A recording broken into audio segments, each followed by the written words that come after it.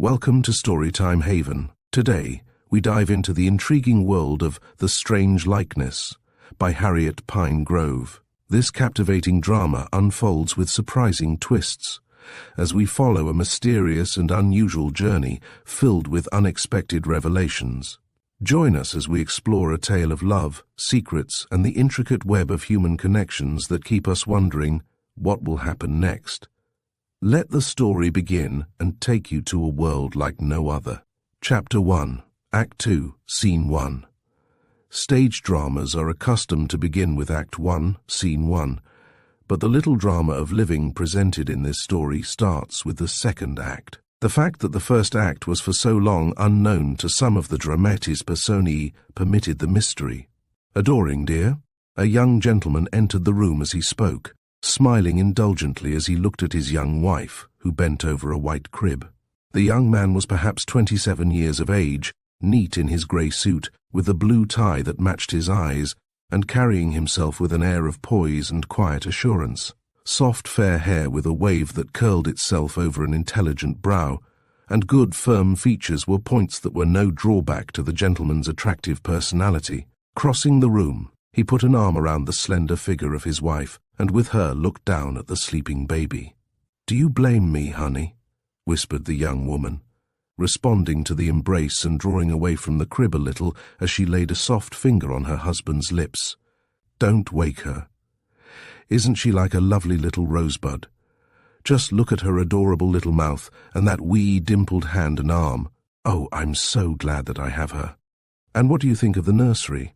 Auntie's taste is wonderful, you know, and she helped me. Why, Auntie is just crazy about the baby." "I see where I am going to be entirely left out in the cold," the young man remarked, but he did not look worried over the situation. "You will soon be as silly as I am," laughed his wife. "Now promise me. You will never tell, will you?" "I have hesitated to promise, dear, because I think that no good ever comes of not knowing the truth. But what harm could it do? She is really ours, all tight and fast, and nobody to dispute it." "Certainly. But suppose she finds out some day?" "She can't unless we tell her, and if you will promise." Two arms went around the young man's neck and a lovely face looked up at him. "Please, please," she begged. "It isn't as if there would be anything dreadful to find out. No, it's just that I'm no proof against you, as you well know." "All right. I promise. I will never tell her. Now you have made me perfectly happy as you always do. This is the prettiest doll that I ever had to play with, and I'm going to bring her up very carefully.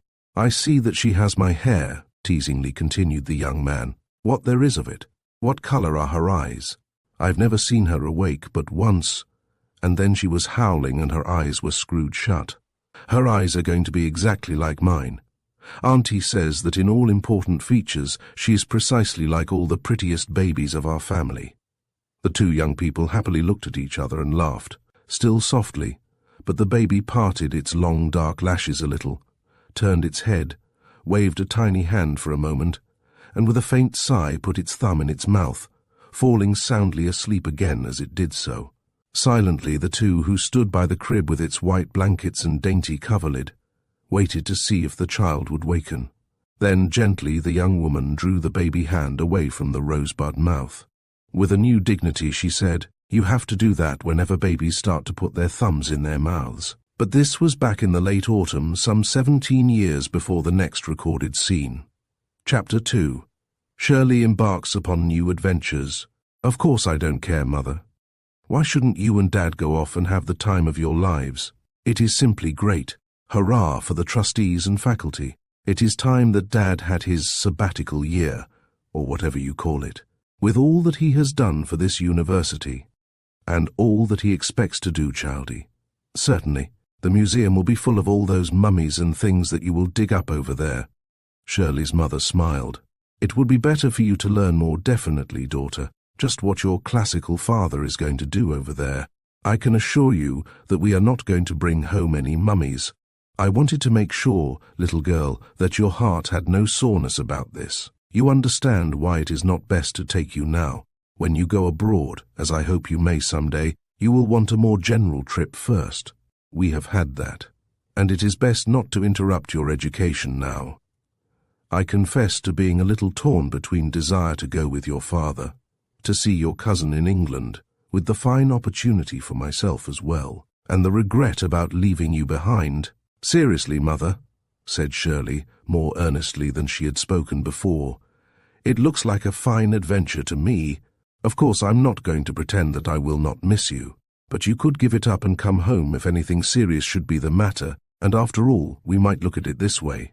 I'm going west for the summer, a big chance for me.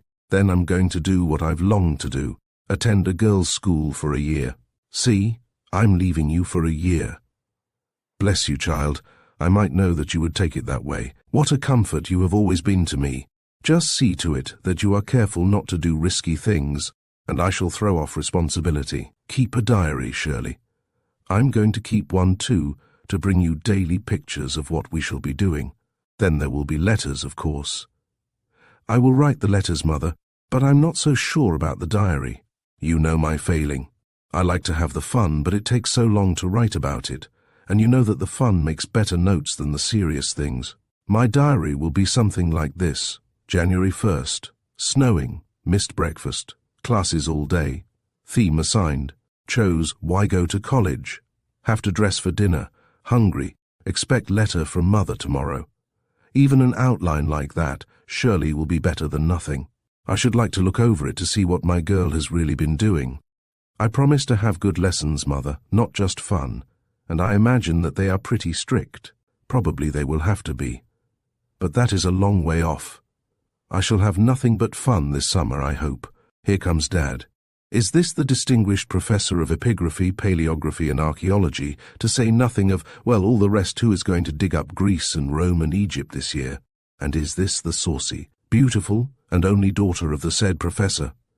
Queried a light-stepping, fine-looking man who entered his own living room, letting the screen bang behind him.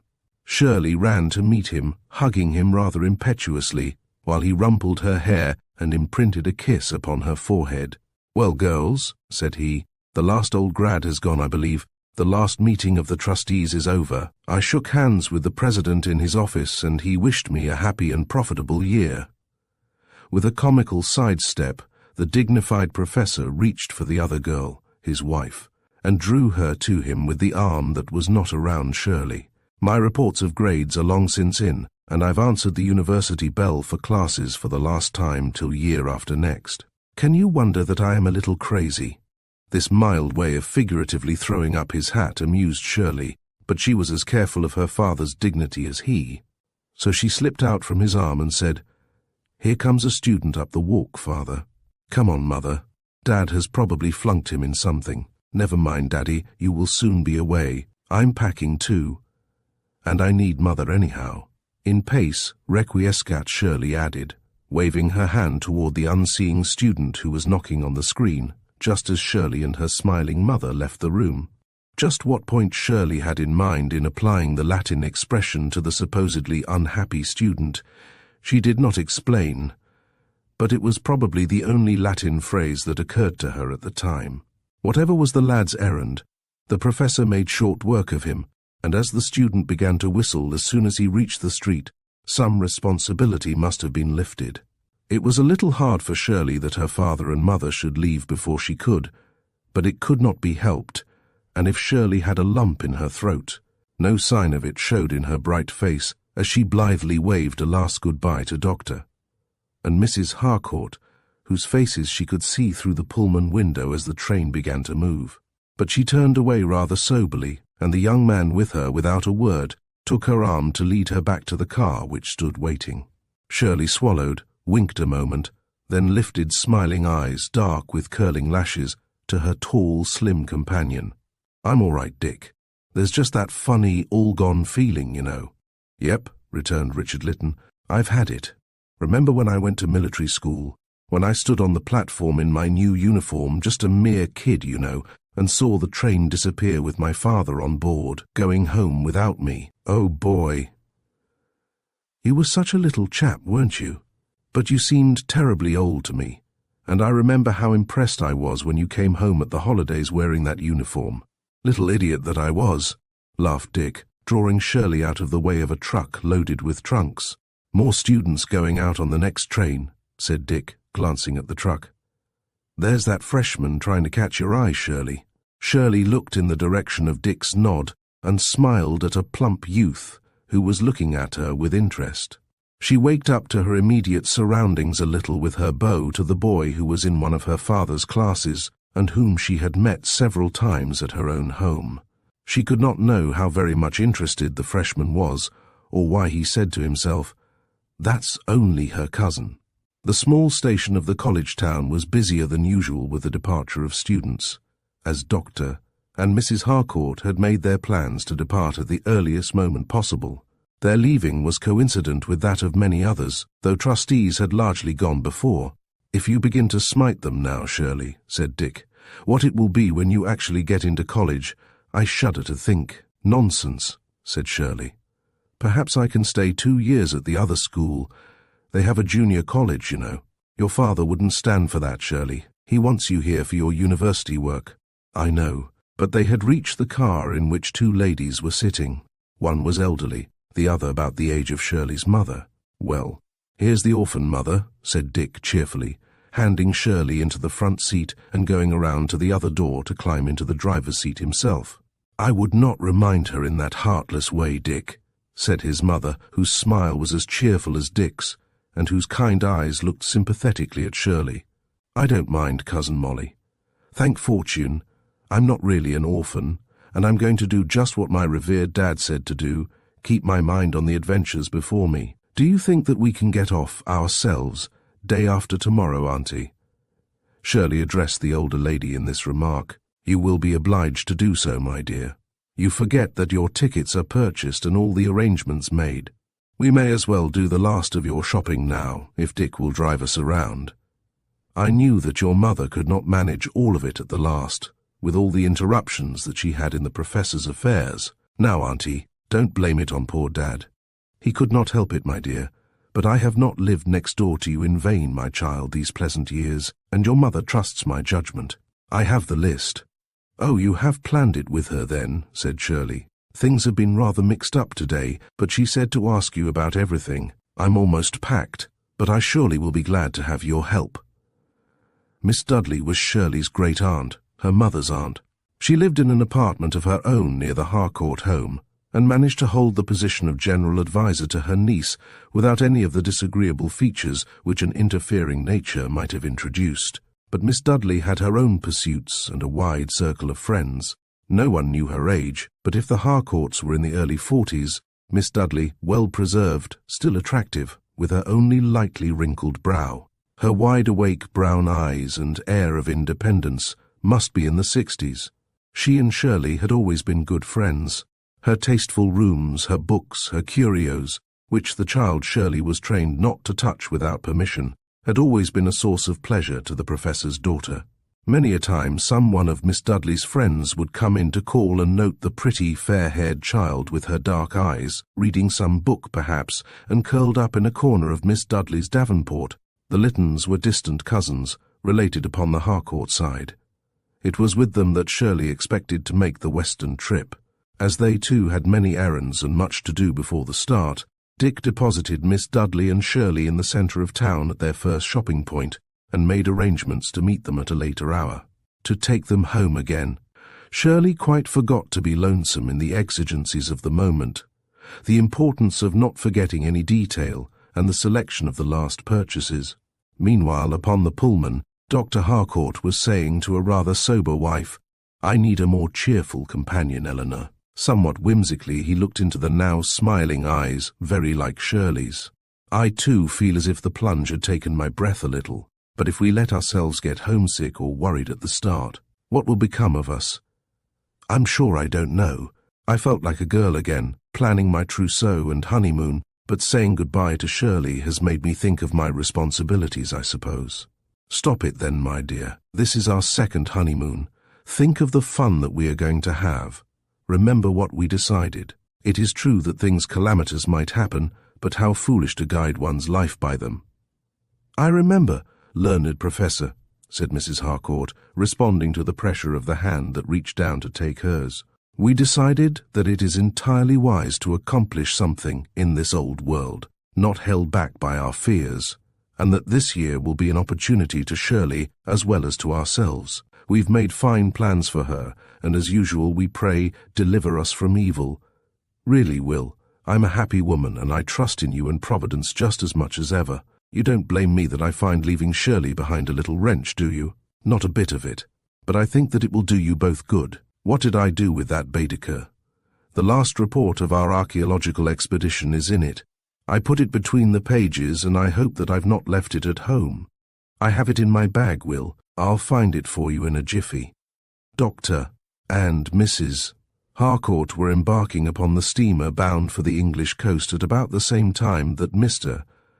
and Mrs. Lytton, their son Dick and cousin, Shirley Harcourt, left the college town for their adventures in the West. "Don't do anything a Dudley wouldn't do," brightly said Shirley's great-aunt as she embraced her for the last time. "Take good care of my only niece, Dick, if you go off on any of those wild trails. I hope that you will be armed for bandits." "Why, Auntie, who would think that of you? These aren't the old days in the West. 20th century bandits are the worst kind, child. Remember, Dick. Trust me, Cousin Anne. When you see us again, we shall have climbed the Rockies in Colorado, Wyoming, Montana, and California, so to speak. Shirley, do they have the Rocky Mountains in California?" "Don't ask embarrassing questions, Dick. We'll look it up on the map, for we'll have plenty of time for that on the train. I'm going to study geography and a lot beside this trip, Aunt Anne. Please take good care of your dear self. I wish that you were going too." "I couldn't stand it, Shirley. Not all that you are going to do. Take her away, Dick, before I change my mind about letting her go at all." This time it was not to the Lytton car, but to a taxi that Dick escorted his cousin, a taxi which ticked away in front of the Harcourt home. Aunt Anne would lock the place finally. Shirley whisked inside, taking her seat beside Mrs. Lytton and giving a sigh of relief as she sank into it. "Tired, child?" inquired Mrs. Lytton. "Not so much tired as glad that the last thing is done, and that we are really off, are we?" "I judge that we are. I am glad too. There was so much to do at our house, and I had to see that Dick and your cousin Steve left no essential article behind." Both Mr. Lytton and Dick protested at this aspersion upon their ability to look after themselves, but it was all in a joking way, and Shirley sat still and tense with the excitement of beginning such a big trip, the longest that she had ever taken. At the station there was a group of girls who had come to see Shirley off. Several of Dick's friends, too, had made it a point to be there just before the train came in. "The worst of it is that it is going to be so long before we see you again," said one high school friend of Shirley's. "It seems a shame for you not to graduate with the class." "Yes, it does, but I'll go into college with you anyhow, and it would be pretty hard to be here all year without father and mother." "I don't blame you, Shirley," said another girl. "If I had your chance, I'd take it in a minute. Write us all about it, won't you?" "Oh, yes, Shirley," cried the first girl. "We'll want something about you for our little bulletin, and if you will tell me about your trip, I'll use it for a theme." But the train whistled. Goodbyes were at last over, the goodbye that had seemed to Shirley to stretch out endlessly ever since her father and mother started away. From the window, Shirley waved and blew kisses, at last sinking back on the cushioned seat to find herself beside old Dick, who picked up a magazine to use as a fan. "Come to, Shirley," said he. "You stood all that like a Trojan. Imagine me if the boys had treated me to all that embracing. They slapped you on the back, Dick, as I should not like to be slapped. I think I prefer the girls' way." Chapter 3. Puzzling Encounters. "Thanks, Dick, I'm recovered," laughed Shirley, waving away the magazine. "Besides, I have this little fan in my underarm bag. It is rather hot today. We are not near enough to the electric fan to get any good of it. We have a fine location, Shirley, in the very center of the car. Your Uncle Dick saw to that. I made the reservations, but I can't vouch for all that are ahead of us. We go from one line to another, you know."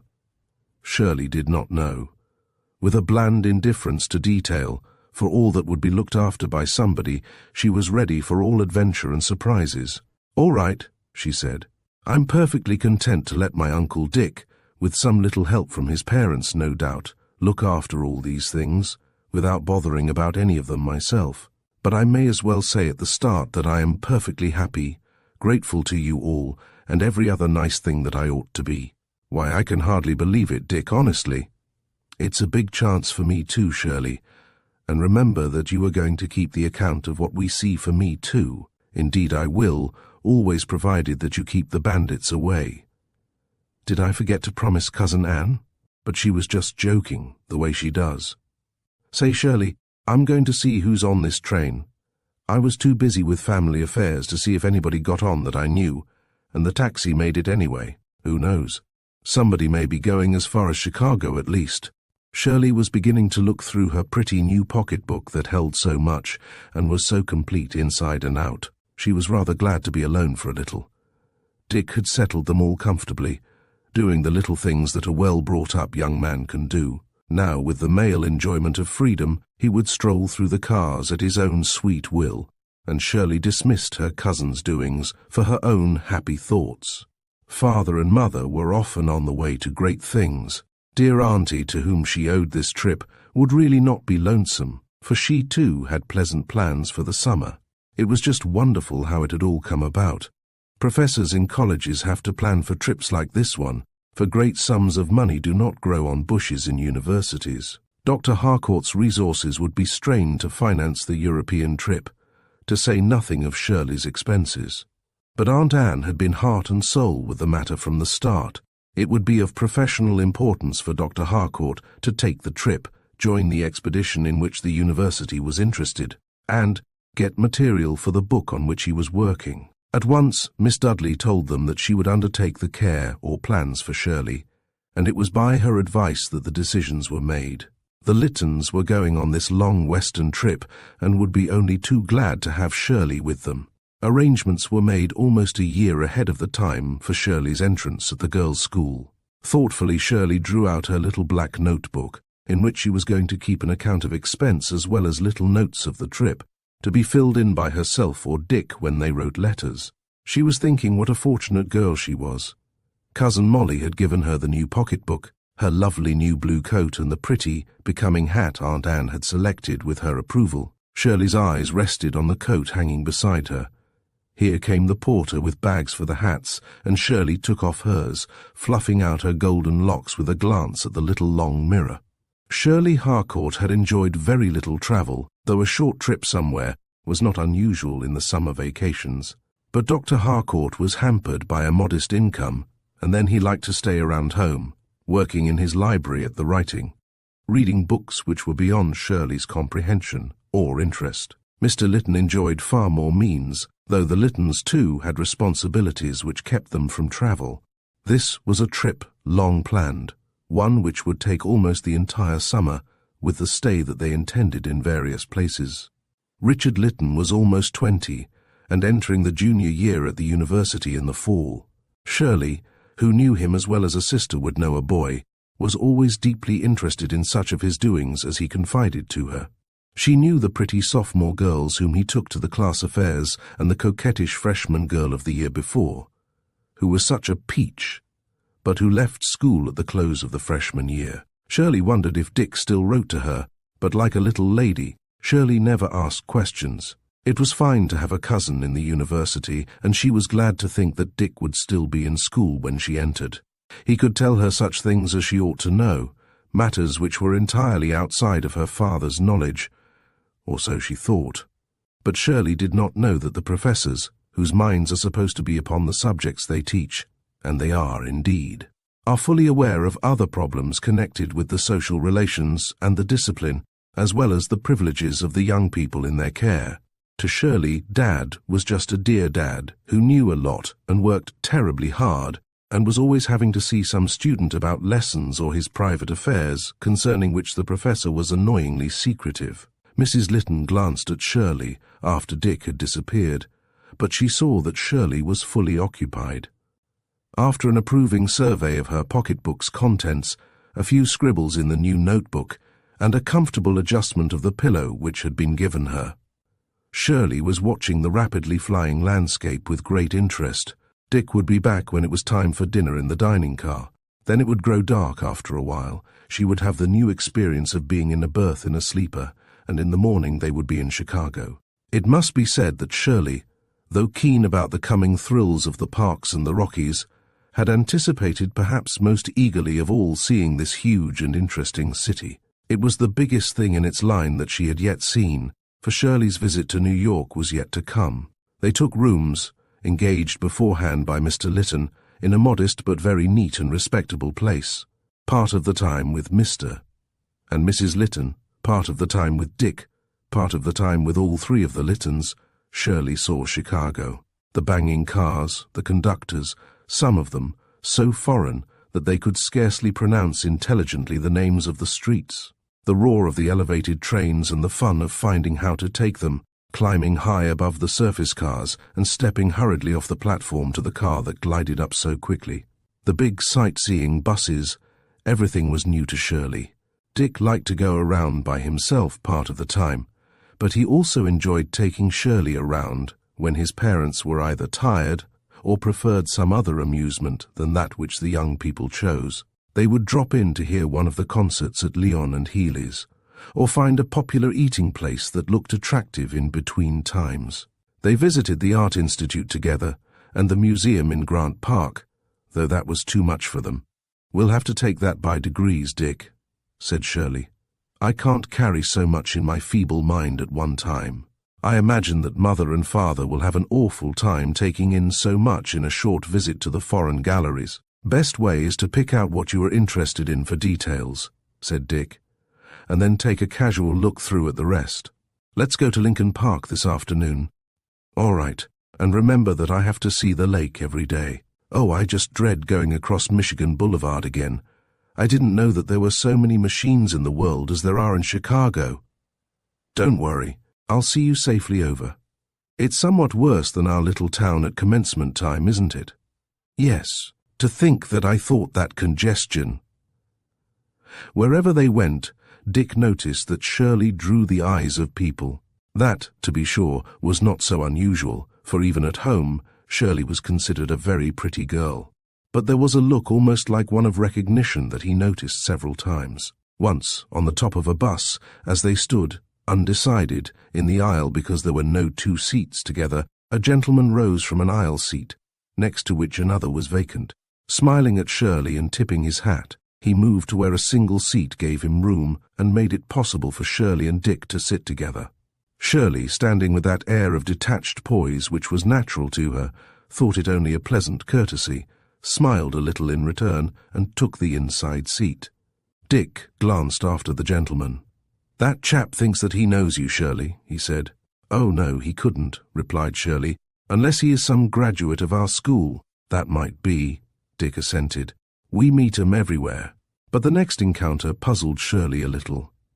She and Dick had dropped into a very attractive cafeteria for lunch on one of their trips downtown.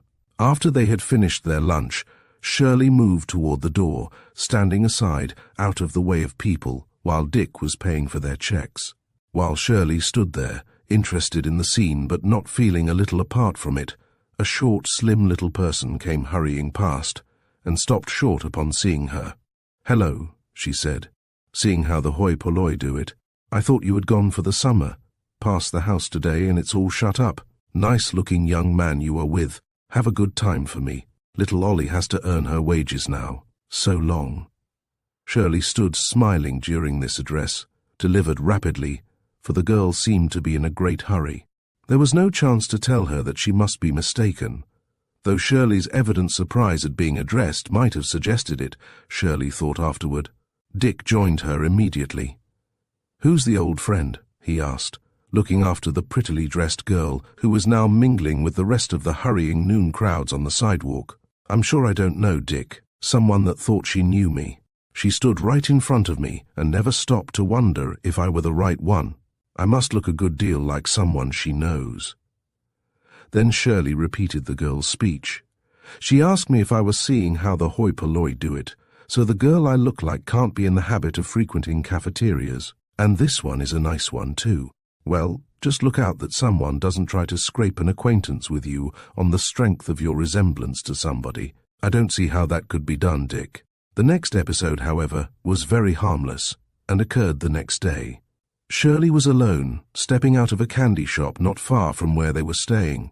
A handsome car drew up to the curb and permitted a lad of possibly 12 years to hop out, then drove rapidly away.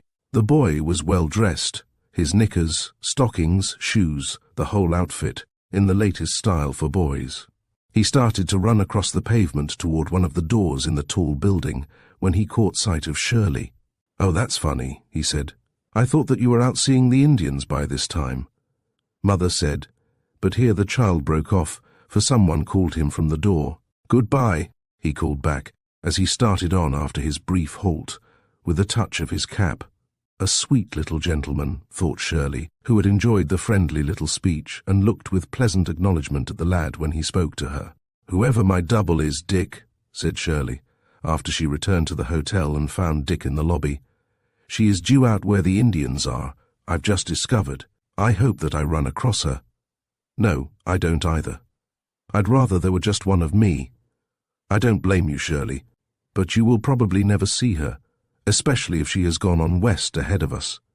Besides, we may not be going to the same places at all." "It is not very important, Dick. I'll probably forget all about it." Shirley was with Mrs. Lytton later in the day, when they went with a guide through the great store of Marshall Fields, and afterward had lunch together there and shopped. Shirley wanted to send her Aunt Anne something from this particular store, just because Miss Dudley had spoken of liking it so much. It must be something nice from her own little private fund. For any purchase of her own, Shirley would have sought bargains. But for Miss Dudley, she looked among many things far in advance of what she could pay, and she rather wondered that the clerks took so much pains. It was an evident disappointment to a clerk who sold her a delicate handkerchief that she bought nothing else, and when Mrs. Lytton asked to see something less expensive than an article which was offered her, the young woman behind the counter looked decidedly surprised, giving Shirley a glance which she could scarcely interpret. But all through the store they were treated with a little more than even the customary courtesy. "I should almost think," said Mrs. Lytton, "that they knew us." Shirley had not mentioned to her cousin the little encounters with those who seemed to think that they knew Shirley, and it did not seem worthwhile to comment upon it. But she did wonder if the resemblance had anything to do with the very particular courtesy of the clerks. She was accustomed to much the same consideration at home, for her father's position and personality commanded the respect of his fellow townsmen. But the Harcourts by no means were expected to buy the most expensive articles upon a trip to the home shops. The last occurrence which could be attributed to a fancied resemblance took place at the hotel, just as they were all waiting in the lobby, preparatory to leaving. A porter was standing by their luggage. Mr. Lytton was paying the bill at the desk. Dick was buying a paper. Mrs. Lytton was sitting in one of the big chairs, and Shirley was standing by her, a little back of the chair, with one hand and her pocketbook resting on its well-padded top. A gentleman, conservatively dressed and looking like a prosperous Chicago businessman, had previously passed them on his way from the entrance to the desk, where he talked with one of the clerks a moment and turned to make his way as rapidly out. Seeing Shirley, he paused a moment, with a look of surprise. Then he left the straight path to the door and walked briskly toward her. Mrs. Lytton, who was watching her husband from this distance, did not see him, but Shirley saw him coming and wondered what next.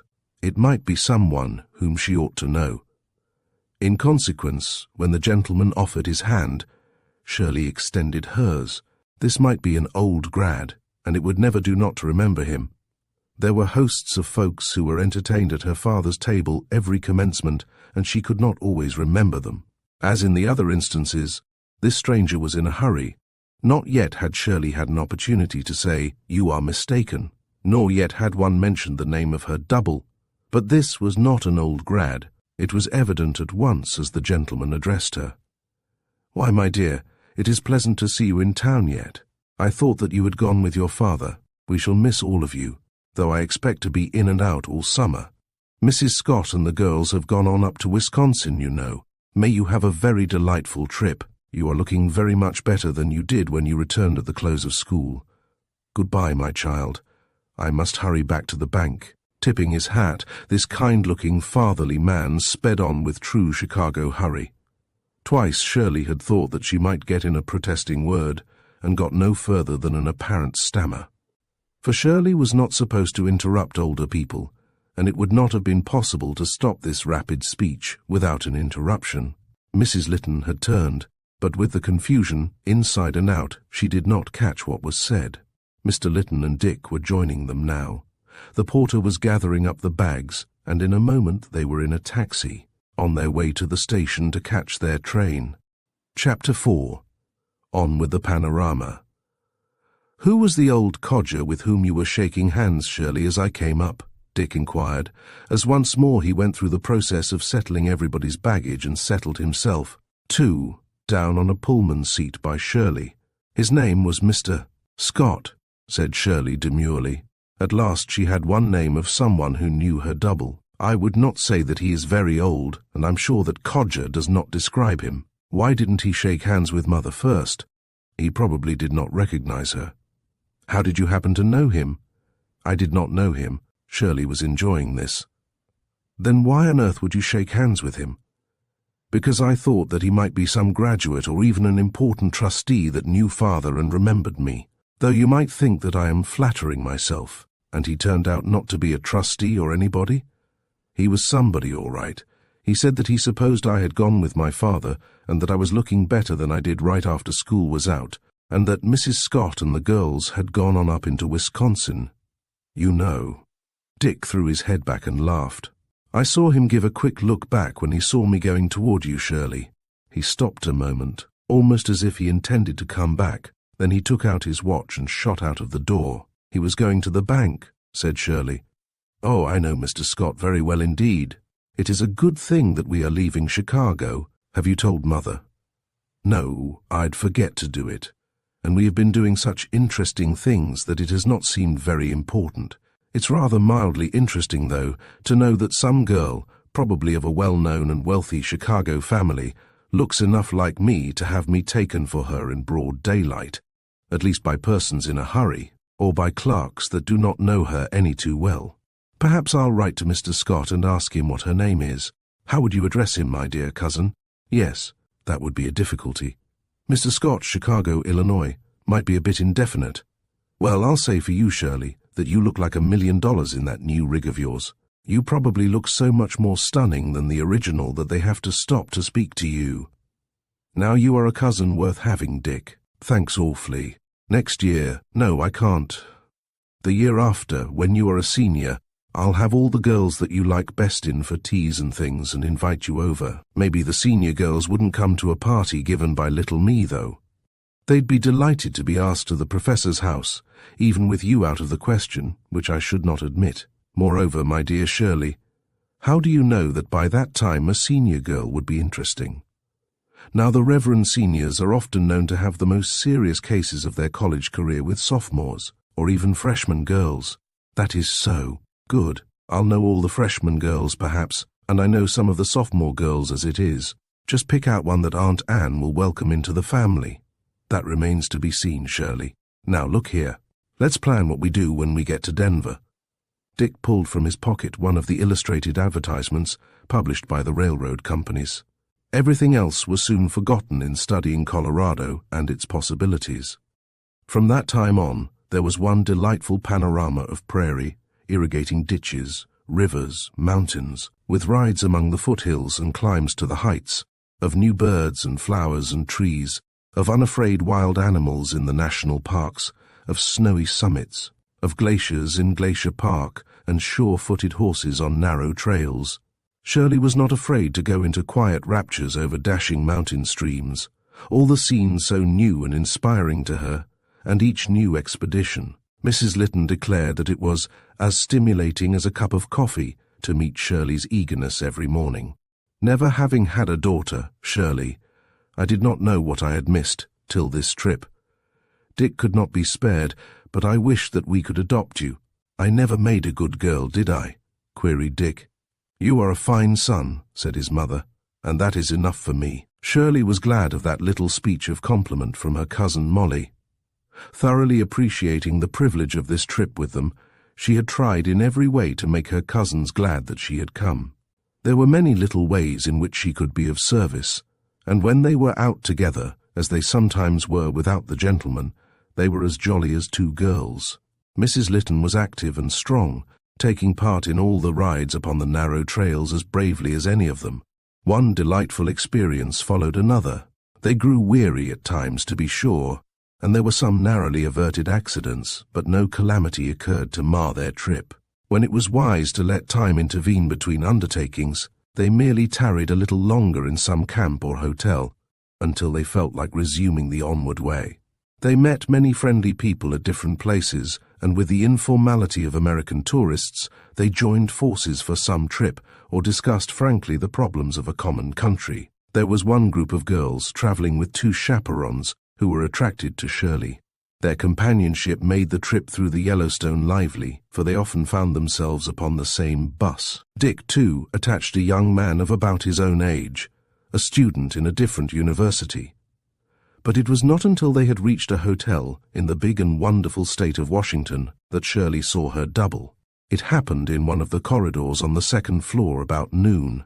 The Lyttons and Shirley were leaving that night. Shirley had just been downstairs to the lobby, and as there was but one easy flight of stairs with a landing midway, Shirley did not take the elevator, but ran up the stairs instead. Between the stairway and her room were the doors to the elevator, and as she turned from the last stair down the corridor in the direction of her room, she saw herself, apparently, standing in front of the elevator door. Even the hat was of the same color as her own, and a little fluff of golden hair curled around near the place where ears were supposed to be. The coat was not like her own, however. The young girl was laughing and talking in an animated fashion to two girls who were with her. She faced Shirley, and Shirley, now surprised and interested, took an eager step toward her. But it was quite evident that the other girl had not seen Shirley. The elevator doors slid open just then. The three girls stepped in and were out of sight in a moment. More mechanically than otherwise, Shirley went on toward the room with something that she was bringing Mrs. Lytton. "Why, Cousin Molly, I've just seen my double. It's the queerest thing. I didn't suppose that two people of different families could look so much alike. Oh, I haven't told you a word about how in Chicago people kept taking me for someone." Shirley paused, rather dazed by the experience. Mrs. Lytton looked at her rather soberly, Shirley thought. "I wonder who it could be. Why don't you try to find out who she is? Has she a room on this floor? How stupid I am, Cousin Molly. Here I stand. It would be rather interesting to know who she is, perhaps." Shirley flew out of the room and down the stairs. But there was no sign of the girls in the lobby. She even went to the desk and asked rather hesitatingly if the clerk had seen anyone who looked like herself pass just now. The clerk, to whom she addressed the question, looked at her closely. "Yes," he said. "A young lady enough like you to be your twin came to the desk for a moment with another young lady who left her key. Let me see. The young lady's name was Penn, Miss Penn. She and her mother just checked out, but she came back to get something which she had forgotten, or thought that she had forgotten, she said. From what was said, I took it that they were going to some other hotel in the city, here. If they are friends of yours, or relatives, I may be able to trace them for you." The clerk, as he talked, noted Shirley's hesitation. He came to the correct conclusion that she did not know the young lady who looked so much like her. Odd, he thought. "Thank you," said Shirley. "I will ask my cousin if it is best to find them. We are leaving in a few hours ourselves." But Mrs. Lytton did not think that it would be worthwhile to try to find the girls. It would only be a matter of curiosity, perhaps, and neither of you would care for acquaintance, since you say that it has not made a pleasant impression to find yourself taken for someone else.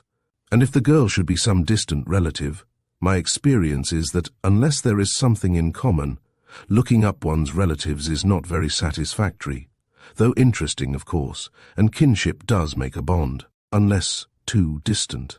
If you really want to do it, Shirley, we can remain another day. I will let you decide the matter.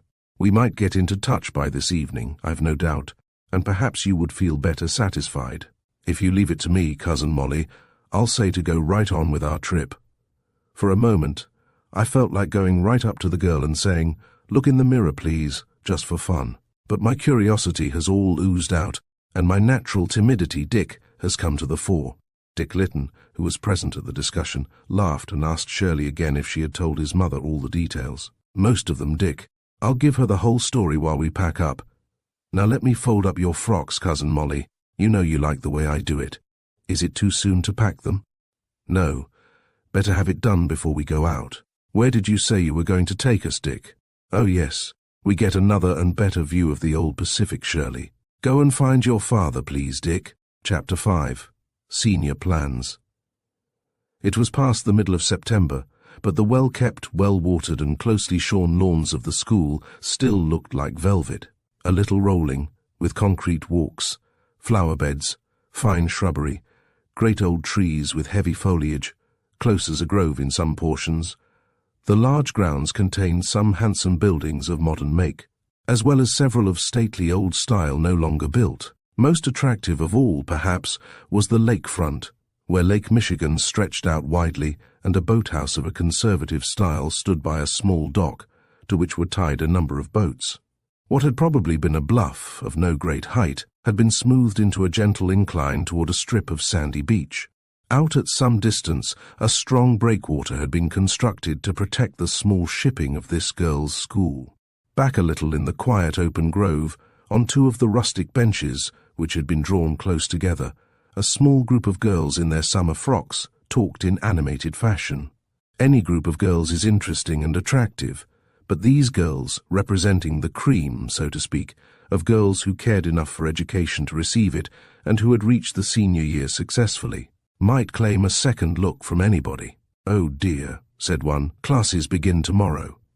"Hate to take up the grind, Flitter?" queried another, whose locks of a reddish gold were gathered into a little net over the fluffed mass at the back of her head. Irma Reed was letting her bob grow out. "Sort of," laughed Flitter, a tall, grey-eyed girl with good features, whose hair she declared was grey at the start, though its soft ash colour was becoming to Flitter's fresh complexion. "I shall quite welcome it," a plump, brown-haired lass contributed. "I have had the pokiest summer that you ever imagined. It is one grand adventure to get back to school. Mother was sick all summer, too sick to leave town even, and we could not get to our summer cottage at all. Of course no help wanted to stay where there was sickness, and beside the trained nurse I had one lone woman in the kitchen, and I had to take care of one small brother and two smaller sisters and keep them quiet on account of Mother. I was glad to do it, of course, and you may know that I learned first aid to the injured, beside a whole kindergarten and primary course. The only poetry that I can repeat is Mother Goose and the like. But perhaps it paid. I've been up against some real things, girls, and I am so thankful that Mother is well now and that things are so I can come back here." A pair of beautiful dark eyes were watching Edith Stewart as she related her summer's experience. A pretty little chin lifted as Sidney Thorne remarked, "All's well that ends well, as the immortal Shakespeare hath it. You have had a hard summer, Ida. But I am rather glad too to get back, though I had quite as full a summer as usual of good times. It is our last year here, girls. Can you realize it? Sidney has been east this summer, girls," a very slight dainty girl remarked, with a gesture of complete information. "That's the Boston accent she is bringing back. Yes, Sidney, I'm wrathy glad to get back too, and it is hard to realize that indeed it is our lost year."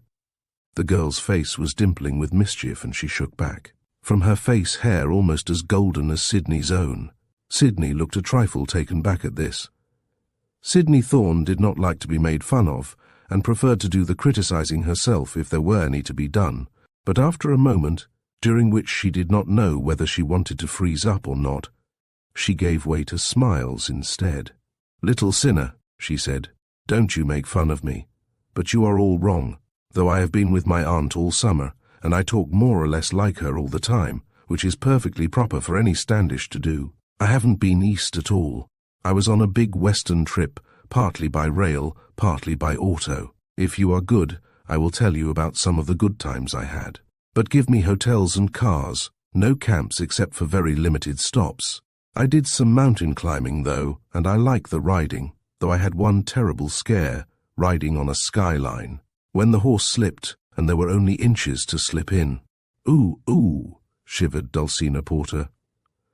"Not so bad," said Sidney, "after it is over. Think how many times you just miss being hit when you cross a street, or your car just escapes a collision. The great event of the trip was going up into Alaska, where I had never been before." As if in memory of cool places, Sidney drew her light scarf closer around her shoulders. but the breeze from Lake Michigan's waters was blowing more strongly just now. "To change the subject, Sydney," said Fleeta Race, "what plans have you for the Double Three this year, and what must we have in senior doings? How about the elections and everything? What's our play going to be? And how are we going to work it diplomatically with you-know-whom, to have what we really want, instead of working at something we'll hate?" Sydney smiled a little, though she was annoyed. It was like Fleta to blurt everything out, she thought.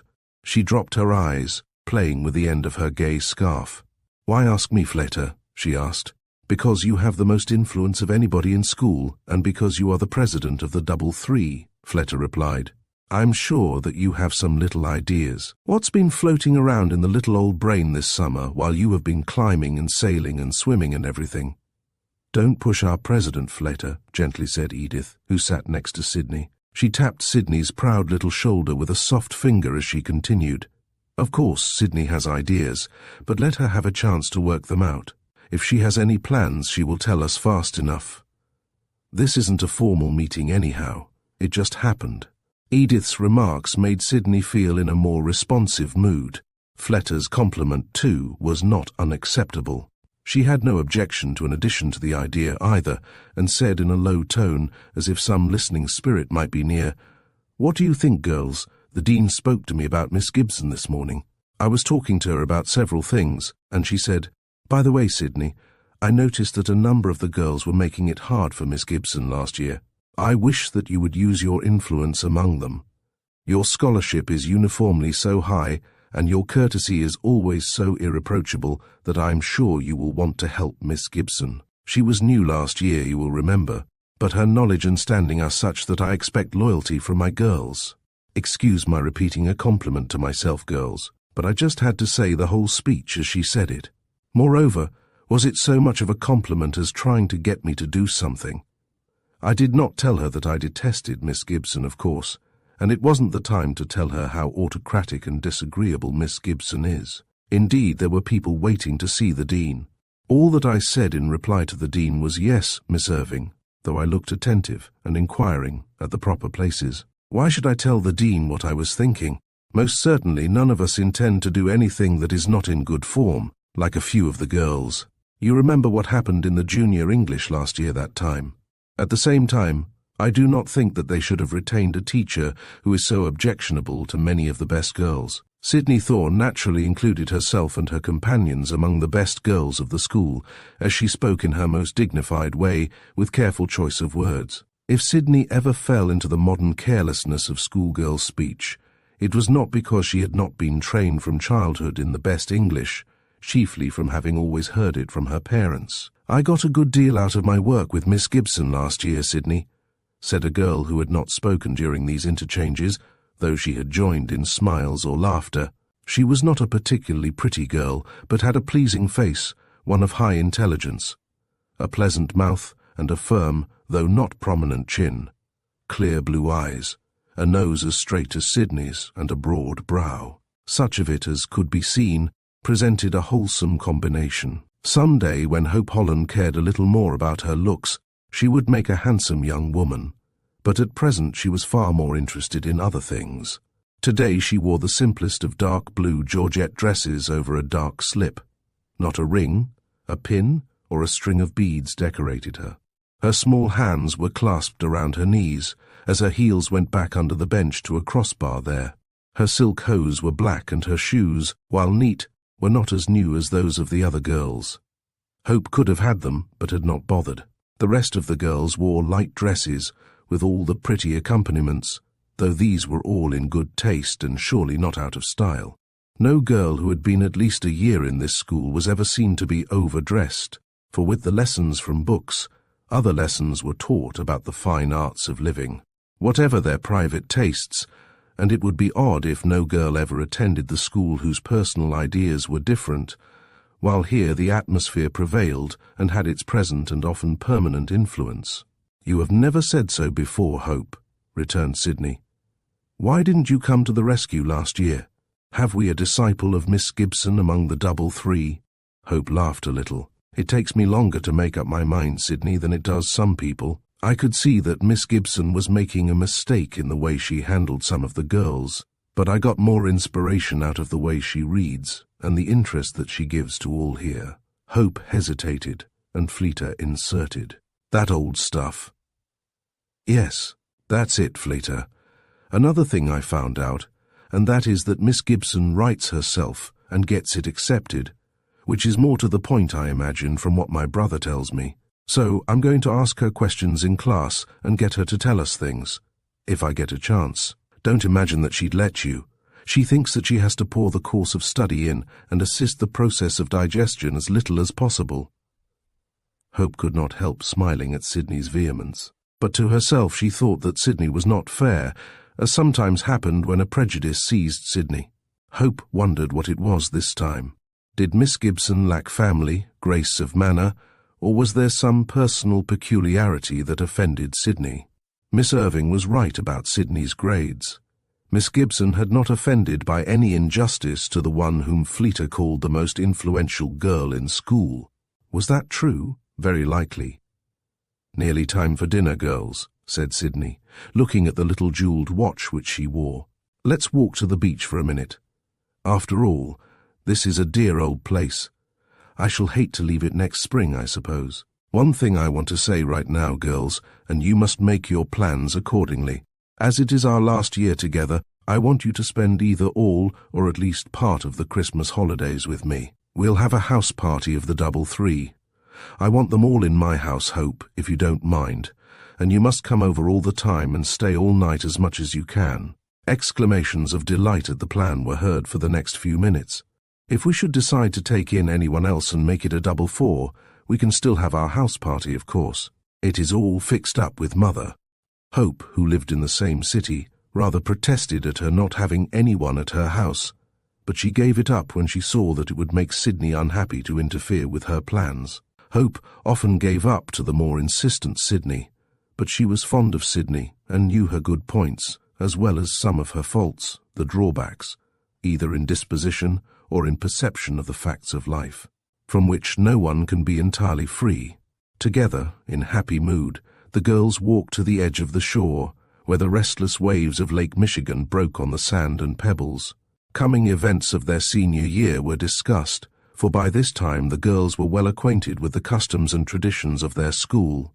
Events social, athletic, and intellectual were talked over, from hockey and basketball to the marvelous prom in the spring, perhaps the most delightful and exciting of all.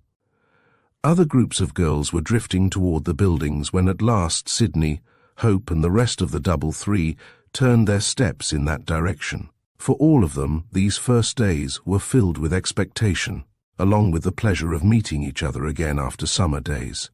Adventures of one kind or another were certain to come, adventures of success or failure, adventures of friendship and adventures of good times. Chapter 6. The Double Three. This small association of 6 girls, who were known as the Double Three, and who so denominated themselves, had drifted into the very informal organization on account of an accidental performance at Halloween in their junior year. They were friends, more or less intimate then. It chanced that the mistress of Halloween celebrations, a senior of the year before, had appointed Sydney and hoped to manage some sort of a stunt, as those events are called. The result was an amateur one-act play, portraying more or less of a mystery. Sydney wrote most of it, or managed its production. Masks and loose black dominoes were the costume, to which the final touch was given by an oblong badge which represented the face of an ordinary ivory domino, the double three. The domino robe had suggested the word. The number of the girls who had been asked by Sydney and hoped to help had suggested the badge. Double three sounded so much better than plain 6, if something from the game were taken as a symbol. So much was said about the stunt of the double threes that it was only natural for the girls to drift together more often, and finally to call themselves the double threes, with occasional meetings and good times. But it must not be supposed that it was a definite or recognized society or anything like a sorority, for sororities did not exist in this school. Fleeta Race, Irma Reed, Edith Stewart, and Sydney Thorne occupied a suite together. Dulcina Porter and Hope Holland shared one of the single rooms in the dormitory. In their junior year, Sydney and Hope had roomed together, but without having any trouble, Both had come to the conclusion that it would be good to try not being together, for they were friends when at home. Each would room with a stranger, and Sydney would try being in a suite. Hope privately thought that she would not like it, for all the ways of simple school living were not what Sydney enjoyed at home. But at that, Sydney was an independent soul that wanted to see if she could do what other girls did. She was not the only daughter of wealthy parents among the students here. Previous to her sophomore year, Sydney had been tutored at home, and hard indeed she found it to make up all the loose ends of her freshman year. Hope had attended another school until her junior year, when she had come to join Sydney after hearing her accounts of its superior advantages. But then, everything that Sydney did, everything that she had, all connected with herself and her family, were considered just right by the cool Sydney, so sure was she, so blandly superior to mistakes or criticism. Hope felt a sense of relief to have no one but dainty, unselfish little Dulcie around. Yet there was a charm about the superior Sydney after all, and Hope loved her. In the real living together, Sydney's gentle training made it impossible for her to be discourteous or disagreeable. It was that unconscious assumption of superiority that Hope disliked, though she could not have analyzed it.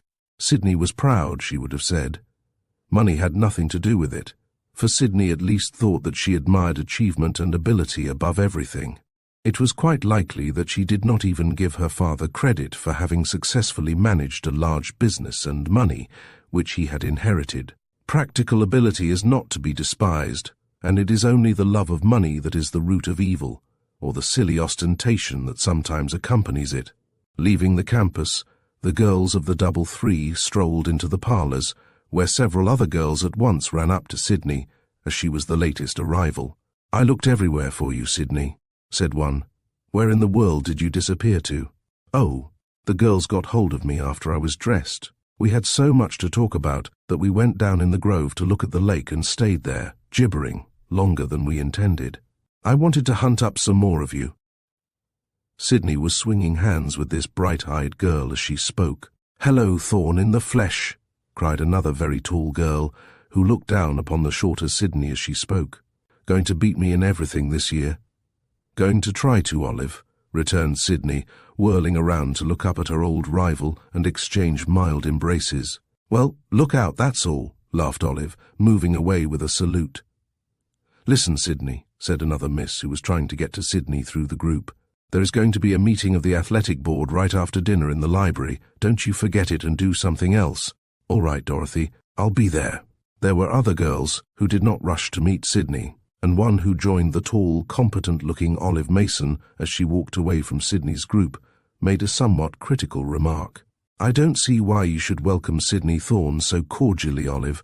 She did everything but cheat to beat you last year." "Good sportsmanship, my dear," replied Olive. "She didn't cheat, and it is up to me to see that my work is better than hers." "I think that it is, Ollie. It was just favoritism that gave her the higher grades. Sydney Thorne is a little snob. I'd show myself pretty small if I said that favoritism gave Sydney the higher grades, and never mind." "Barbie, please don't say anything like that around where the girls can hear you. They all know that you are such a friend of mine, and they might think that I felt that way. It wouldn't look well, to say the least, Barbara." "Don't worry. If I express an opinion about Sydney, I'll see that the girls know it is my own, not yours. I'll say this for Sydney Thorne, that she doesn't push herself in, but she just loves it, that they put her on all the boards and committees and make much of her." "Why shouldn't she?" asked the fair-minded Olive. "Who wouldn't like it? She has ideas, and is pretty and charming. I don't say that it does not spoil her a little, but I thought it out this summer. I was jealous and disappointed, Barbie, but I decided to go right ahead seeing what I can do on my own account. I imagine that every one of us can make some place for herself if she tries." Barbara Sanford looked keenly at Olive. "You're one mighty fine girl, Olive," she exclaimed. "The girls know it too."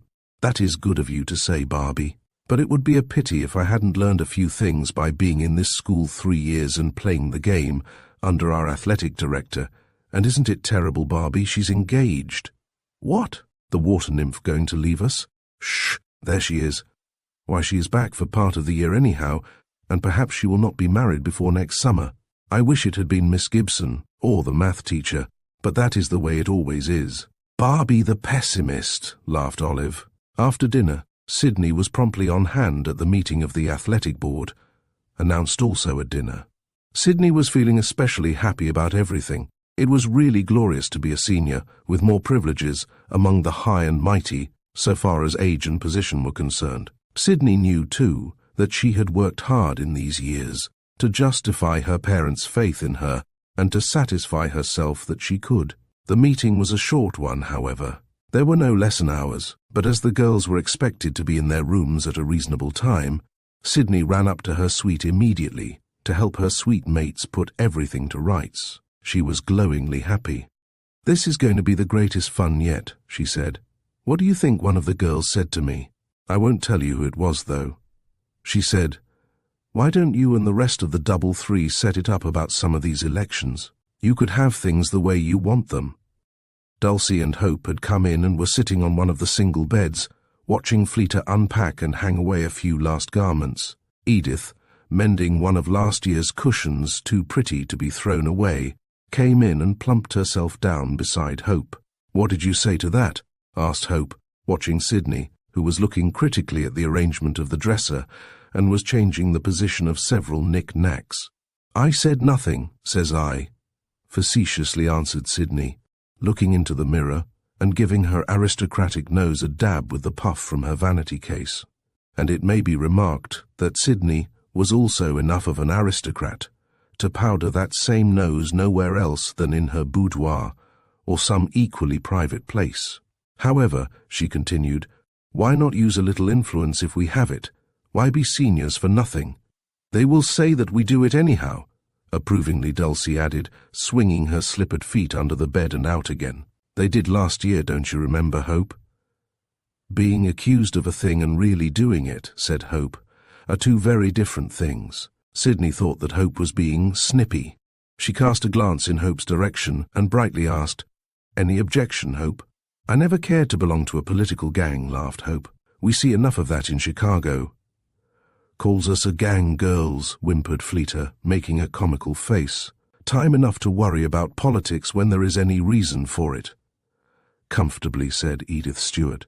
"There isn't any objection to our having our own ideas and working for them, especially if they are for the good of the school and not just to get our own way. Being determined to get her own way and run everybody is like Stella Marbury.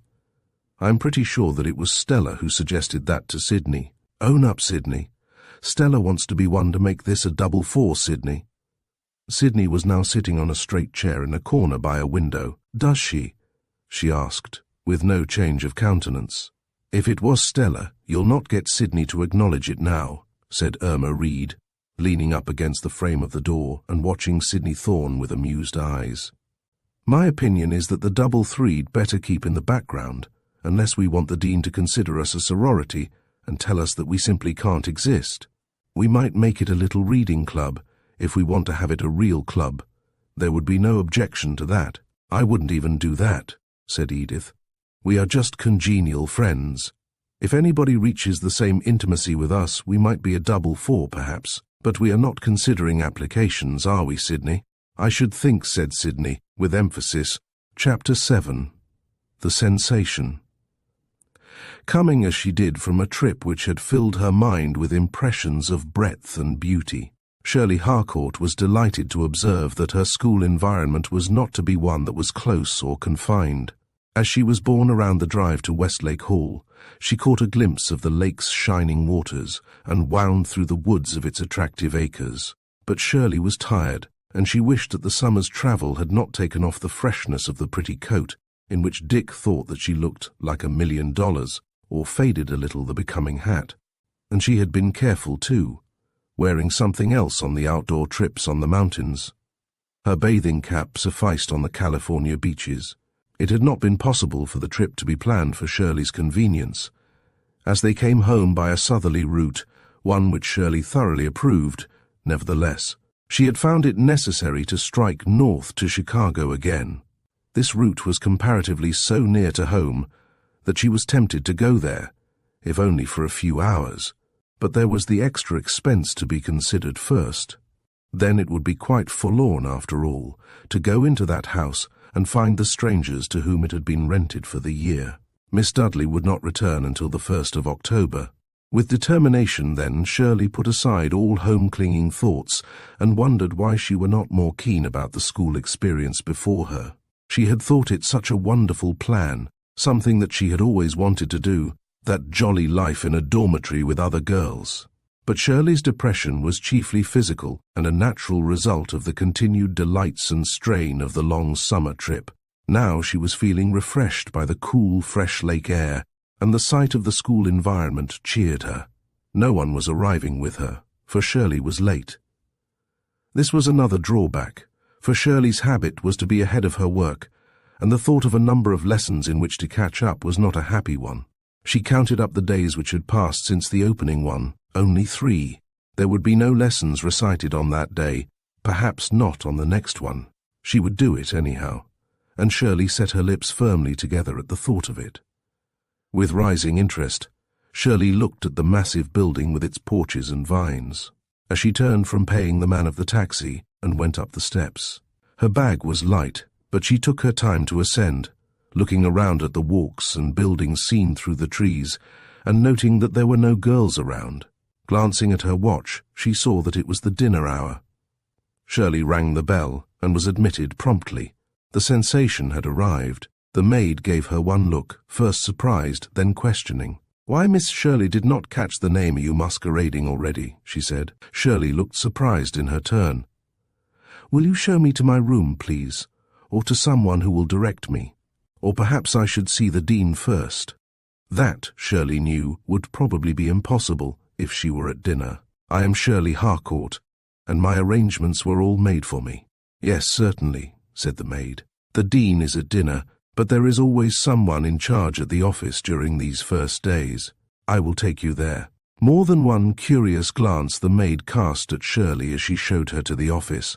It was as if she could not believe her eyes, and Shirley, who had almost forgotten her Chicago experiences by this time, wondered if this were not someone from Chicago who must know her double. "It will be possible, I think, for you to have dinner," said the maid.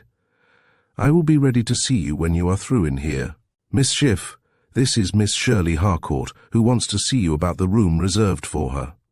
The maid was enjoying this introduction, it was very evident. She was quite a superior sort of maid, Shirley could see. Probably she was some girl who was paying her way with this part service. Shirley was accustomed to that in her college town. She dimly saw the neat office with its desks and safe, its tables and chairs. Miss Schiff was looking at her with bright amusement. "What in the world?" she asked. "Are you joking me, Emma?" But no, Miss Schiff was looking at the travelling garb, the bag and the tired girlish face. "I am Shirley Harcourt," firmly said Shirley. "If you will find the list of girls and their rooms, you will see my name. I have been on a Western trip and I could not get here before." "I see," kindly said Miss Schiff. "Excuse me, I took you for someone else at first. I will look up the matter at once. Just sit down. You can go out to dinner with me presently." "Thank you, but my head aches a little, and I should like bed better than anything else. I had a late lunch in Chicago, and then I had some fruit and a sandwich on the local train that brought me here. Probably they gave me the headache." "Perhaps a hot drink would help you," Miss Schiff suggested, "but that is as you like." In a few moments, Shirley knew the number of her room, and the maid whom Miss Schiff called Emma took her to a room on the 2nd floor. It was already occupied, Shirley saw, but there stood her pretty cedar chest, already uncrated and ready to be unlocked for the sheets and pillow slips which must go on that comfortable-looking single bed. The big portmanteau which had accompanied her on the Western trip also stood on one side of the large closet. Pretty frocks hung in the closet, all on one side. Shirley wondered who her roommate was to be, but her head throbbed too unpleasantly now for her to do anything but make up her bed, take a hurried bath and crawl thankfully under the covers. Her roommate, of course, would be surprised to find her there, but she couldn't help that. It happened that her roommate did not come in or think of doing so until after the time for study hours to commence, for with the other girls she had gone out on the campus for a while, and meantime she heard that Shirley Harcourt had arrived.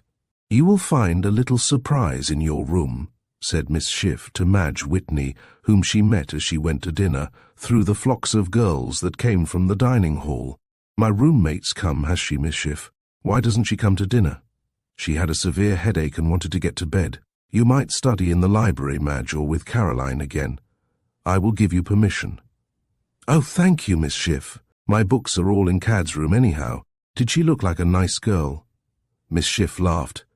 Yes, she looked like a very nice girl. So much like one, in fact, that you may find her more of a surprise than you think. With an amused look, Miss Schiff hurried on. Now, what did she mean by asked Madge of her friend Caroline Scott? Do you suppose that she is some precise prunes, prisms and persimmons creature that I won't like at all? I've a great mind to run up and see. And make a great hit right at the start, Caroline suggested. That is so. If she has a headache, she may be in a warlike frame of mind. I'll not risk it. Poor thing. It's bad enough to be late getting to school, let alone having a headache right at the start. Will you lend me a pencil, Cad? Then I'll not have to go to the room at all till bedtime. Dear me, if we only could have roomed together this year. Yes, but I'm not going to let rooming with Stella Marbury spoil my senior year. We get along all right, and she spends half her time away from the room practicing anyhow. It would never have done not to room with the girl from my hometown. I know it, and Stella wants the prestige of rooming with you, Cad. Stella is one little worker for prominence. Due to Madge's meeting with Miss Schiff, Shirley's slumbers were not disturbed by any inrushing roommate. She expected it, dozing uneasily for a while, but as the medicine which she had taken for her headache began to take effect, and she felt more comfortable, she fell into a deep slumber. When Madge Whitney entered, she did so quietly, though she was obliged to put on her electric light. She tiptoed around, finding everything that she needed, and looking curiously toward the bed in which Shirley lay without stirring. Madge saw the shining gold of the hair that spread over the pillow, but only a cheek and a very pretty arm and hand that had been tossed free of the covers could be distinguished. A lake breeze was coming in quite coolly now from the two open windows. Madge shut the one nearest the beds partly down, and though she did not dare to touch her roommate, she drew up the bathrobe that lay across the foot of the bed and put a corner of it over the arm and shoulder, as she had sometimes found that her mother had done for her. Then she put out the light and, undressed by only the dim light which came in from the hall through the door, set ajar for the purpose. Shirley was a fortunate girl to have so thoughtful a roommate waiting, though it must be acknowledged that Madge might not have thought of this had it not been for considerable interest and curiosity. Some way, that hand looked familiar, but hands were much alike. In the morning, Shirley woke wondering where she was after a dream of mountain climbing, but the headache was gone. A renewed Shirley sat up in bed and looked around. Why, this was fine. Here she was at last. Why should she worry about lessons? They would be good to her, and let her make them up as she could. She naturally looked first at the stirring form in the other bed. The rising gong was ringing loudly. A flying mop of curly black hair was all that Shirley could see, but hands were raised to rub a pair of sleepy eyes as the girl turned over on her back, trying to wink those same blue eyes open. "Good morning," clearly and pleasantly said Shirley. "Is this the Miss Madge Whitney with whom Miss Schiff said I was to room?" "It certainly is," replied Madge. "And I suppose that you are Shirley Harcourt?" "Yes," said Shirley. The blue eyes came open after a last blink, and suddenly Madge sat up. "Why, the idea! Was it you, Sidney Thorne, all the time, here in my room in bed last night? And to think that I covered up your shoulder and tiptoed around and put the light out and everything. What became of the other girl? And why on earth?" But Madge stopped and stared again. "It was good of you not to waken me," Shirley's musical voice continued, "but I really am not anybody by the name of Sidney. I do suppose that of all things I had to strike the same school as my double." Shirley looked rather disgusted. "If you are not Sidney Thorne, then you certainly have a double. Why, it is the strangest thing. Please excuse me for having stared so. I am so surprised. I do not blame you. There must be a strong resemblance, for I remember in Chicago several people took me for someone. I did not know who. It is rather enlightening, as my dad says, to know who she is, unless I have two doubles. Wouldn't that be terrible? I didn't know that my style of beauty was so common. It isn't. Sidney lives in Chicago all right, and is very well known there, or her father and mother are, which is the same thing. So you found out that you had a double when you came to Chicago?" The first time, I stayed there a little while with my cousins. Then we went on with our big Western trip that has made me late coming back to school. We got delayed toward the last, but we ought to get up, I suppose. I should think we cried Madge, looking at her watch and hopping out of bed. There will be some sensation this morning at breakfast. Shirley, Shirley, Shirley Harcourt, Madge repeated reflectively. Let me get used to it. I hope that you will not mind if I should call you Sydney by mistake. I do see something different about you, Shirley, but I can't tell what it is for the life of me. Thank fortune for that, laughed Shirley, busy pulling on her shoes and stockings. I'm afraid that it is going to be embarrassing all around. Madge said nothing in reply to that, for she was wondering what Sydney would think of it. That she would not like it at all was a foregone conclusion.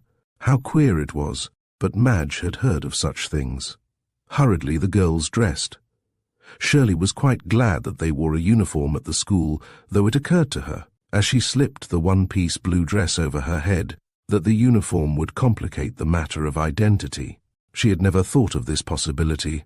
There were too many wonderful things taking her attention every day. Too many adventures planned in advance for much reflection. Letters to Europe and to Aunt Anne had taken her spare time. That she should meet her double at school. Madge slipped a friendly hand in Shirley's arm as they went downstairs and through confusing corridors to the big dining room. It was not as much of an ordeal to Shirley as it might have been to some girls, for she was accustomed to be invited with her parents to dinner at the dormitory where the co-eds at home held forth. This was very similar, Shirley thought, but she had determined not to say one word about her family or the professor of whom she was so proud. This year should be unique, and indeed, its opening adventures promised that it would be. No one paid any attention to her until after grace had been said by the dean, and the girls were all seated. "Staying with Madge, Sydney?" asked one, unfolding her napkin and taking up her spoon for her fruit. "This, girls," said Madge, without the suspicion of a smile, "is my new roommate, Shirley Harcourt. She got in last night. Shirley, this is Betty Terhune." Madge continued the introductions around the table, at which there was no teacher, one of the senior girls occupying the place at the head. Some of the girls gave Shirley a second look as she acknowledged the introductions, but most of them thought that it was a joke. "Oh, what's the point of this?" asked Betty. "I suppose you stayed all night with Madge, Sydney. Your new roommate is going to be pretty late in her classes, Madge." Shirley now sat quietly, eating her orange and smiling aside at Madge. "Listen, girls," said that young lady, "I don't blame you for thinking it a joke. I could scarcely believe Shirley this morning when I finally got awake and found her there. But if you don't believe me, look over there at Sydney Thorne." The astonished girls looked toward the table at which they were accustomed to see Sydney Thorne. Sure enough, there she was, calmly eating her fruit, with no idea of the surprise in store for her. Shirley was as much interested as the rest, and gave a comprehensive look at this heretofore elusive double of hers. "My," Betty exclaimed, "even the profile is the same. Why, how could it happen? Are you sure that you are not related?" "It must be very distantly if we are. I never heard of any relatives by that name." Shirley felt decidedly strange. It was like a dream to be here in this different but attractive school, so far from her mother and father, where a girl who looked almost exactly like her so far as she could see was already a pupil in the school. "Tell me about Sydney Thorne," she said to Betty. "You can't imagine what a queer surprise it is to find a girl so like me here." "I can imagine how I would feel," sympathetically said Betty. "But if you have to have a double, it is a good thing that she is a nice girl. Sydney lives in Chicago, as Madge may already have told you. She hasn't any brothers or sisters that I ever heard of, but occasionally her mother and father drive here to see her. They have all kinds of money, and they are very fine, cultured people, so everybody says. Her mother is just the prettiest thing. Sydney is one of the smartest girls in school. She belongs to a little crowd that they call the Double Three, since a Halloween stunt last year, but they are only her most intimate friends. She's in almost every club there is here."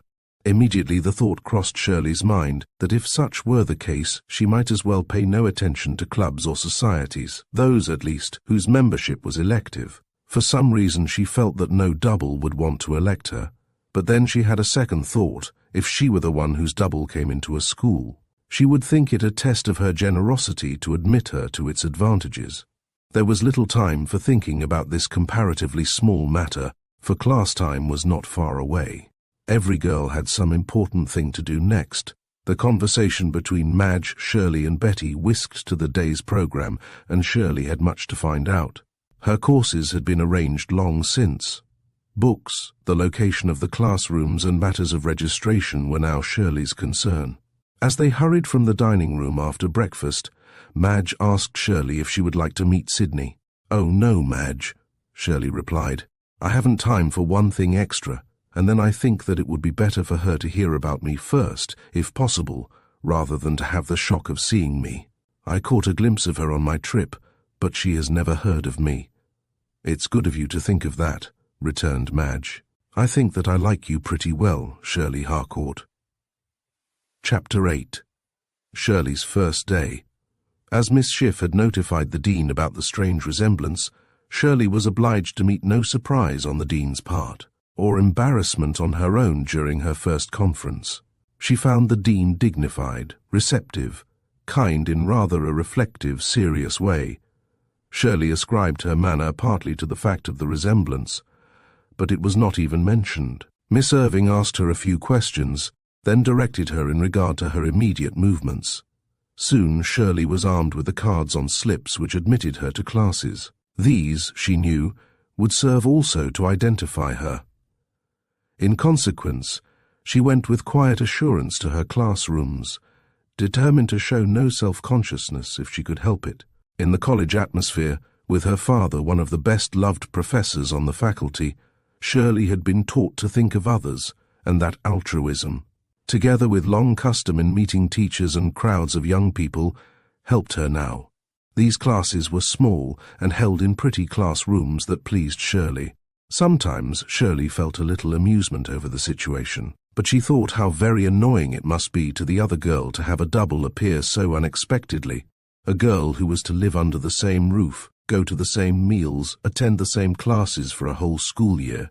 But in spite of Shirley's kind thought of the other girl, just how annoying it was to Sydney Thorne she could scarcely know. As she entered the first class, Shirley was more concerned with her lack of preparation than with anything else. It was the class in English. She went at once to the desk to speak to the teacher and offer her name for enrollment. This teacher, too, must have had the word passed to her, or must have seen her at breakfast, for she showed no surprise, and when Shirley said, "Of course, Miss Berry, I am not prepared this morning," she nodded pleasantly. "You may make up such work as you have lost," she said. But while Shirley was detained at the desk for this enrollment, she was in full view of the class, which had gathered before Shirley came in. The conference with the Dean had made her almost late. There was a general gasp of astonishment, and a turning of heads toward the row where Sydney Thorne sat, as if the girls found it necessary to assure themselves of their being too. If any of them had seen Shirley in the halls, or even noticed her in the dining room, it was most likely that they had taken her for Sydney. That young lady was looking at Shirley in well-bred surprise. It cost Sydney something to control her surprise and dismay, but control herself she did, turning to Hope, who sat beside her, whispering with raised eyebrows. "Who is she?" But the teacher was calling the class to order, and the amazed Hope only shook her head as unable to account for Shirley. Madge, who sat just in front of Sydney, heard the question, turned slightly, and said out of the corner of her mouth, "My new roommate." The class was conducted as usual. Shirley, who had been directed to a seat at the end of a row, was busy taking notes most of the time, for Miss Berry was reviewing the main points of the previous lesson as well as presenting the new one and calling on the different seniors for recitation or comment. It could have been her own voice reciting, Shirley thought, when Sydney Thorne was called upon, and she wondered. Yet enunciation and intonation something was different, and Sydney was using that Boston variety of pronunciation at which the girls had laughed. Shirley felt interested and a little drawn toward her double, in spite of her wishing that it might have not been this year, and this place of all others, when the meeting had to occur. Not all the seniors were present in every class. Some who were not taking the regular college preparatory course were away from the Latin class or from the class in mathematics. In consequence, there was usually someone to exclaim over the new girl who looks exactly like Sydney Thorne, as the word went around. But Shirley paid no attention to any slight commotion on her account. She could have recited in Latin, but forgot to tell the Latin teacher that fact, and was not called on for a recitation. She wanted to hold up her hand several times when questions of syntax came up, but something kept her from doing so. She could wait.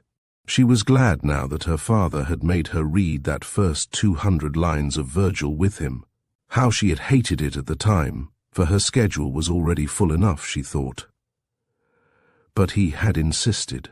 "I am not going to have my girl floundering around with her first experience of Latin poetry," said he. "It is very easy, but it will seem hard at first, and with all due respect to the teacher, whoever it may be, I should like to show you a few things myself about scansion and get you into the easy rhythm of it. Come now, sing of arms and the hero." Shirley found herself thinking of her father during the recitation. Two girls recited particularly well. Though they were finding Virgil none too easy at first, it was clear. They were Sidney Thorne and Olive Mason. Nothing happened of any great annoyance to Shirley that day, though several times she was taken for Sidney. She felt that life had really begun, and when she found that the only lessons so far in mathematics were in the nature of a review, her worries disappeared. She was a rapid reader. Her English would be caught up in no time. French was easy. Nothing could make a wave of trouble roll across her peaceful breast, she told Madge and Caroline. With them and Betty Terhune, after classes were over, Shirley went out upon the campus again to wander there and in the wood and more open grove. The girls were rather enjoying the distinction of having the new girl in tow and being the center of so much interest among the girls. Shirley quite forgot that her arrival was a sensation in exploring the delights of the place.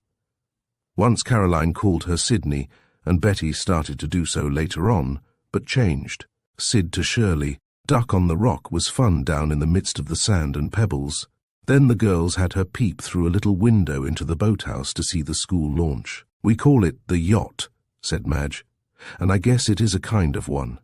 It was given to the school, and the big boathouse, too, was given by one of our alumni. See, there is room for the smaller boats inside, too. They all go inside to stay when real winter comes." Shirley looked in. There was the pretty launch with its brass railings and its mahogany finish. Shirley read the name, Westlake, and exclaimed over the future delights which its very existence promised. "I don't see how I can wait for Saturday," she cried, when Betty told her that the seniors were to go out in it Saturday. Perhaps it was largely from curiosity, but that evening, both before and after dinner, a great many of the younger girls and most of the seniors managed in some way to meet Shirley.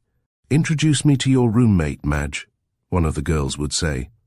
Or Betty and Cad, as Caroline was almost universally called, would come up with a bevy of girls to be introduced.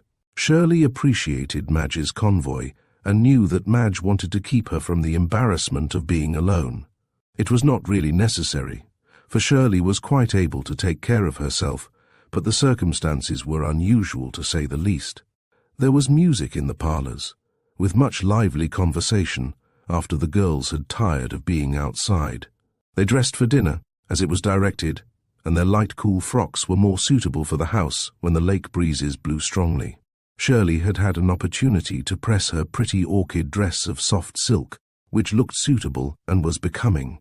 She felt more at home in it than she had been able yet to feel in the uniform, neat as it was, and comfortable. Shirley's wardrobe, however, was limited. It had seemed better to do the big things, like the trips and the year at school, even if economy were necessary in the doing.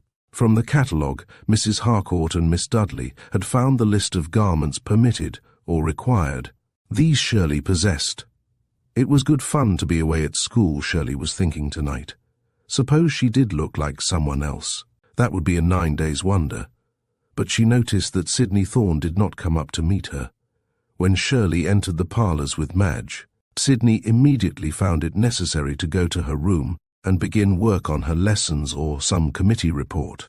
Poor girl, Shirley thought, as she noticed Sidney's hurried departure. She has had a shock. It was not long before Shirley herself thought that she must waste no more time with the girls. She, too, must master her lessons. Madge went upstairs with her, but said that she would not study until regular hours began. Leaving Shirley to her usual concentration, Madge hurried around to Cad's room to indulge in a little harmless gossip, she told her hostess. I'm glad that Stella isn't in. Lucky that she practices half the time. Yes, and the rest of the time she is with her musical chum. It is a wonder that she does not want to room with her. How did you like my roommate? Madge asked Betty. Very much. It's eerie, though, to see how much she looks like Sydney. When you are with her for a while, you do seem to see that she is different. A different personality altogether, airily stated Caroline. It's funny, though. She even walks like Sydney, that light, springy way, awfully independent, you know, with her chin up, but Shirley seems more interested in everything than Sydney will let herself be. Sydney thinks that it is not good form to show surprise at anything. It is new to Shirley, too. Then she isn't as standoffish as Sydney was when she first came here. It certainly is going to be fun to watch the differences and to tell them apart.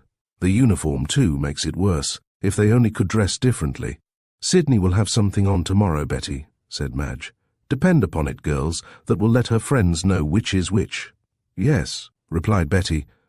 And poor old Sydney is thinking right now that she would like to leave and go to some other school. Suppose she did, cried Caroline. No, said Betty. I think that I know Sydney well enough to say that she will stick it out and not be driven away. She may want to go, and hate it like everything to have someone look like her very twin, but she will stay for pride's sake if for nothing else, and nobody will know how she hates it either. Oh, I don't know. The double three will know it. She may say something at first when she is so surprised, but nobody will be sure. Maybe she will not care as much as I think she will, but I think that it would be something of a shock to anyone, and especially to Sydney. The girls agreed that having a double who wasn't your twin would scarcely be desirable. Still, Shirley Harcourt was a very attractive girl. Other girls beside Madge and her friends were commenting that evening upon the sensation of the day. Some of them declared that they could see a difference in the two girls. Others exclaimed that the new girl looked exactly like Sydney. Sydney Thorne herself was very deeply annoyed, as she said frankly, though with reservations, to Fleta. Yes, it will be a perfect nuisance to be taken for someone else, or have someone taken for you. Fortunately, the new senior seems to be unobjectionable so far as we can see. On the whole, I suppose that it is not very important. I shall ask the dean if I may not wear something which will identify me, to you girls at least. In time, everyone will recognize some difference, I hope. We certainly cannot look exactly alike, and I shall adopt some different arrangement of my hair. Wouldn't you, Irma? That would be a good idea, said Irma, who was quickly getting into something more comfortable than her dinner dress. Sydney disappeared into her bedroom and came back with a pretty cluster of artificial flowers taken from her coat. There, she said, I'll wear this tomorrow. Everybody has seen me with this new bunch of posies. You'd better wear something over your shoulders behind too, said Fleta. I'd suggest a placard. This is Sydney. Fleta. Excuse me, Sid. I was trying to be funny. Sydney did not reply, but stood pulling out the flowers for a better effect. Fleta gave a quick glance at Irma, who frowned at her, and Edith, who also caught Fleta's eye, shook her head, and lifted her hands in an expression of, "It's beyond me." Sydney now picked up her uniform and fastened the flowers high upon its shoulder. "Now," she said, "that will be seen from either direction, Fleta. We can dismiss it all, I hope. It probably will not be very disagreeable as soon as it gets past the stage of mixing us up. Better not tell any of your secrets, girls, or talk about the double three until you are sure it is I."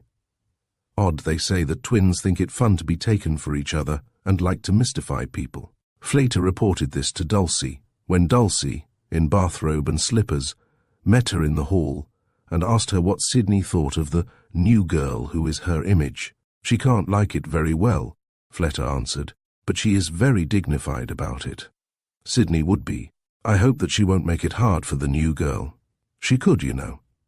"Yes, but Sydney never does mean things. Sydney is honourable, but she can let a girl alone about as well as anyone I know, and it makes a difference here, whether you are a friend of Sydney's or not." "Yes," thoughtfully Fleta assented. "She says now we must make sure that it is she we are talking to when we tell any secrets or talk about the double three." Dulcie laughed. "We must have a password then," she said. "Chapter 9. Letters. For a few days all of Shirley's extra time, except enough for outdoor exercises, which she took in a general way, was spent in catching up and in reciting her missed lessons. She would not risk putting it off. There was much less of it than she had expected, she wrote to the dear folks in Europe, from whom she had received the longed-for fat letter. To them alone she repeated a few complimentary remarks from her teachers, in proof that she was getting along all right, as she told her parents. All the happy details left to be told about the trip she related, as well as her impressions of the school, but not a word did she say about finding her double in existence. Why tell it, she thought. To Dick, however, it made the main subject, and Shirley chuckled as she started in on a letter to him. It was Friday night, and Madge, who was preparing to go with Cad to the library, asked what she was laughing about. "What I'm going to write to Dick," replied Shirley. "Dick is my cousin, who was along on this summer trip with his father and mother. Perhaps I was the one who was along, though. They all took care of me." Madge looked interested, but hurried off, as Shirley had told her that this was her great opportunity to catch up and write home. The usual Friday night affairs had not begun so early in the year. Lessons could be divided between now and Saturday, though the boat trip was in prospect for the seniors. "My dear Dick," wrote Shirley, "you will perhaps know what has happened from my writing to you. Otherwise, I will frankly say, I would not think that I had time thus early in my school career. Think of it, Richard. I am a senior, with all the glories of the position. And by the way, the school is all that I had hoped to find it and more. There are ever so many pretty fine girls here too, from all appearances, though I do not know many of them yet. And you are invited now to our prom in the spring. It will be at a weekend, and you can come as well as not. Plan for it, and mystify your fraternity friends accordingly. You will remember, if you can spare the thoughts from your exciting rushes and affairs of your own opening weeks, that you were laughing at me once, right after I saw my double on the Pacific coast. I hear you laugh and say, a big place to see her in. You said, don't worry, Shirley, I prophesy that you will see her again and find out about her. She will probably be waiting for you at school. Notify me at once, and a lot more of nonsense that we both immediately forgot. But the joke of it is, Dick, that she really was waiting for me here. It has been a shock to both of us, and she has not come near me to meet me yet, a whole week, or almost. I don't blame her. Her name is Sydney Thorne, and her parents are wealthy people of Chicago, a fact which we very well guessed at from my experience there. Looking exactly like me, of course she is all that one could desire in a double. I will tell you more anon. Tell Cousin Molly if you like, but I am not going to write it to Dad and Mother, or to Aunt Anne, for the simple reason that they will think it an annoyance to me, which it isn't. That is, not much of one, and rather funny. And I want them to feel that my year is almost a perfect one, since they have all done so much toward making it so. Oh, I may change my mind, of course, for I'm so used to telling Mother everything, but my best judgment is to wait. A fine time to you.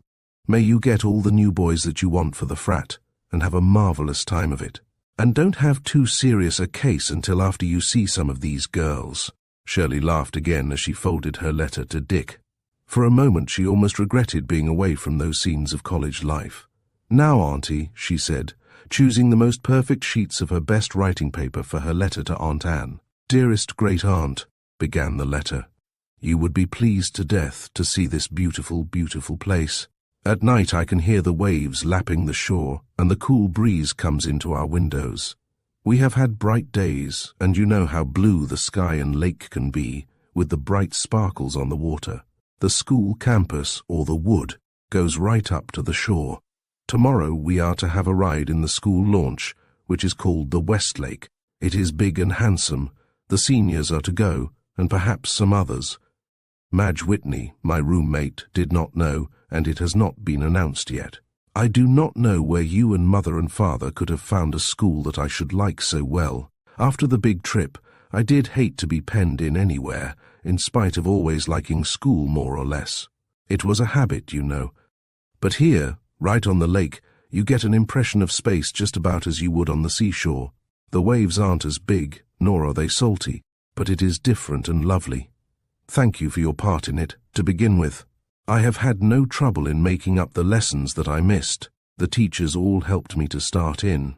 The dean, Miss Irving, is dignified and not easy to become acquainted with, but deans have to be that way, I suppose, or the girls would run all over them.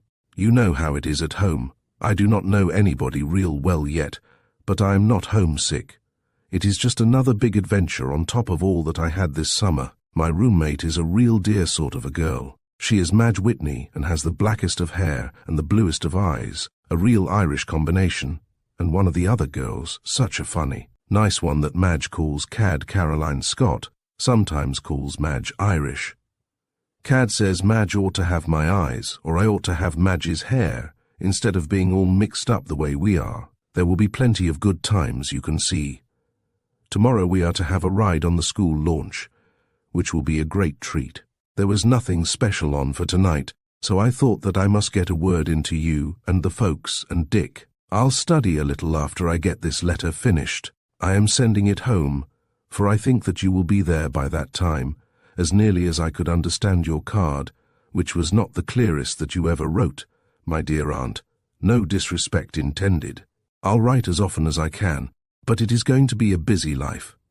I can see that you were wise when you gave me that box of correspondence cards, and told me to write often, if not so much at a time.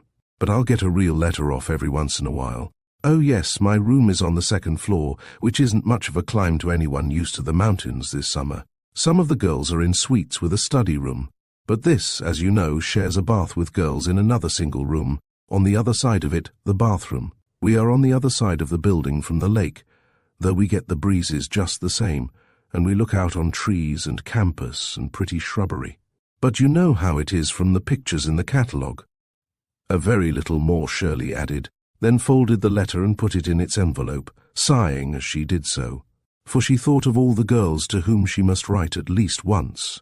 Dozens of cards she had sent home from different places, and jolly, friendly cards they were, for Shirley could write a good message in small space when she tried. But there would be more to tell that the girls in the senior class of the home high school would enjoy after Shirley became better acquainted and had a greater supply of real boarding school lore to impart. Putting home, her people, and even her present surroundings, including her double, out of her mind with determination, Shirley plunged into her lessons, in which she was still absorbed when Madge came back from the library. "Say, Shirley," said Madge as she entered, "Hope Holland says that they want you to do something on the program of the classical club that meets next week. She said that anybody who can walk away with Virgil the way you do should be able to step right in on our programs. I told her that I thought your father was a teacher, or something from what you said about his having you read some Virgil with him. Was that right?" "Yes, he is," demurely Shirley replied. "Why, yes, I suppose I could do something. What do they want?" "I guess they'll let you do anything you wanted to, for the program committee is having a time to think up things." Shirley thought a moment.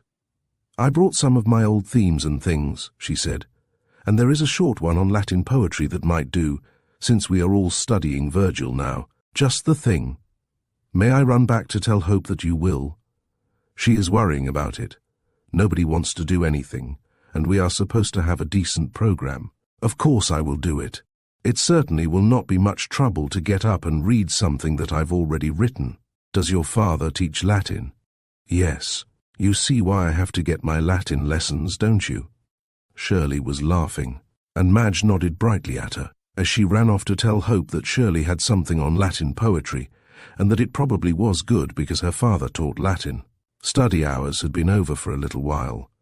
Shirley piled up her books, undressed, and was in bed when Madge came back.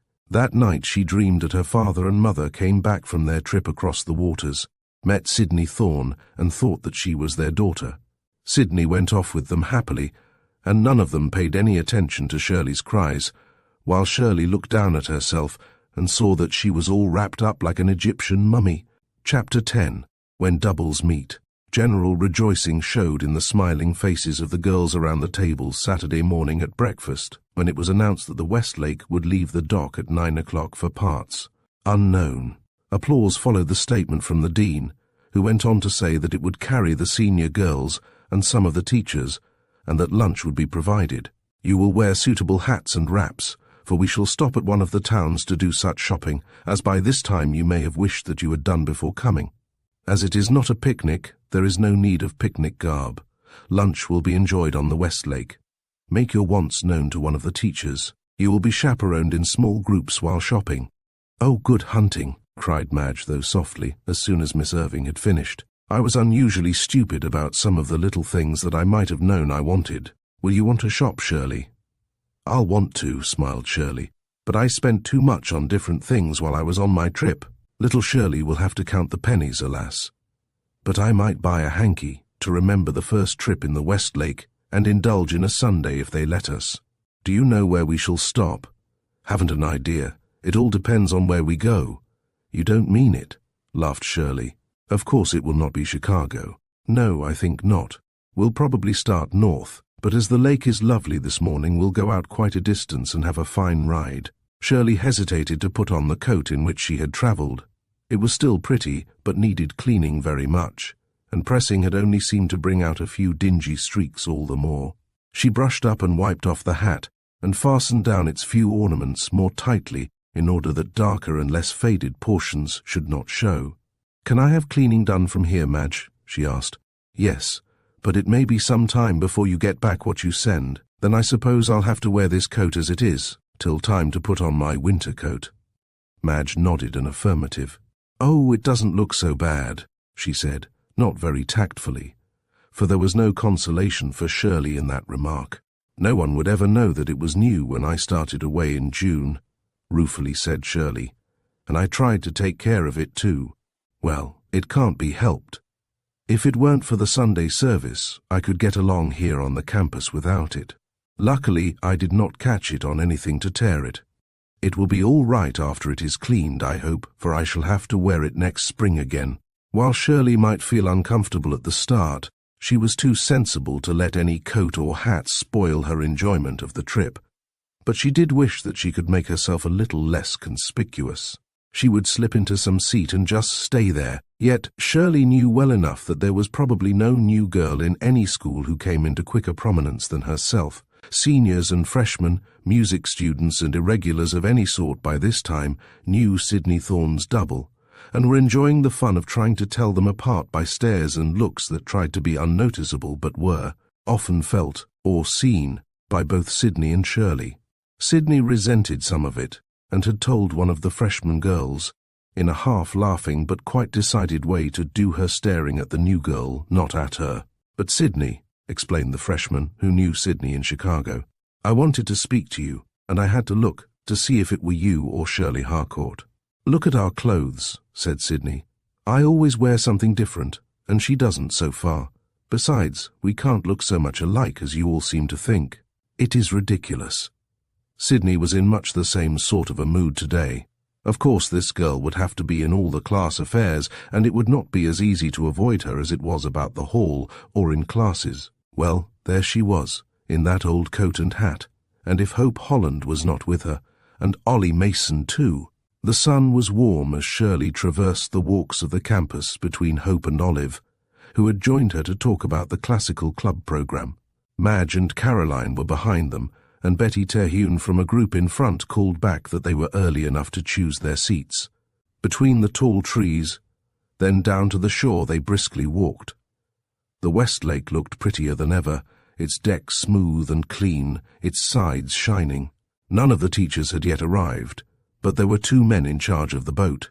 They saw that the girls were safely aboard and kept a wary eye out for a possible reckless one. Of course, the girls with whom Shirley was walking wanted to sit in the very front seats, where Shirley would be in plain view of everybody. But then, the front of the boat was the most desirable place, and Shirley knew that she would enjoy cutting the waves there, with the prow, and seeing the water tossed aside. Hope was being nice to her, Shirley knew, as she asked Shirley to sit in a certain spot that was a favourite location, and took a seat beside her. Shirley already knew that Hope Holland came from Chicago, and was a member of the Double Three. She found Hope a very pleasant companion, but she had Madge also on the other side of her, and Dulcie sat beyond Hope. Sydney, with Fleta and Irma, was now making her way toward the prow, and girls were coming to the dock in numbers. "Nobody is going to take Shirley Harcourt for me today," Sydney thought, as she saw the hat and coat and glanced with some satisfaction at her own soft sport coat, new and trim. A gay, close little red hat confined her golden locks. A scarf of the newest design fluttered its ends in the wind. Shirley, as she caught a glimpse of the red hat and the white coat, sighed and thought much the same thing that Sydney had thought, though with a difference. She could hear Stella Marbury's voice exclaiming not far away, "Sid, that must be a new coat. I've never seen it before. It is certainly nifty." "I'm glad that you like it," said Sydney, drawing it a little more closely around her and putting her hands in its pockets. "Yes, it's new.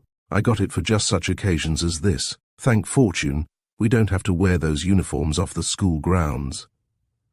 "Why, I thought that you liked the uniform idea. I'm sure I heard you say once that it was so democratic and sensible." "Probably I did last year. It is different now, and I know why," replied Stella. Then Stella dropped her voice and said something else. Hope spoke to Shirley then, asking her about her summer's trip, which Madge had mentioned. As Hope had been through the western parks, both girls expressed their enthusiasm over the scenery, the tramps and the horseback rides, and Shirley was glad not to hear any more of Stella's conversation. Dulcie she liked very much. Dulcie had a quaint touch of humour all her own at times. It was not long before Shirley forgot her coat and hat that were not all she could wish. She was her own interested and interesting self, friendly, but not too talkative, and giving the other girls a chance to lead the conversation and to be as friendly as they evidently wanted to be. She suspected Hope of some intention in the matter, but what difference did it make why they were with her? She would enjoy the fun. Cad Scott had brought her guitar, and two of the girls, Betty Terhune and Olive Mason, had their ukes. Tall Olive clasped her ukulele and beat away upon its strings with the greatest enjoyment, in the latest popular songs or the old ones that everybody knew. Shirley heard the school songs for the first time. They were clever and pretty, she thought, and different from the university songs. She was glad that she had come. It was nice girl stuff. There sailed a white schooner with full sails under the strong wind. Gulls and other water birds flew sometimes near them. Her mind a blank, as she would have said. Except for present impressions, Shirley leaned back to watch the water, the boat and girls, and to listen, humming such tunes as she knew, and singing such new words as might be repeated in choruses. "You have a good voice, Shirley," said Hope. "Thank you," Shirley returned. "I want to take lessons some day. My mother sings, though her voice is of a different quality." A few minutes afterward, Hope said something to Caroline, who started some new chords. She squealed loudly above the noise of the motor, "We'll sing Westlake forever. Sydney, you take the solo." "All right," called Sydney across a few girls. The guitar twanged, and the ukes gave a few opening strains, then were silent. Sydney began to sing, in a rich contralto that showed a little training in the careful enunciation of words and free tones. Shirley gasped and was silent. That was the reason Hope asked Sydney to sing. She had heard Shirley's voice and wondered. It was scarcely kind of Hope. Yes, perhaps it was, to show Shirley the similarity in voices and leave it to her to decide about whether she should reveal this phase of likeness or not. "You can get the chorus to this, Shirley," Madge stopped at the end of the first chorus to say. "I'm thinking that I will not sing any more today," said Shirley, smiling. Madge reached over and patted her hand. "I noticed. I think that you have had some training too. A little from my mother, just so I'll not sing in a way to spoil my voice. Sydney began lessons here last year. She's going on in Chicago when she gets a little older. Her parents are going to give her all of that sort of thing that she wants. So Cad says." But the girls were all singing again, Sydney having refused to do any more solo work against wind, waves, and the engine. Shirley hummed a little. That would let Hope know that she had not minded the revelation.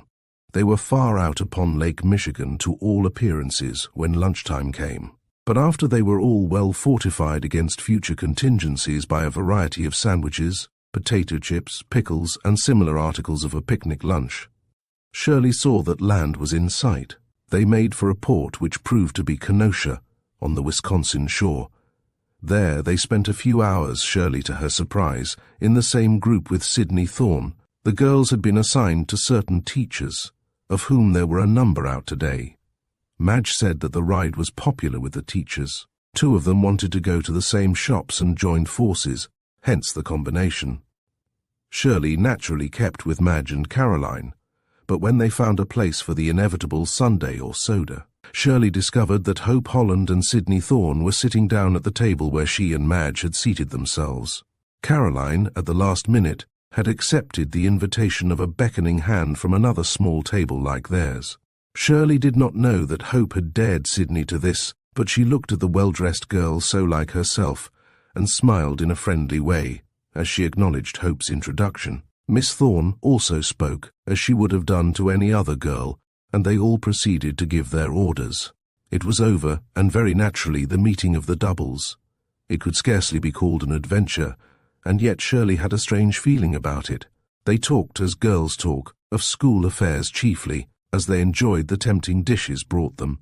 Hope, Sydney and Madge told bright stories of former adventures for Shirley's benefit. But Sydney seldom looked at Shirley as she talked. She was a dear girl, Shirley thought, even if she had waited so long to say a word to her. How could it have happened? Could there be any common ancestor not so far back, or was it just one of those strange duplications of which she had read? Let it go for the present, the manner of both girls said. Sydney was her most charming self, appealing to Madge or Hope about this fact or that fancy. She called Shirley Miss Harcourt, which set Shirley off just a little farther than the other girls. But it was going to be much more comfortable for both Shirley and Sydney after this, with no efforts to avoid each other. Shirley decided that Sydney would have to be the one to make any advances if they became really acquainted, but nods and smiles were possible now. It was nearly dinner time when the launch at last brought its load of girls home to the school grounds. Madge took Shirley's arm as they walked up from the dock. Hope said that she engineered that meeting, Madge told Shirley. She said that she thought it ridiculous for Sydney not to know you at all. I hope that she did not force Sydney Thorne into it, said Shirley. Not that it matters so much, but it is better. She said that she dared her to sit there with you, and Sid took the dare. I think that she enjoyed it at the last. It makes everything less noticeable now, I think, Shirley thoughtfully said. After a while the girls will not think so much about it, and I am sure that I shall not. I am glad to have met Sydney, and I think her a fine girl. What do you think of Hope? Did she mean it kindly, do you think, when she asked Sydney to sing the solo, and was it to show me how like our voices were? Yes to both. I think, declared Madge. She probably did it on an impulse, and if she thinks that you do not understand, she will very likely say something to you about it. By the way, you and Sydney could have a lot of fun at the Halloween masquerade if you dress alike. I'd not like to suggest it, but it would be fun. Chapter 11. Gossip and Honours. Although Sydney Thorne would like to have done so, she could not very well dismiss Shirley and all her works. Shirley was too bright in her lessons, and making too much of an impression upon both girls and teachers. Shirley was a little more reserved than was quite natural to her because of these unusual circumstances, but she tried not to notice some of the little things that happened. Then that little fighting reserve, that is in most of us, came to the rescue, not to push her way, but to resist any influence that would quietly relegate her to the rear. So far as lessons or ordinary activities were concerned, she possessed the same qualities of leadership that Sydney had, though whether they were exercised among her classmates or not did not matter to her. Indeed, Shirley scarcely knew that she possessed it. Other activities followed the picnic launch ride. Shirley played tennis, outdoor basketball and other active games, taking care not to join a group or team in which Sydney might be playing. But there were other girls, some of whom in the excitement of the games would call her Sydney, and perhaps not know till the game was over that they had been playing with Shirley.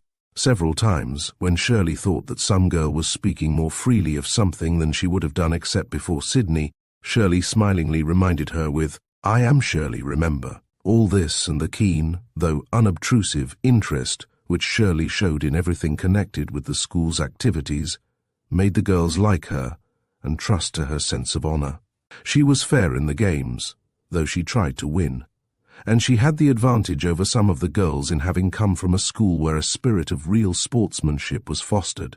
Shirley knew that, and it made her less ready to resent any lack of it in the girls with whom she played.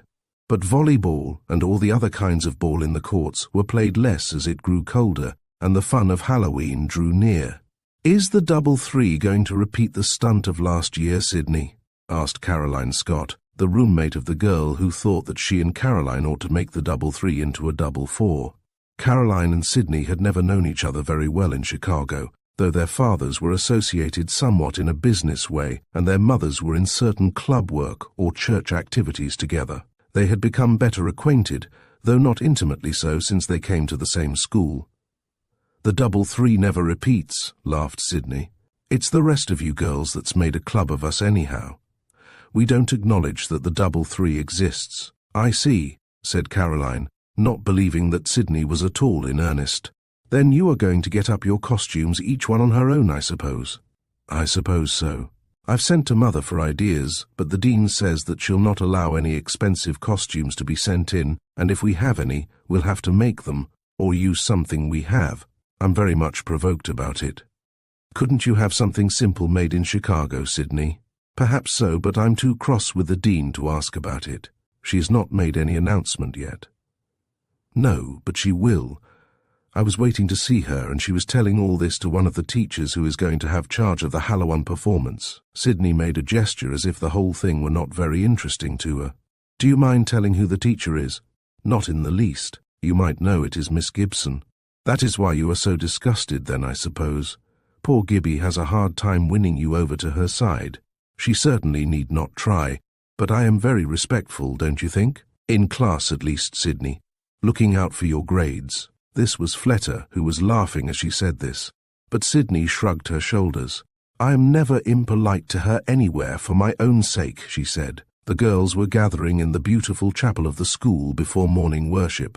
Hope, Fleta, Dulcie, Caroline and Madge were standing in the aisle before passing to their regular seats. None of the teachers had come in yet. Shirley was in her seat, but concealed from Sydney's view by the other girls who were in the way. Sydney continued speaking. "Miss Gibson has a loyal adherent now in Shirley Harcourt, and that must console her for the rest of us. Shirley drinks in everything Miss Gibson says with open mouth. Madge, didn't you say that her father is a teacher?" "Yes." Shirley, who had been writing up her notes from the class before the chapel exercises, had been dimly conscious of this conversation, but on hearing her name, she paused in the movement of her pencil and looked toward Madge's back. Well, let them talk. She was tired of reminding people. "She is probably from some little country town, and this is the biggest place she ever saw," continued Sydney. "I suppose her father is some village school teacher that teaches Latin. Didn't you say that he made her get ahead on her Virgil?" "Yes," again said Madge, wavering between her loyalty to Shirley and her customary admiration for Sydney, attractive, influential girl that she was. "I don't know anything about her family. She reads her letters and puts them away, but she gets some from abroad." "Somebody must have sold a farm," lightly said Sydney, whose speech indicated no spiteful feelings in intonation, but surely did not spring from any sympathy of heart. Shirley set her lips together and began to write slowly again. She was angry for the first time. Before she left this school, the girls should know who her father was, and that even country school teachers, supposing he had been one, and the people on the farms that raised everything foolish Sydney had to eat. But Shirley made her resentful thoughts stop racing on. How silly she was. People who had those ideas would probably keep them. What difference did it make? "Well, Sid," Fleta was saying, "you'd better be careful how you make fun of your double. She may be related to you, you know." "Not a chance of it," said Sydney. "It's just one of those freaks of nature by which we happen to look alike now. We'll probably change in a few years, except for our colouring, and I think that my hair is a little lighter than hers." "Yes, and you are not quite so tall as Shirley, Sid," said Fleta. "I noticed it first when you both stood up together from the same table in Kenosha. It would be funny if you went to the same university, wouldn't it? Shirley is going to college, she says." "I am not sure that I shall go to college at all," said Sydney. "It would be fun, I suppose, but Mother wants me to be with her, and it would only mean living at home and going to the university in Chicago. "I thought you were keen on your studies, Sydney," said Caroline in surprise. "I am, some of them," replied Sydney, "but I can have lessons on what I like, read French and other literature at home and all that. You see, I shall be 18 before long, and Mother will bring me out in society then. Why, Caroline, you and Hope will be doing the same thing." "Perhaps," said Hope. "I am thinking of going to the university, and I can't do both." More girls had come in by this time. The dean had mounted the platform, and the teachers were in their places. The group around Sydney broke up, and Madge turned to see Shirley busily writing in her notebook. "Gracious!" exclaimed Madge. "Do you suppose, Caroline, that she was there all the time?" "Not likely," replied Caroline. "I'd be so mad I couldn't write if I had heard Sydney talking like that about me. But Shirley is writing away as cool as a cucumber. Shall you ask her?" "My, no. If she has heard and says anything about it, I'll tell you, but I'll not start any trouble for Sydney, and I would hate to have Shirley know that Sydney would speak of her in just that way. Some way. I like Sydney, but it didn't seem just as kind as a girl ought to be that has everything. Like Sydney. No, it did not. But Sydney is proud, and Shirley Harcourt is making too much of a success at everything to suit Sydney." "I wonder," said Madge. Shirley could scarcely keep her mind upon the scripture lesson that morning, beautiful and helpful as she had always found the passage selected by the dean. But Shirley would scarcely have been human if she had not been disturbed. Open-mouthed, was she? And this was the biggest place that she had ever seen. But she could fancy her large-minded father laughing at it all.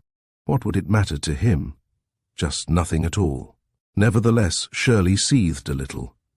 Sydney was a proud, empty-headed little minx.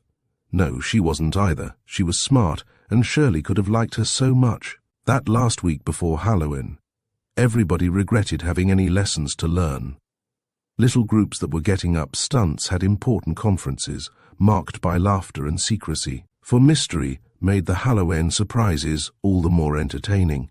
Although Miss Gibson had charge, and girls were supposed to ask her about the propriety of what they proposed to do, this was not one of the English teacher's frequent duties, presenting a play or a program. She appointed a committee, however, to help her, and for its chairman chose Shirley, to that young lady's surprise. She had intended to wear a costume for the occasion, and the little black mask which she had worn in similar affairs at home reposed in her box. She reported at the first meeting of the committee without much idea of what would be required of her. Miss Gibson very well knew that in her enthusiasm that first year she had made some mistakes with the girls and had antagonized some of them unnecessarily by her manner of pushing perfectly reasonable requirements in a dictatorial way. In Shirley, she knew that she had a girl who was thoroughly enjoying the course under her teaching, and one who was not affected by any criticism that she might hear. Naturally, a teacher chooses her most loyal supporters to help her. The meeting was at the close of recitation hours. Not one of the influential double three was present. Caroline Scott and Betty Terhune were the other seniors. One from each of the other classes filled out the large committee of 6, but they were supposed to assist in decorating the immense reception room, which would be used for the celebration, and in locating and suggesting the setting for the different features. "Miss Harcourt," said Miss Gibson, at the beginning of the meeting, "you are the chairman of the senior committee. You, Caroline, and Betty are to help with the senior stunt, and also to have such oversight as may be necessary over those of the other classes. It may scarcely do to remind you that you are to keep any secrets entrusted to you in case of surprises. The general decorations are put into the hands of all of you, and Shirley Harcourt may preside when I cannot be present at your meetings. I am too busy to plan the details, but they are all to be submitted to me. That is clear, I believe. Now I will hear such ideas as you may already have." Nobody seemed to have any. Miss Gibson looked from one to another of the committee and smiled. Then Shirley rather timidly asked if there were any decorations that were kept from year to year. "There are certain things that one always has for Halloween, Miss Gibson, and it would save time." Miss Gibson did not know, but Caroline told Shirley that the celebration last year was in the chapel and consisted of the one-act play and some pantomimes given on the platform, with curtains and home-made scenery. Then we went to the parlours in our costumes, and had our social time. "You will have to talk it over first, girls," said Miss Gibson. "Have a meeting by yourselves and think up everything that you know about what to do on Halloween. I think that the Dean does not want the chapel used this year." With this, Miss Gibson left the committee to its own devices and joined another teacher, who was waiting for her just outside the door of her classroom. "Well, what do you think of that?" Betty Terhune exclaimed. "The girls last year said that Miss Gibson always wanted to do everything herself, and now look at her." Shirley laughed. "Probably she has heard that criticism." "Yes," said the junior, Marie Peterson, "but she ought to have picked out the girls that were so smart and wanted to do it themselves." "Let me say something, Marie," said the sophomore, Laura Jones. "Speak up if you are but a young thing," laughed the junior. "Miss Gibson has confidence in us, or she wouldn't have turned it over to us. Let's get up the best ever." "Hear, hear," said the freshman, a very young child according to Caroline. She was letting a boyish bob grow out, and had 2 wisps on either side of her head now, each tied with a piece of pink baby ribbon. These wisps were supposed to be braids. Shirley looked at her freshman assistant and nearly laughed out. "Good," she cried. "That's the spirit. I'm afraid, Pansy, that you can't be Bluebeard's wife this year." "Why not?" stoutly inquired Pansy Lane. "Couldn't I wear a wig?" "Yes, you could, Pansy," laughed Shirley. "Why, do you know how to do a Bluebeard stunt?" "No, but Bluebeard's wives were hung up by their hair." "Smart girl. Now let's put our thinking caps on. I have seen plenty of Halloween parties, but I never had to get up anything like this, and it seems scarcely fair to expect me to be chairman here, the first year that I am in the school. I can tell you what they have had lately," said Caroline. "You just go along and be chairman and we'll help. But remember that each class is supposed to think up its own particular stunt, so we aren't so responsible as you would suppose. Only it makes it worse about helping them if they are too late deciding what they'll do. Madam Chairman, I move that we go ahead first on decorations for the parlors and halls, and meanwhile think up what else we can." "There are limitations too," said Betty. "Halloween has certain emblems. Caroline, you write and ask your folks what they can get in the way of pumpkin lanterns and other suitable Halloween things for decoration. And we ought to have some black and red and white paper to cut cats and things out of, and perhaps some draperies. Cheesecloth, I suppose, in the same colors. We have some money from the classes for this, Shirley, if we need it." "It is a relief to hear that, Betty. Caroline, will you send for those things?" "Yes, I'll telegraph, and they'll be sent right out from Chicago. What with our costumes, we won't have much time for cutting out cats and things, Betty." "Luckily I have my costume," said Shirley, "and if it will give you any ideas for anything that we could get up, I'll show it to you. My aunt helped Mother make it for something that we had at home. It's hanging now in my closet to get the wrinkles out. I'll have to press it too, perhaps." The girls trooped to Shirley's room for the inspiration which looking at a real costume might give them. Madge was there and admitted to their counsels, while Shirley brought out her costume for inspection. "Now that is a real one, and different. Who painted that cat's head is an artist." "It was Auntie that did that," laughed Shirley, "but I can copy it for anybody that wants one." "We'll keep you painting then," said Pansy. "I'll perish if I can't be a witch or a cat." "They say that girls are catty," said Marie, "so I don't know about being a cat, but Shirley ought to be a witch with that tall hat and have a sort of cat brigade to drill." "How would the freshmen like to be kitty cats then?" asked Shirley. "It would be funny, Pansy, if they would do it, and we could have a drill and a song. Oh yes, with a chorus of growls and meows," Pansy added. "If the girls don't want to do it for their class stunt, let's have it extra." "Everything must be submitted to Miss Gibson, you know," said Shirley. Other suggestions followed. It would not be so bad to be on the committee, the girls concluded. Meetings of the classes were to be held at once. There was to be no putting off if their appearance was assured for Halloween, and no class wanted to be omitted on the program of fun. When forced to it by the exigencies of time and occasion, there is little that girls cannot think up, for the amusement of each other and usually to the entertainment of everybody concerned. Chapter 12. Halloween Plays. There was advantage in being on the committee, that of being excused from classes the afternoon before Halloween to do the decorating. Pansy said that she wished Halloween came every week, and that she might be on the committee. and she only wished that she had had more recitations to miss than she had. Shirley said little but worked hard, for she knew of at least one critical eye who would scan the rooms, not inclined to praise. Drapings in orange, red, black and white, in varied combinations, pumpkin shades for the bulbs, black backgrounds for gay posters, and even flowers of the appropriate colors made the Halloween setting. Shirley tried not to have it too scrappy, but the girls told her that it had to be more or less so. Every one had some favorite poster that must not be left out. But Miss Gibson came in at the last, with directions that vindicated Shirley's ideas and saved the day. When the girls began to come into the rooms in their costumes and masks, the fun began. They changed their voices, and it was almost impossible to tell who anyone was, though there were some mild shouts of, "Oh, I know who you are." But it was easy to be deceived. Shirley wore a ghost costume until after the freshman stunt, for her witch's costume had to be used by the leader. Pansy's first idea had been for Shirley to lead the drill of the freshmen, but Shirley told her that it would never do to have a senior in the freshman stunt. Shirley suggested a funny variety of drill modelled after a gym drill, which would be mysterious, creepy and catty in movement and rhythm.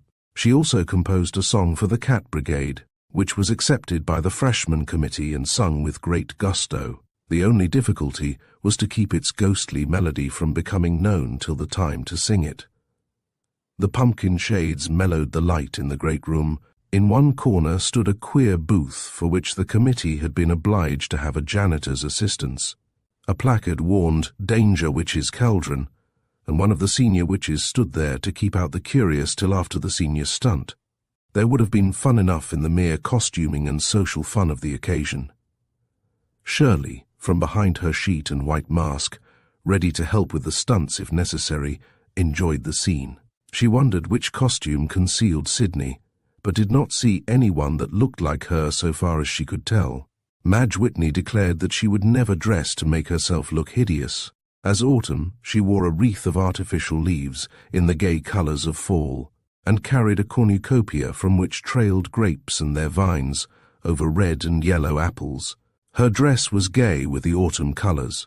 One of the sophomores came as autumn too, but carried a sheaf of wheat and a basket of corn and fruit.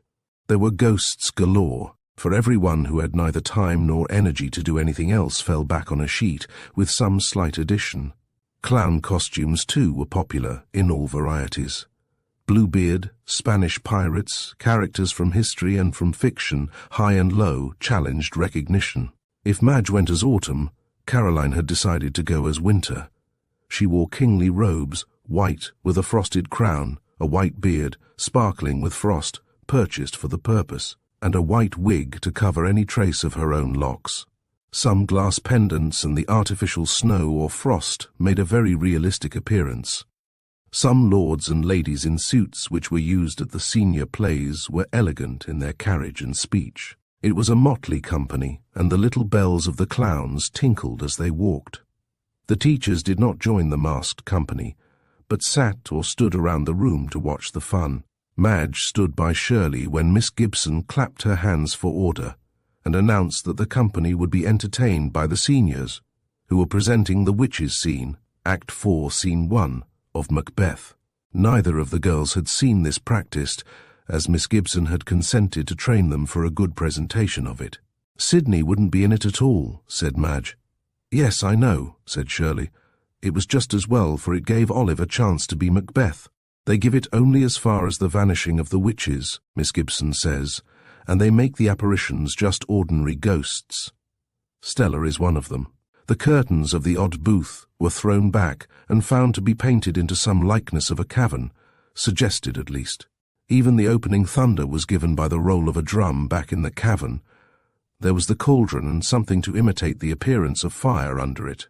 The girls enjoyed the pretense of being witches with their uncanny parts and the double, toil and trouble, fire burn and cauldron bubble. All the girls spoke their lines distinctly, though Miss Gibson had deleted some, to shorten the scene and to leave out those that were too unpleasant for such an occasion. Olive, as Macbeth, made quite an impression. She withdrew with the witches, but witches, apparitions and Macbeth were obliged to come out again in front of the cavern to receive further applause. "The rest will be anti-climax," mourned Pansy, the kitty cat, who had joined Madge and Shirley. "The freshman fun will be the relaxation of the evening," said Shirley. "And how can you speak thus to the author of your beautiful verses?" Pansy laughed. "That is so. I had forgotten our beautiful poetry. To tell the truth, in comparison with this, our lines may fall a little flat, but just looking at you kittens, you black cats, I should say, will be enough. I thought that I saw 2 costumes like your witches, Pansy, a while ago." "I did too. I wonder whose the other is." The sophomore entertainment was even more gruesome than the witches of Macbeth. When a curtain was drawn aside at the end of the room, there, against the white background of another curtain, which represented a wall, hung the white faces of Bluebeard's wives. A ghostly sophomore read the story, briefly told, in its most exciting parts, while the wife who entered the forbidden chamber, Bluebeard, and Sister Anne played their parts in pantomime, with the addition of ghostly groans from the wives who had, supposedly, been disposed of long since. This was a little too realistic, and made more than one of the audience jump a little at first. But it was soon over. There was relief from spookdom when the juniors came in to give very prettily a dance of the pumpkins. Pumpkin costumes and one funny rolling movement gave the motif. But how they laughed when the freshmen came in as black cats, managed by a rather frisky-looking witch with her tall black hat, her black robe, and the broomstick on which she expected to make her exit. On the front of the robe was the large cat's head with its big yellow eyes, and a whole cat was depicted on the back between the witch's shoulders. First the witch led the march, while the piano crashed, and 2 girls who had violins tried a little hideous jazz at certain points. Next, the witch stopped, and from the side gave orders for a standing drill with rubber mice. A few squeals from the audience at the first appearance of the mice, swung forth by their tails, were so natural and suggestive that the whole audience laughed, and one girl called out, "Nice kiddies!" The comical appearance made by the backs of the girls, as they wheeled and faced away from the audience, brought more laughter. Shirley had despaired of painting enough cats for all the freshmen in the drill, but the bright idea occurred to her after it was decided to put cats on their costumes, to stencil the cats. Accordingly, on the square white patch of muslin, similar to the one upon her own costume, which the witch wore, in stenciled patches of black, the clawing limbs and wildly waving tail of the witch's cat appeared. As a result of careful measurements, this made a line of cat pictures funny to behold, with the black whiskers and yellow eyes added by Shirley's brush afterward. The cat's head in front was striking too, but not so funny as the whole cat between the shoulders behind. It was scarcely necessary to do anything smart, Madge declared to Shirley. Just to look at them was enough, Madge said, and Shirley, grinning herself at some of the evolutions, nodded assent. "Maybe that's so," she whispered, as the freshman girls made their eyes big, held out the mice with one claw, and scratched at them with the other. They laid them on the floor and played with them, or took them away from each other and howled in chorus, all to the music. This changed now to the lively melody of which Shirley was the composer. Facing the audience and lined up in one row, the freshmen pinned the rubber mice on their costumes by the tails as badges, and stood for a moment to get their breath while one of the teachers, who had made an accompaniment to Shirley's melody, played a brief prelude. "Mother Goose stuff," said a low voice near Shirley. Shirley did not turn to see what the speaker looked like, in some gay costume, she supposed, for the voice was Sydney's. Madge heard it too, and nudged Shirley, whose ghost costume, of course, could not indicate to Sydney that the chairman of the committee was close by. "She's jealous," whispered Madge, but the sarcastic little phrase spoiled what followed for Shirley. It is silly, she thought, but some way they couldn't think up anything better, and we had to have. Quietly she stood to see how the girls would sing the foolish song. But the rest of the audience were in the spirit of fun, and Mother Goose stuff was quite acceptable to them. Youthful freshman voices started in, after a loud crash from the accompanist and a wail from the violins. "Oh, we are the witch's cats, we creep and we snoop and we prowl, we watch the brimming, boiling pot, at strange approach we howl. Hist, sti, meow, meow. At strange approach we howl. Don't try to catch, for we can scratch. Don't lift our latch or strike a match. Hist, sti, meow, meow. At strange approach we howl. Oh, we are the cat brigade. On Halloween night we may ride, and trail her broomstick in the air, or guard her at her side. Hist, sti, meow, meow. We guard our witches' ride. Beware the knell in darkness fell, when witches spell the fates they tell. Hist, sti, meow, meow. Beware the cat brigade. With further evolutions, at the direction of the witch, and repeating the last lines softly, the cat brigade marched out, followed by applause and laughter. The freshmen had put over their little play quite effectively, and Shirley drew a long breath of relief. The last stunt was over. The rest was in the hands of a subcommittee who had the management of the refreshments. The fun of fortune-telling, and the other customary Halloween features, could go on without further supervision. Shirley hurried out to get into her own costume, for the freshman witch had another one which she wanted to wear. Like Madge, she preferred to be beautiful rather than funny. Again, Shirley saw the costume which was so like hers, except for the cat's, painted by some other artistic hand. The cat upon the back was directly on the black robe, and was such a funny big yellow cat that Shirley drew nearer to see it. But the girl who wore it was getting out into the hall as quickly as possible through the crowd of girls, not noticing at all the ghost which followed her. Shirley heard a shepherdess who accompanied the yellow cat witch arguing with her in a low voice. "Why should you care, Sid? Caroline knew that they were going to do that stunt. She suggested this to me on purpose. Perhaps I'll come back if I can find all of that Turkish costume, but I'm afraid that it isn't with that stuff that I left here last year, and besides, I'll have to go all through that big box. I'm sure that I took the red sash home." "That's all right, Sid. I have—" Shirley heard no more, for she too was trying to get past a group of girls who blocked the way and wanted to hear no more. How odd it was. How had Sydney happened to make such a costume? Perhaps it was easier, for the robe may have been the double 3 domino of last year. But Caroline suggesting it, Shirley could not understand. The cat costume did not return. No Turkish costume mingled with the rest, for Shirley, returning in the cat costume, noticed particularly. It troubled her, though she thought that she was silly indeed, to take so much interest in a girl who cared nothing for her. The freshman kitty cats, all alike, were enjoying themselves immensely, and performed amusing antics occasionally around their witch. Shirley now. She had no fear of being discovered, for naturally enough everyone supposed her to be a freshman. As a prize was offered for the most striking and original costume. The judges came to Shirley to notify her that her costume was being favorably considered on account of the cleverly painted cats. This was before the masks were removed. "Where is that costume like yours, with the big yellow cat on the back?" one of the girls asked Shirley. "Did you do them together?" "No," said Shirley, changing her voice as well as she could. "I did not know anything about it till I saw it here tonight.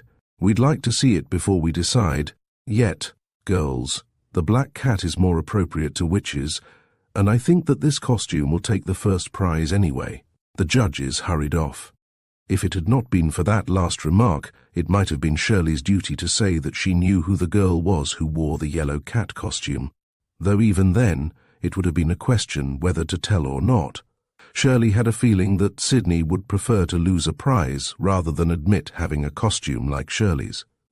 How had it happened? She asked herself again. Chapter 13. Flitter to the rescue. Sydney did not do anything so foolish as to remain away from the Halloween fun. However unhappy she felt over the apparent copying of her costume, or perhaps a deliberate suggestion by Caroline, who knew that the freshman witch would wear such a costume, she reached a better frame of mind under the urging of Fleeter, pretty in shepherdess gaiety. The Turkish costume was one which she had used in Chicago and had brought with her the year before. Then the little play called for the double 3 domino. "Luckily it hasn't been worn here, Sydney," said Fleeter, as she helped Sydney hunt through the big box and took smaller boxes down from the top shelf of the closet. "But it is so terribly must," wailed Sydney. "I can't wear it at all." The main part of the costume was, of course, at the very bottom of the big box which formed the window seat in their study. "Yes, you can, Sid. Hunt up the sash, and if you can't find it, there's that red one of mine that will do. It's in my drawer, somewhere in a box. I'll get my little iron and run down to the kitchen. They'll let me press there, under the circumstances. Wait till I get a sheet to lay on the table, if I can't get hold of an ironing board. Where's the cord to my iron? There now." A very capable shepherdess, still wearing her mask, flew down to the kitchen, where refreshments were being prepared for a real Halloween banquet, the first one of the kind that they had ever had there. Fleta explained that there had been a great mistake, and that somebody would miss all the fun if this costume could not be pressed and made fit to wear. "If you can find a place to do it, go ahead," was the reply to Fleta's explanation and request, and determined Fleta found a place where she could attach the cord to her electric iron and press the costume well enough. Sydney, who was accustomed to be waited on, thanked Fleta, however, very sincerely. She had found the sash and some other little accompaniments, and was ready to slip right into the newly pressed garments. It had taken scarcely half an hour from the time when she and Fleta had left the parlours. Sydney quite enjoyed one feature of wearing a different costume, that of deceiving her other sweet mates, for they all dressed together. "Where is Sydney?" Irma inquired of Edith. "I don't know. There's Fleta. Ask her." "What has become of Sydney, Fleta? I haven't seen a thing of her since that cat performance. Do you suppose that she hated it to have made a costume so like that of the witch?" "Yes, she did, but she got over it. She's somewhere around. I persuaded her to come back." "Oh, she did run off then?" "Yes. Better let her say the first word about it." "Yes, indeed. I know Sydney too well to make any uncalled for remarks." Great was the surprise when the masks came off, just before the supper, and Sydney was found by her sweet mates in Turkish garb. Shirley, also, was asked many times if she had led the cat brigade, but she explained as best she could, and it was all made clear when she was announced as the winner of the first prize. And as having the costume which is considered the most original, it gave the idea also for the freshman stunt, and was worn by the freshman witch in the cleverly performed drill. Miss Shirley is the composer of the song which they sang. The banquet, served early enough, it was hoped, not to upset the young ladies, and simple enough to ward off all criticism, was funny chiefly in its decorations, place cards, and the names of dishes upon the menu cards. It was too bad that there should be anyone not able to throw herself entirely into the enjoyment of the evening. But Shirley was too tired, after her strenuous efforts of the day, to throw off altogether the unpleasant impressions made by Sydney's remarks, which she had overheard. Madge noticed how quiet she was, but laid it to her being tired. As they went into their room, after all the fun was over, Madge said, "I hope you didn't mind what Sydney said that time about Mother Goose stuff. Your song and the way the freshmen sang it nearly made me double up laughing. And to think you won the prize makes me swell with pride to have such a roommate. Nonsense.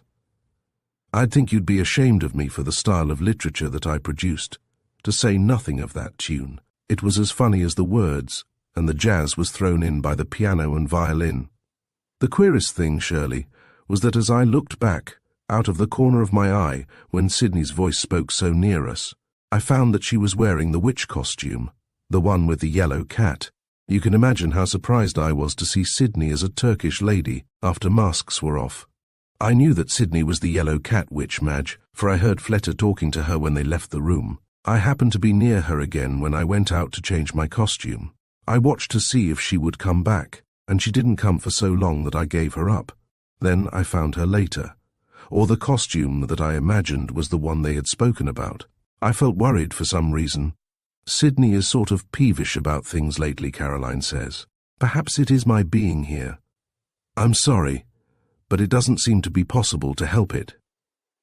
You are a little too bright at your lessons and too influential yourself, Shirley, to please Sydney, who is used to being the centre of things. That is my private opinion.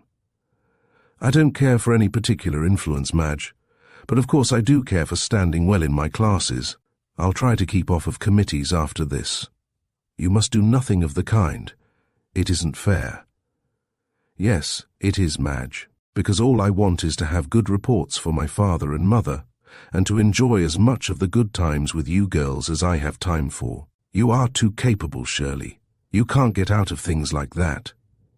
The next morning, Shirley, going upstairs, met Sydney coming down, but instead of the usual courteous greeting from Sydney, She passed with her head in the air and without looking at Shirley. Shirley frowned thoughtfully and went on to her room. Was Sydney blaming her for the costume affair? At her first opportunity, she reported the cut to Madge and asked if she could tell Caroline to come to their room after classes at noon. "There is no need of Sydney Thorne's taking such an attitude toward me," Shirley said. "I shall go to her today and ask her what the trouble is, apologize if I have done anything, or receive her explanation. I do not think that she is the sort of a girl who would refuse one." Shirley repeated to Madge what she had overheard, and asked Madge if it would be best to repeat it to Caroline. "No, Shirley," said Madge. "Of course, you want to get at the bottom of this, but it will only make Caroline mad to tell her what Sydney said, when Sid was out of patience too. We'll just ask Caroline if she knows how it happened that Sydney wore the witch suit." Shirley agreed with Madge that this would be the best course. The less trouble stirred up, the better. But Shirley was surprised to realize how it troubled her to have a misunderstanding with Sydney. Before lunch, Caroline, with her arms full of books, rushed in on her way from class. A little tap on the door was all that announced her arrival, and she pushed the door open without waiting for an invitation. "Hello, Cad," said Madge. "I waited for you, till I saw that you were going to be too long. Yes, I thought that Miss Gibson would never let me go. Here are all the books that I have to read for my essay on what is it that I have to write about?" Caroline, with a look of pretended ignorance, consulted a large sheet of paper filled with notes. "Never mind that," laughed Madge. "We want to ask you how it happened that Sydney wore the yellow cat witch costume. Do you know anything about it? Has Hope said anything, or any of the double three?" "What makes you think that I know anything about what Sydney wore? Did she really do that? That certainly is a joke on her." Caroline was so absorbed in the idea that she forgot to push the question why they thought she would know about it. "I wonder if what I said to Hope was at the bottom of it. We girls were talking about costumes for the party, and I said that the cutest costume I had ever seen was a witch's costume with cats painted on it. Remember, Madge, you had shown me Shirley's costume, and began to tell about the big eyes in the head in front and the big cat ready to spring that was between the shoulders. Hope said that Sydney was uncertain about her costume, and I started to say that the costume I was describing had better not be copied. But someone broke in with something so funny that we all laughed, and I forgot all about what I had said. But Sydney wore a Turkish costume when we unmasked." "Yes, but that was after the cat brigade. She was in the senior stunt as a witch, you remember. Don't you remember what an impression the yellow cat made?" "No, Madge," said Shirley. "That was not Sydney. She must have done what I did, for she wouldn't do anything, you remember, in the senior stunt." "That is so. I had forgotten. Someone just wore her costume to save making another witch costume. Mercy, how mixed up everything was." "All the better for a costume party, Madge," said Caroline. "But what is the trouble? Why do you want to know about it?" "Oh, just because Sydney cut Shirley this morning, and Shirley thinks that it must have something to do with the costumes that were so much alike." "Phew! Wouldn't Sydney speak to you, Shirley? Are you sure?" "I met her by myself, and I was by myself. But it is not fatal, Caroline, and I would not pay any attention to it, except that with a girl like Sydney there must be some reason for it. She must think that I have done something. Please do not speak of the cut. I did not mean to have Madge mention it. I'm perfectly safe, Shirley. I'll speak to Hope about the costume.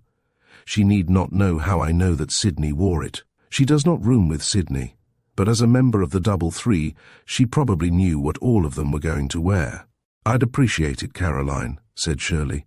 "I am going to see Sydney tonight anyhow and ask if I have offended her, but if I had some idea of how I have happened to do so, it would help. Yes, it would.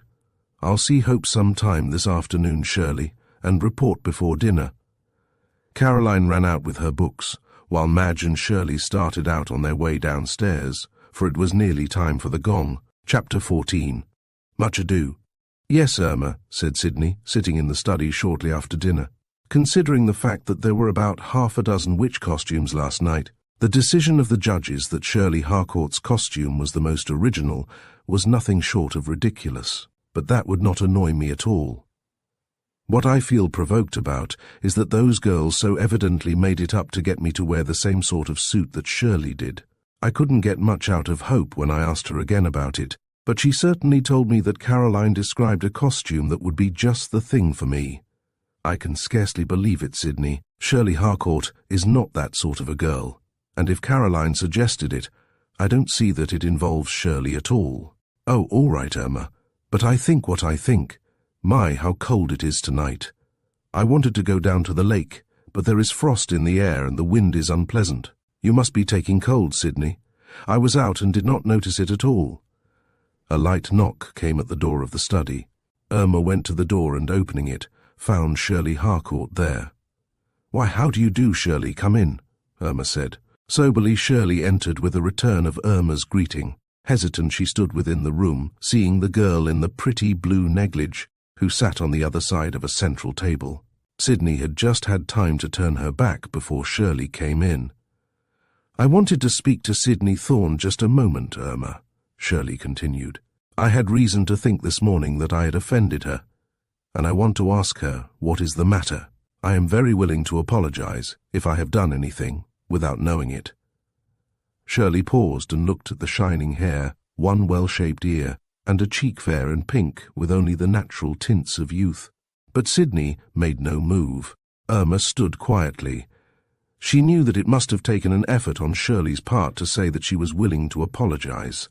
But Sydney, listening, thought that Shirley knew well enough. She had not yet been addressed. She would not turn around until she was. Shirley looked at Irma, but Irma, puzzled and annoyed, did not know what to do. She started to speak and then stopped, and Shirley, wishing that she had not come, smiled at Irma as she opened the door again, stepping outside. "It was a mistake to come, I see," said Shirley. "Thank you, Irma. Good night." Irma closed the door and without a word to Sydney went into the bedroom which she and Edith occupied. There she moved around for some time before coming into the study again. Taking the same chair by the table which she had occupied before Shirley knocked, she resumed her study. With the ringing of the gong for study hours to begin, Fleta and Edith came in full of life, hoping that they didn't interrupt. But it was most important to tell the latest news, that the water nymph was going to be married at the Christmas holidays. It was a relief to Irma when they came. She was not enjoying her silent companion, though silence was better than speech if speech should take up the subject of the call. But Sydney knew that for once in her life at least, she had been discourteous. Of that Irma very likely disapproved. She would say nothing. It was a relief to her as well, when the other girls joined them. Shirley had found that Hope had little recollection of what she had said to Sydney. "Why, Caroline?" she replied to Caroline's questions. "I was trying to help Sydney about her decision. I remembered your describing a cute one, and I had the impression that it was one you had seen somewhere. I knew that you were wearing something else, so I told Sydney about the painted cats. Mercy, what have I done? I never even thought of it that night, for we had witches in the senior stunt, and I supposed that it was Sydney's idea, though I did hear her say that she would not have a part in the performance. It's just that Sydney may think Shirley had some hand in it. I only want to let you know that Shirley did not even know that Madge had shown me the costume when she did. If you want me to say something to Sydney," Hope began. "Not yet, Hope, and perhaps not at all. Haven't you heard Sydney say I have scarcely seen Sydney at all. I can't quite understand. Did you say that Sydney has been blaming you girls for her having something just like Shirley's?" "Hope, you dear little goose. You are too broad-minded yourself to take all this in. Just keep quiet about it.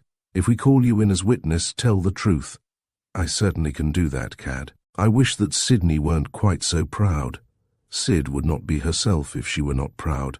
What a pity that we can't all be Standishes of New England."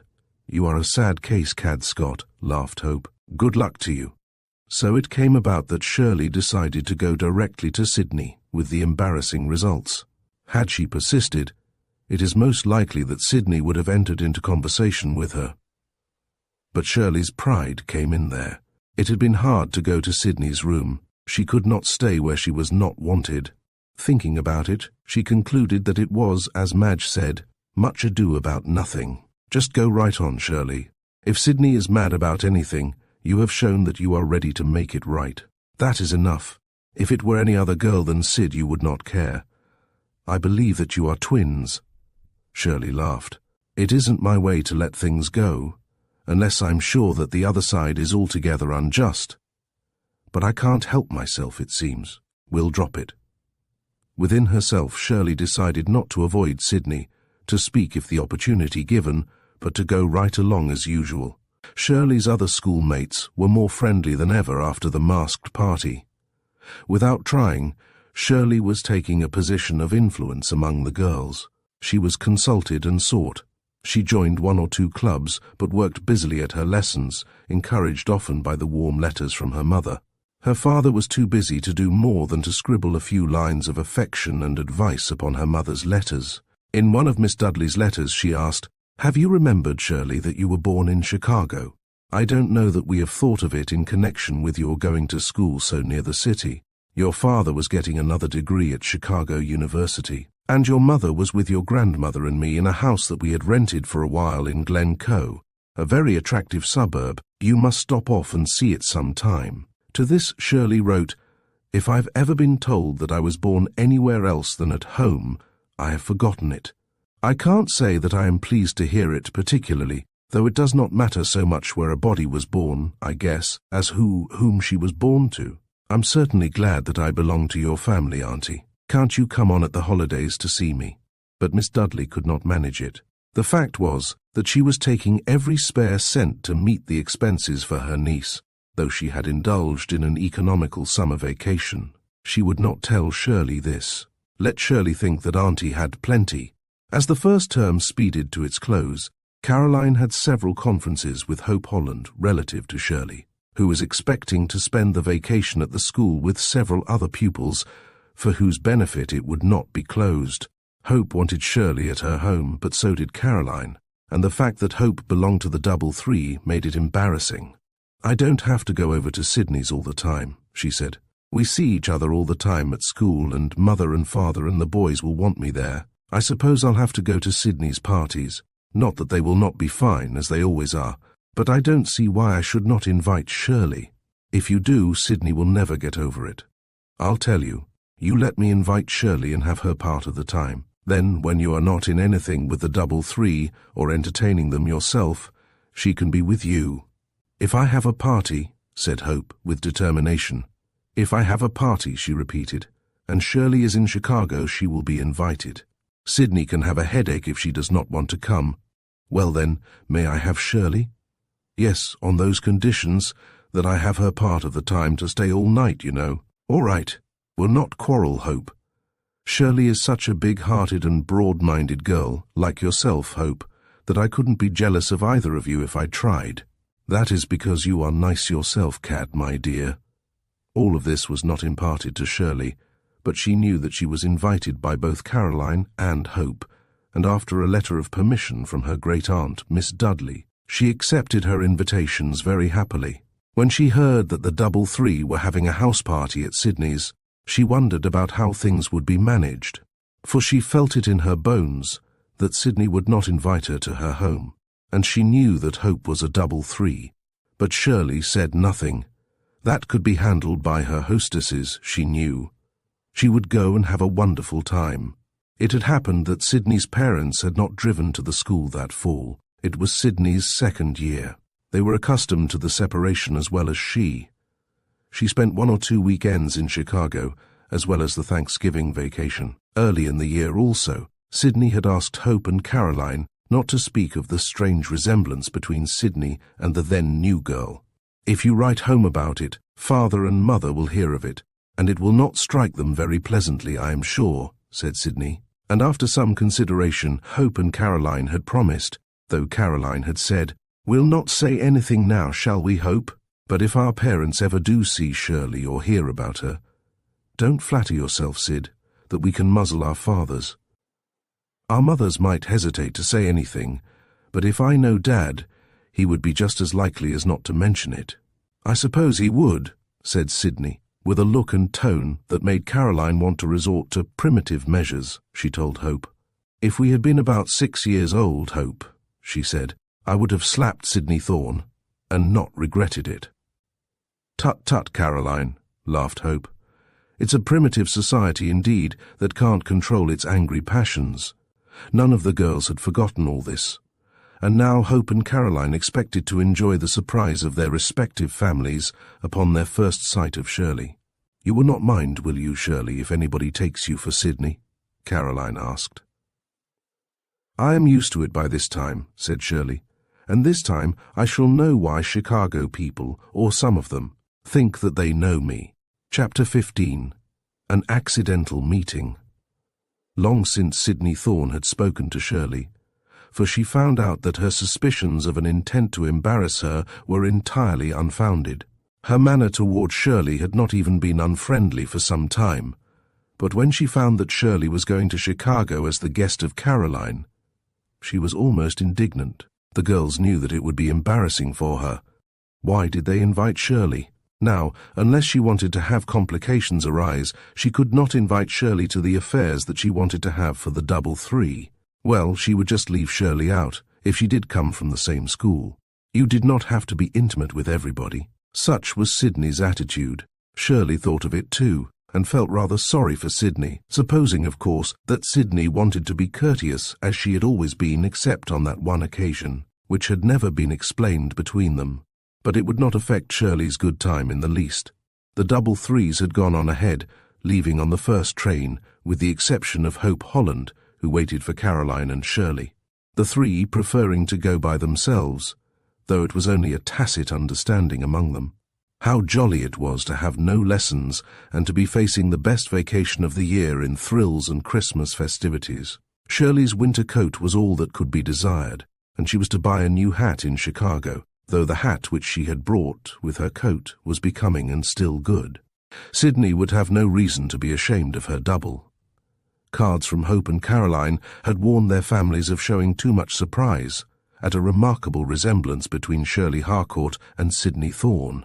As a result, while they were almost startled, in spite of the warning, there was to be no embarrassing moment for Shirley. She was to go first to Hope's, but at the station, 2 cars met the girls, 1 from each household. Mr. Scott reached them first and was introduced to Shirley. "I have met you once before, Mr. Scott," said Shirley after shaking hands. "Why, when, my child?" asked kindly Mr. Scott. "Last summer, when I was in Chicago for a few days. You came up to me in a hotel and shook hands with me. I thought it was some graduate of our university, till you told me that Mrs. Scott and the girls had gone up to Wisconsin and assumed that I knew about it. Then it was you instead of Sydney," laughed Mr. Scott. "I remember that I was puzzled, for Sydney was supposed to have left the city some time before. But here came 2 youths hurrying across through the crowd to them. 'Hello, Hope. How do you do, Mr. Scott? Caroline, how you've grown. Isn't that always the thing to say to returning children?' The taller of the 2 boys was shaking hands with Caroline after this speech, and put an arm around Hope, as he waited to be introduced to her friend. In a moment, Shirley found herself in a handsome car, sitting behind with Hope, while the 2 young men sat in front, the older one driving skillfully through the traffic of Chicago. "Little did I think, Hope," said Shirley, "when I was here last summer, or even last fall on the way to school, that at Christmas time I'd be back to visit with a dear girl like you. I want you many more times, Shirley.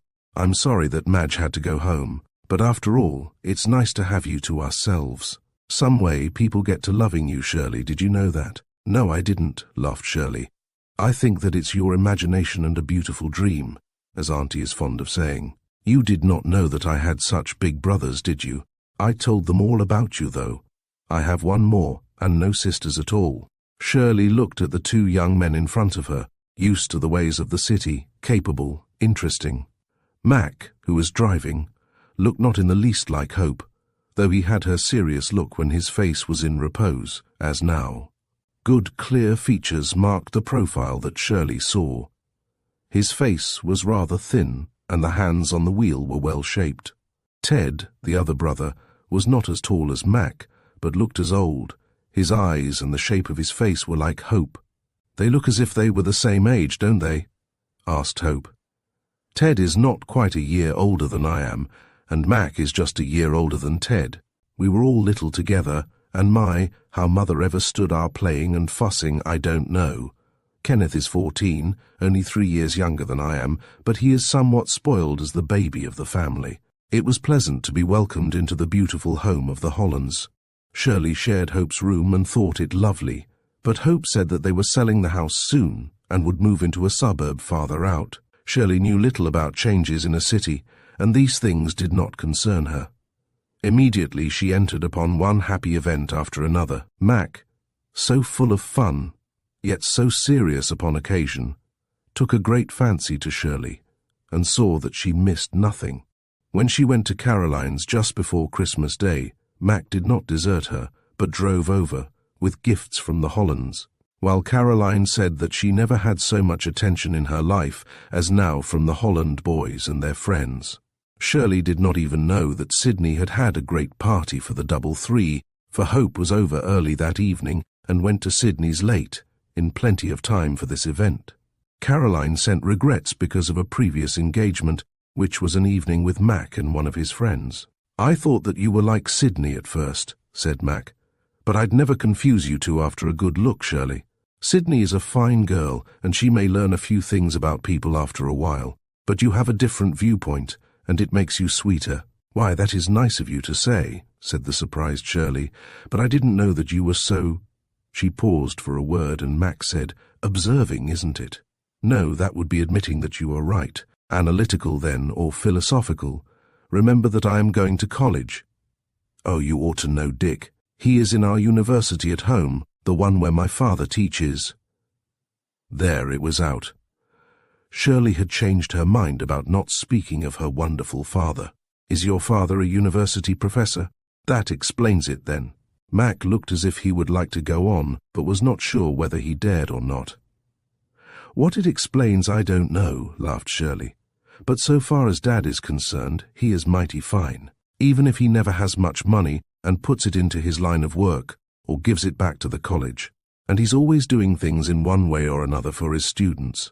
That is about what I was going to say, Shirley, doing big things on next to nothing. The reason I know anything about it is that we have a friend like that." "But who's Dick? Her best college friend? Don't tell me that I have to label you taken. I don't know what to make of you, Mac. Ought I to be offended? You are so funny that I can't be. No, Dick is my cousin, and I'm going to bring him up for the prom to meet our girls.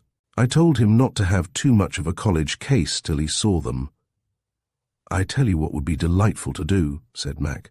They were sitting together on a hall seat at the Hollands, while they waited for Hope, who had gone upstairs after her gloves, which were missing. Mac was to drive them to Caroline's. "There are other young men who would be interested in being entertained by some charming damsel other than their sisters." Mac paused and looked meaningly at Shirley. "Why not arrange for Dick with, say, the sister of one of said young men, or one of her other friends?" "It would be possible, even if Dick came as my guest," said Shirley, "for me to see something of, well, any of said young men. How dearly I love my sister, only time will prove," said Mac, rising and taking hold of Hope on the lowest step.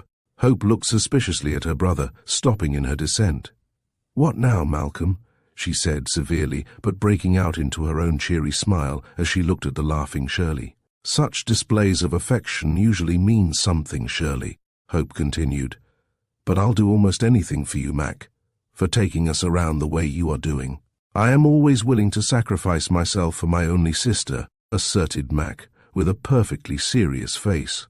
But Mac Holland did not keep up his joking about the prom or indulge in any personal remarks after this, and Shirley liked him all the better when he was his normal self, full of fun to be sure, but with something better than that about him.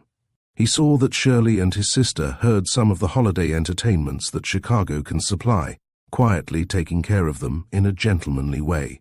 The girls had 2 weeks' vacation, which they enjoyed to the full. After Shirley had visited with Caroline, she came back to Hope, yielding to many urgings for Mr. And Mrs. Holland liked Shirley. There were only a few occasions on which Shirley met people who took her for Sydney Thorne, but Hope repeated a remark that had been made to Mac. "I did not know that you knew Sydney Thorne so well, Mac, and went around with her so much," somebody said to Mac the other day. "Shirley," said Hope. And Mac never explained at all.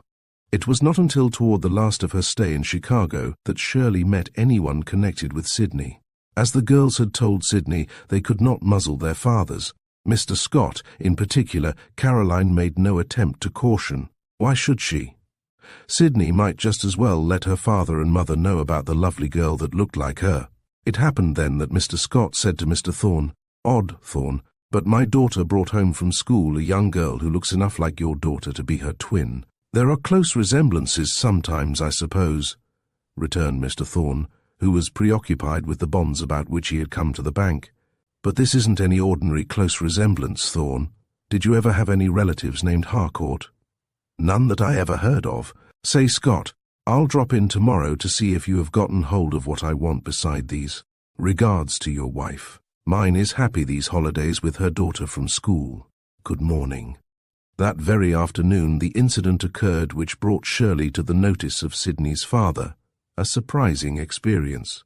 The Holland chauffeur, who had little to do when the Holland boys were at home, had taken the girls to do some shopping. It was Shirley's last opportunity to make such purchases as she needed before going back to school. They had run across Caroline, who accompanied them when Shirley went to have a dress tried on, one which she had seen before but just decided to buy. Some alterations were to be made, and when Shirley saw how Hope looked as she sat waiting, she suggested that the girls need not wait for her. "You have a headache, Hope, I know, and I shall have to wait a little while. Go on home, do. I can come by streetcar. I know right where to go, for Mac told me one time, for fear I might get lost." Caroline looked at Hope. "Yes, Hope, you are half sick, but I tell you what we'll do. I'll take you home, and Hope can tell her chauffeur to wait for Shirley. Shirley knows where the car is parked. I'd have to leave you in a minute anyhow, because I told Mother that I'd be right back, and she will be through her shopping by this time." So it was arranged, and Hope was glad to go with Caroline. Shirley did not have very long to wait, not as long as she had expected. Hurrying from the store, she mistook direction and had a great hunt for the car. At last she saw it, smooth and shining, and with a sigh of relief she approached it, entering it without waiting for the chauffeur, whom she saw standing at a little distance in conversation with some other man. Shirley sank back against the cushions in relief. Her dress was a pretty one, and would be sent to her at the school. Her other packages would be delivered at the Hollands. What luxury this was! Could this be Shirley ready to say, "Home, James"? The chauffeur, whom Shirley had scarcely noticed before, apologized for not being there to open the door, which Shirley had found unlocked. "I was only a short distance away," said the man, "but I saw a man that—" But the chauffeur was busy with getting his car out into the street successfully, and Shirley lost the rest. She closed her eyes and leaned back again. They had not taken time even for some ice cream, and she was really hungry. Ho for the good dinner waiting at the Hollands.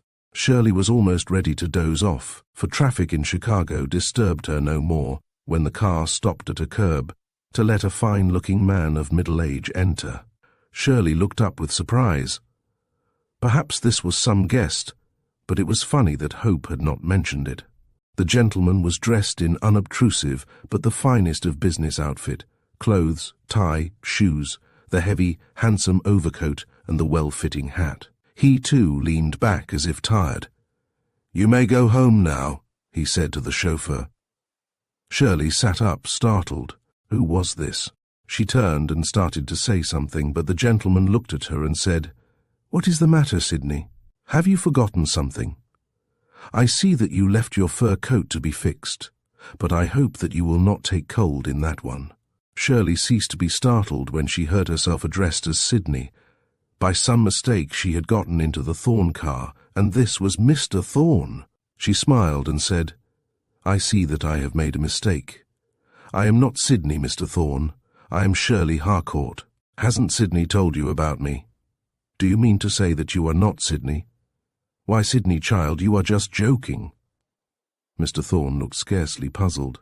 "Well, I don't know how to convince you, but poor Sydney must be somewhere wondering what became of her car. I thought that this one was the Holland car that was to take me home. I should have known the chauffeur, but the boys have driven us around most of the time. I am visiting at the Holland home, and I go to the same school that your daughter attends." Mr. Thorne was sitting forward now, looking seriously at Shirley. The chauffeur was looking back occasionally as much as he dared. "I seen that she had different clothes on," he said, and was answered only by a sharp glance from Mr. Thorne. But the reproving look was quite wasted. "I was quite deceived," said Mr. Thorne. "My friend, Mr. Scott, told me only this morning that a young girl who resembled my daughter was visiting his daughter from the school." "Yes, sir. I visited Caroline part of the time." "Caroline? Hope and I have been together nearly all the time." Mr. Thorne then directed the chauffeur to go back to the place where he had parked the car to wait for Sydney. Meantime, he exerted himself to put Shirley at her ease. "I do not wonder that you mistook the car. Holland has one almost like it, perhaps exactly like it, though I never thought about it. Tell me a little about yourself, Miss Shirley. Where do you live?" Under Mr. Thorne's kindly look, Shirley found herself telling, as she had told no one but the Holland family, about her home, her father and mother, the university, and her 1 year at the girls' school. "Has it been a happy one so far?" asked Mr. Thorne kindly. He looked at her so thoughtfully and with so much interest that Shirley felt comforted some way. Here was one who did not resent her looking like Sydney. "Not altogether," Shirley frankly told him, "but it was all new, and with my father and mother so far away, I have been a little bit lonely once in a while. But not very often, for there is always so much to do." "Has the close resemblance between yourself and my daughter made any complications?" "A few, but nothing serious," smiled Shirley. No one should criticize Shirley from anything she might say here in Chicago. When they arrived at the place from which Shirley had started, Sydney and her mother could be seen, coming from the entrance of the store where Shirley had shopped. "Oh, I hope that they have not waited," exclaimed Shirley. "If they have, it is not your fault." "I'm afraid it is." Mr. Thorne helped Shirley out and drew her with him to meet his wife and Sydney. "I will take you to find the other car," he said. "You must be safely started to the right place this time." It was a curious meeting. Sydney's face was flaming, and Mrs. Thorne's was full of amazement. "Mother," said Mr. Thorne, "this is Miss Harcourt, who attends school with Sydney. I ran across her accidentally. Have you been waiting for the car?" "No," replied Mrs. Thorne, after saying a few words to Shirley and extending her daintily gloved hand from her furs. "We have only now finished. Sydney expected to go home alone, for I intended to join one of the ladies for tea at the club." "That accounts for Carl's expecting only Sydney in the car, then." Mr. Thorne was watching the two girls, who had pleasantly exchanged greetings as schoolgirls would. He gave his wife a long look, then said that he must find the Holland car for Shirley. "I will be back in a moment," said he. "Come, Miss Harcourt. No telling where your car may be parked by this time, but the chauffeur is doubtless on the lookout for you." "I'm sorry, Mother," said Sydney, as the two entered their own car, "that I did not tell you before about Shirley Harcourt. But I thought that it might annoy you, as it annoyed me to have someone else look so much like me." "It was startling," replied Mrs. Thorne. "It is strange, too, that she happened to attend the same school. I am afraid that you have not enjoyed your term. Would you prefer to go somewhere else?" "Perhaps," said Sydney, "but Father will want me to get my certificate there, I think." To Mr. Thorne, when he joined them, Sydney again apologized prettily for not having told them of Shirley. "I am wondering how you happened to meet her, Father," she said. Mr. Thorne related the circumstances and seemed to be surprised at Sydney's rather critical attitude. When she said that Shirley might have known the difference in cars and chauffeurs, "It was merely a mistake, Sydney. You might almost as well say that Carl ought not to have mistaken her for you. I found Miss Harcourt a very charming young girl. She told me of her father when I inquired. He is abroad on some archaeological expedition this year. I fancy that he is rather a big man in his line." Then Mr. Thorne changed the topic, and Sydney was relieved to find that her parents did not pursue the subject of the resemblance. Mr. Thorne's explanation of a delay satisfied the waiting chauffeur, who drove home as rapidly as the traffic would permit after Shirley was safely deposited in the car. It had not been so long after all since Shirley's wait in the store had been shorter than she had expected. Nevertheless, she found that Hope had been uneasy. "I believe that you are psychic, Hope," joked Shirley. "But my double, that ought to be where I am concerned if she is so like me, is not even interested." "You are mistaken, Shirley. Sydney is attracted to you but fights it. I wonder if you are right, mused Shirley. Sydney can't share anything, not even looks. Chapter 16. Sydney's Ghost. About lunchtime the next day, Mrs. Holland answered the telephone to find Mr. Thorny on the line. After some preliminary conversation, he came to the point of his message. I called you to inquire about Hope and her guest. We were so interested yesterday in meeting the young lady who looks so much like Sydney that Mrs. Thorne and I would like to meet her again. Sydney's guests left yesterday, and we have just seen Sydney off, but if your girls are not going till later, could we not have them for dinner? I seem to remember that Miss Harcourt spoke of its being doubtful about her leaving till late today. Mrs. Thorne is right here, and she will speak to you when I am through. Thank you, Mr. Thorne. The girls may not get off until tomorrow morning. Hope is wretched, and I am not sure whether it is too much Christmas holiday excitement or an attack of la grippe coming on. Shirley says that she will wait to go with her, if she is able, in the morning. They will scarcely miss anything. Oh, is this Mrs. Thorne now?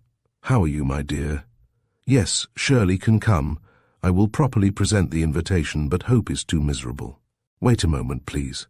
Mrs. Holland duly called Shirley, who said that she would be very happy to go.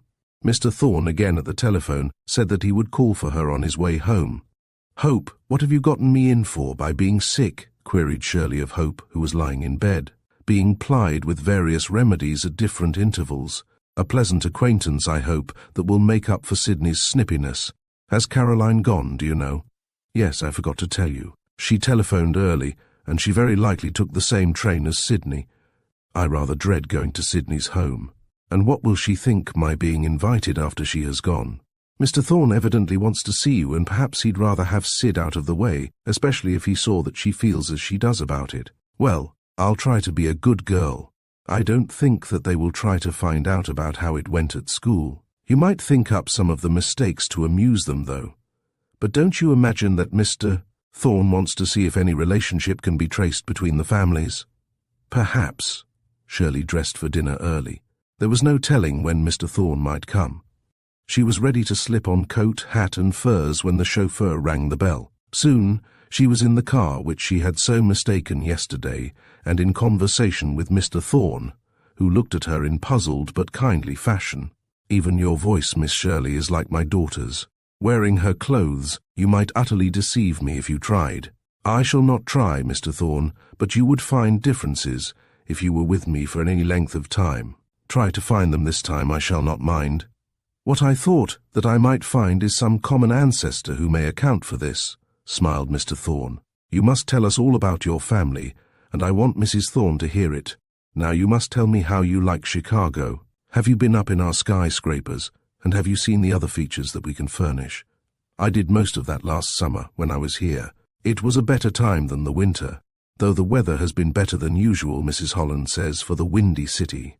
It was a curious experience for Shirley. She found Sydney's home more beautiful and luxurious than that of the Hollands. Mrs. Thorne was charmingly gracious, as puzzled as her husband, and even more interested in affairs of Shirley's family. Served by the butler at the table, Shirley tried not to make any mistakes, for the sake of her mother, whose household was conducted just as daintily, but by necessity, much more simply. Yes, said Shirley, when asked about her ancestry. My aunt, Miss Dudley, takes a great interest in those things. She says that we are descended from Governor Thomas Dudley, the second governor of Massachusetts, and that way back we came from William the Conqueror. That is on mother's side, and I think she said Harcourt was a name in the line too. Why, my dear, said Mrs. Thorne to her husband, Aunt Abby found that the Thornes are descended from William the Conqueror through Mary Thorne, who was the mother of Susanna Thorne, and Susanna Thorne, if I remember correctly, was the mother of Governor Dudley. Mrs. Thorne sent a maid for a certain book in the library which contained the proper authority for her statement, together with a paper on which Miss Standish, who was Aunt Abby, Shirley found, had recorded the Standish and Thorne lines, so Sydney had been brought up on this. My aunt, said Mrs. Thorne, is very proud of our Standish line, and has made Sydney think more of that than of her father's, especially as he makes fun of it all. Here is your Dudley motto, Shirley, nec gladio nec arcu. Can you translate it? Neither by sword nor by bow, quickly said Shirley. She is the daughter of a Latin professor, my dear. Well, I think that we have discovered a common ancestry for the two girls. Do you suppose that this style of beauty breaks out occasionally during the centuries? Mr. Thorne was laughing as he spoke, but Mrs. Thorne was quite serious when she said that it could be accounted for in no other way. Take it up in your club, dear, said he. They will settle it. But after Shirley had been again safely delivered at the Holland residence, Mr. Thorne in his car gave himself to serious reflection. Shirley, too, was thoughtful. What a queer experience to be sent to Sydney's room, to see the fine pictures, the handsome rugs, the large rooms, with all their tasteful furniture and fittings, and to be, in a sense, in Sydney's place temporarily. They were dear people, Sydney's father and mother. I almost played Sydney's ghost, Hope. You don't know how strange it seemed to be there, in Sydney's home, without Sydney. It was odd for Mr. and Mrs. Thorne, too. But I can see that they wanted to know me and everything about me. We found that the Thornes are in the same line, way back, as the Dudleys, my mother's people, and Mrs. Thorne thinks that accounts for our resemblance. But Mr. Thorne did not think so, and joked her about having her club decided. Meanwhile, Mr. Thorne was saying to his wife that he thought she more than half believed all the stuff that her aunt, Miss Standish, had taught Sydney. You have made a mistake, I am afraid, my dear, to let Sydney get those ideas. They will make her snobbish and perhaps unhappy. I never have the heart to stop Auntie, and what is the harm? This resemblance, little wife, is very odd. What do you make of it? Nothing at present. But Sydney's ghost went back to school, where busy days waited for both girls, and Mr. Thorne was plunged into such a rush of affairs, with some new undertakings in which he was interested, that any importance attaching in his mind to the fact of Sydney's having a double was at least partly erased by more immediately important matters. One little fear in the back of Shirley's consciousness caused her enough uneasiness to make her write about her latest experiences in Chicago to her mother. It was after the second term was well started, and followed the first long letter and several cards. It was her first reference to the resemblance. She gave the details of the accidental meeting and of her visit at Sydney's home. Then she asked the question. Mother, she wrote, you don't suppose that I am anybody's child but yours, do you? You haven't adopted me. I am your child, as little Betty used to say, by borning. I feel sure that I am, and yet this queer likeness has given me a miserable doubt when I let myself get foolish about it. I don't want to say anything to Auntie, so I write straight to you. Tell me what you think or know the next time you write, please. Meanwhile, I'll not worry, for everything about school is going wonderfully. I've written reams, I know, but you had to be told about the various complications. I like Sydney, in spite of her being such a proud piece of humanity. Several days after we came back to school, she said to me, going into class, "Why didn't you tell me that you had been out to our house?" I was surprised to find her behind me, and I said, I'd have been glad to if there had been a suitable opportunity, and Sydney flushed up at that, for she had not been near me, and the only time I ever went to her room to speak to her, she was not exactly hospitable. Chapter 17. Sydney makes a discovery. More and more Shirley grew into the life of the school. Hope Holland was her most intimate friend, though her roommate, Madge Whitney, continued to be a close chum. Dulcie Porter, Hope's roommate, was often with Shirley after the Christmas vacation, and Hope and Dulcie, it will be remembered, were of the famous double three. Caroline Scott, Betty Terhune, and later, more in class relations, Olive Mason and her chum, Barbara Sanford, were Shirley's firm friends.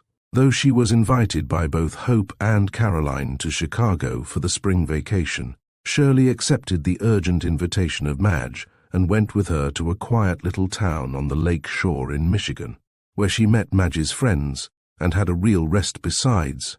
This was due largely to Madge's sensible mother. Letters and cards came from Dr. and Mrs. Harcourt, but there was no reference to Shirley's question. From different comments, Shirley knew that they had not received that letter, though later news from her was acknowledged. They had been at that time upon an African expedition and had returned by a different route than that touching the point where they had ordered their mail to follow them. In consequence, The letter was received only just before their sailing for America, having followed them around as letters to travelers abroad sometimes do. Hope, who had never cared much for clothes, blossomed out after the vacation with some particularly pretty and tasteful frocks, chiefly hung away, however, during the days of the uniform and the dinners when the old frocks would do as well. But the time of the spring prom was appearing. Mac Holland had instructed his sister to arrange that he should be with Shirley on that occasion, and Hope had talked it over with Shirley. The result was that Dick was to be one of this foursome, as Mac called it, though Hope insisted that Shirley must introduce Dick to all the girls. Knowing Dick, Shirley consented to this, and hoped that it would turn out as it should. When Shirley saw Sydney on her return, she was shocked at Sydney's white, worn face. "What is the matter with Sydney Thorne?" she asked Hope. "I don't know. Mrs. Thorne is worried about her, Mother says. She seemed to get sick all at once, but the doctor says that there is nothing the matter with her. She does not sleep very well and is nervous. The doctor gave her something, but Sydney says that she does not want any medicine. I think that Sydney has changed too. It is odd." Shirley felt drawn toward the pale, quiet girl who came to classes, recited well, but without any enthusiasm. No one but Olive now would be a rival of Shirley's for highest grades. These easily would be Shirley's, though her only motive for her hard study was to please her father by as high marks as possible, rivalry not concerning her at all. But Sydney Thorne had during the vacation received a shock from which she had not been able to recover. Her pillow at home had received many bitter tears whose traces were carefully removed when necessary. But at night she usually cried herself into a sleep of exhaustion, which left her merely pale in the mornings and brought much concern to Mr. and Mrs. Thorne. It would have been better if she had confided her grief to these dear people who loved her, but she could not bring herself to do it in the short time that she was at home. Uncomforted, therefore, she returned to school, struggling to readjust her thoughts and stricken in heart. The girls asked her what was the matter, and the double three said that Sid didn't eat enough to keep a bird alive. The most delicious fudge did not tempt her. Miss Gibson, Gibby, the hated, found Sydney one afternoon, strolling alone in the farther part of the grove under the pretence of looking for wild flowers. This was one of the times of rebellion, when it was all Sydney could do to keep back her tears. But Miss Gibson was purposely blind to the evidences of trouble, and succeeded in interesting Sydney enough to forget herself.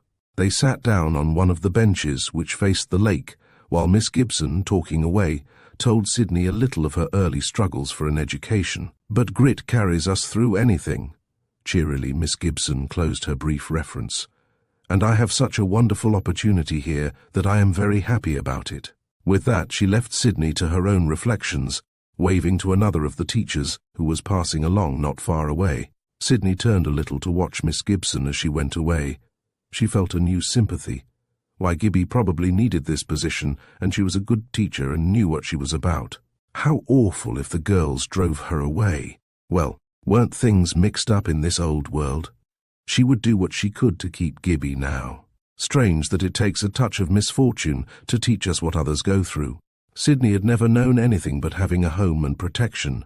Helping the poor was one thing, but to Sydney the unfortunate were a world apart. Grit. That was it. Thanks to Gibby for suggesting it. She had not quite gone to pieces anyway. Sydney had not realized how much of her life had been built upon what she knew now was not hers. Foundations were slipping from under her. Little thoughts of pride brought a realization that they had no root in fact. These were bitter days. But Sydney kept up her lessons automatically, glad of their thought-compelling frequency. One Saturday the double three and some others had gone on a picnic. Sydney made the excuse of not feeling equal to the jaunt, and remained in her room, glad to be alone. Shirley, as it happened, was alone too. Madge had gone with the rest, but Shirley had work to do for Monday. She too had begun the day with a headache, but that had disappeared by noon, and a box of delicious fruit had arrived from her aunt. It was not the fruit season, but Aunt Anne had found various things, among them some strawberries which had kept beautifully on the way. Shirley hastened to prepare them, but they were too ripe to keep, for they had come from the south. She thought of the teachers, then of Sydney. Perhaps they would tempt Sydney's flagging appetite. While she opened the package of confectioner's sugar which her aunt had sent, she considered. Should she run the risk of disturbing Sydney? Well, why not? At the worst, Sydney could only be inhospitable, and that would not hurt Shirley in any vital way. With a tempting dish of the red berries sprinkled with the white sugar, Shirley swallowed her hesitation and rapidly walked through the halls to Sydney's door. Lightly she rapped, thinking of the last time she had entered. A faint voice said, "Come in." Shirley opened the door to see Sydney through the open door from the study. She was lying on her bed, but dressed. "Oh, excuse me," said Shirley.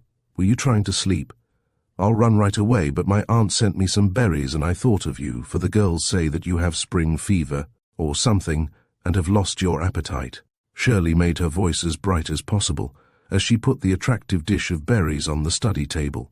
"Oh, isn't that good of you?" said Sydney in a tone of pleased surprise. She sat up, saying, "Wait a minute. I don't want to sleep, and I have to make up for being so mean when you were here once before." Sydney had not expected to say that, and Shirley showed her surprise for a moment.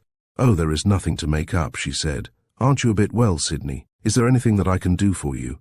"Nobody can do anything, but I'm really better a little. I just didn't want to go on a picnic. Oh, these are lovely. So many of the berries that we begin to get early are not ripe, but where are yours? Haven't you any for yourself?" "Oh, yes, plenty." "Do you mind going to get them then? Come in to eat them with me. I have some delicious cookies that Edith had sent her from home.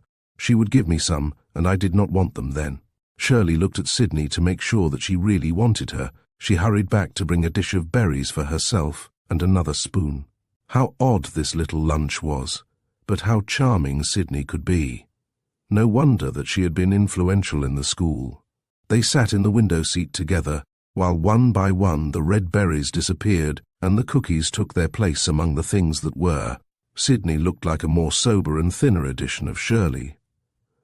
"Wouldn't a snapshot of us be funny?" she asked, a smile dawning with the thought. "Shirley," she added more soberly, "do you suppose that we could be closely related?" "I don't know, Sydney, though I have thought of it, of course. What do your parents think, Sydney, anything at all about it?" "Nothing so far as they have said anything to me. But Shirley, when I was home on the vacation I found—" Sydney stopped and bit her lips, while the tears came into her eyes. Shirley leaned over to take the dish from Sydney's hand. With hers, she deposited it on the table and returned to the seat beside Sydney. Sydney's face was in her handkerchief for a moment while she tried to recover herself. The girls had first talked about school matters, but now at last the veil was dropped between them. "Let me tell you about it," shakily said Sydney, wiping her eyes. "Daddy was away.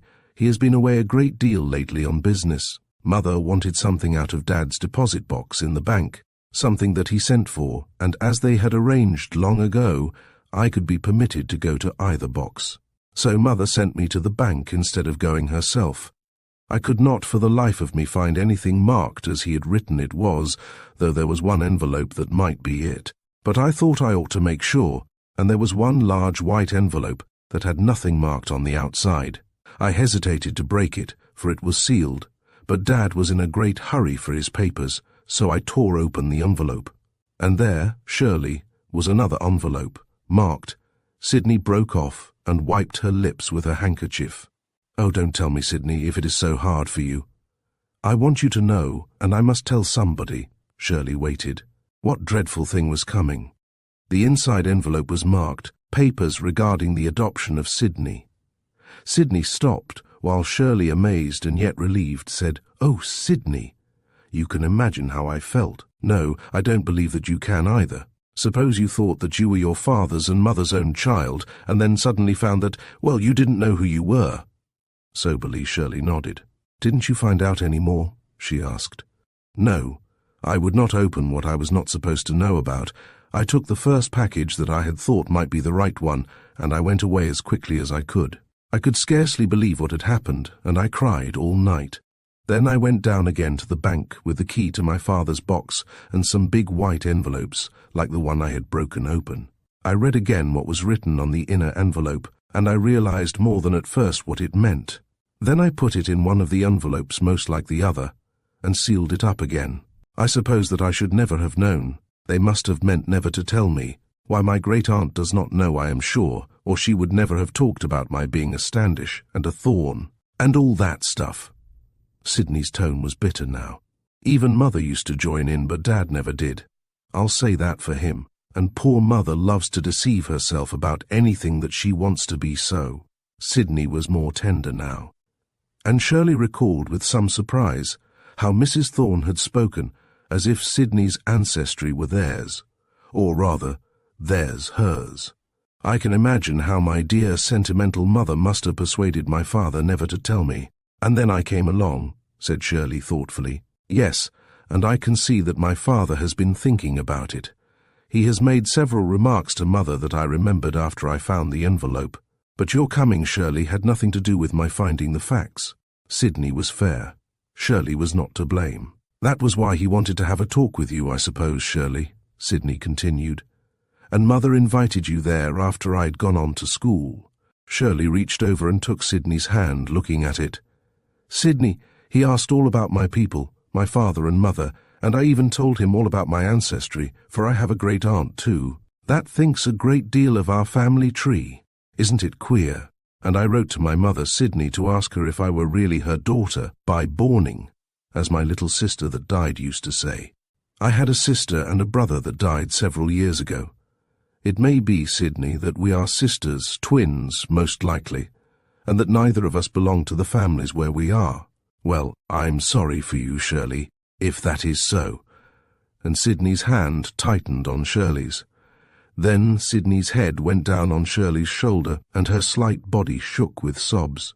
"Oh, I know that they did not mean to be cruel, Shirley," she said as soon as she could control herself. "But it is so terribly hard now." "I do know a little, Sidney," whispered Shirley through the golden waves of Sidney's pretty hair, "because of all the pangs I have when I think about it and wonder about myself." "Yes," said Sidney. "And oh, I do want so to belong to Father and Mother." "I wonder if it would not be best to tell them all about it," Shirley suggested. "You will want to know how it all came about." "I'm not so sure," said Sidney. "It depends on where I came from. You are sure of this, that they do not want you to leave them, and that you are legally their child. Isn't that some consolation?" "A little. And they have known it all along, and yet have loved you to pieces and been so proud of you and everything." Sidney brightened a little at this suggestion, but soon she sobered again. "There is one thing, though, Shirley. I'm going to bear it and never complain to either of them. I do know what they have done for me. I have thought of that, Shirley. But I have to wait a little. I can't do it now. I am glad that I have told you, and it will be good to see you occasionally. You will stand by, won't you? And keep the other girls from knowing what is the matter." "Mercy, yes," Shirley gasped at the very idea of her telling anyone. "I always have liked you down in my heart, Shirley, though I just couldn't stand it to have you look so like me." "I don't blame you," laughed Shirley. "I didn't exactly relish it myself, but I thought that it would only be for a little while and wouldn't spoil the fun much." Sidney laughed with Shirley and then led her into her bedroom, where she drew her before the mirror. "If twins ever looked more alike than that," Sidney finally said, "then, as my friend Ran Roberts says, I'm a fishworm." "You are coming on, Sidney," said Shirley. "Goodbye, twin. If you get lonesome, come around. I'm studying, or shall be, but ever and anon I shall long for intermission." Chapter 18.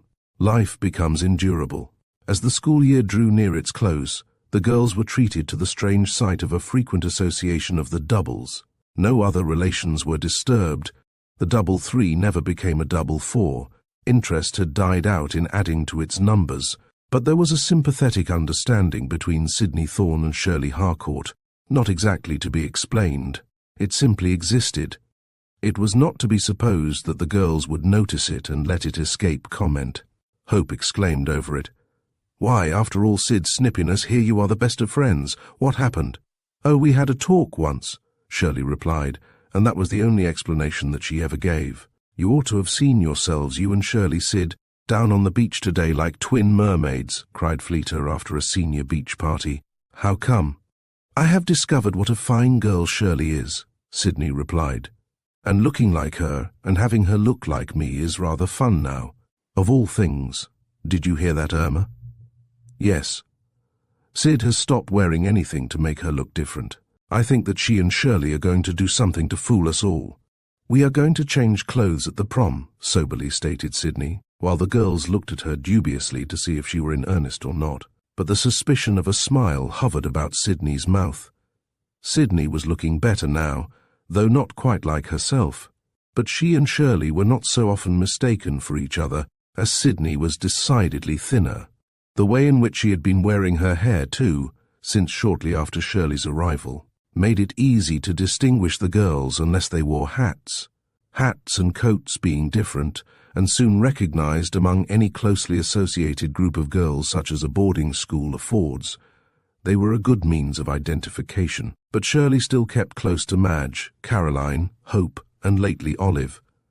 She and Sydney merely drifted together or sought each other when there was some idea to exchange upon the subject common to them both. Not that they talked much about it either, for it was too sober a topic to discuss as girls often discuss other things. "Heard from your mother yet, Shirley?" Sydney would perhaps ask. "Not yet, Sydney. I wrote again, but I am mixed up about their itinerary, for it has changed. I keep hearing from them, and I think that they finally received my mail, but all of it very late. Let's go down to the shore a while.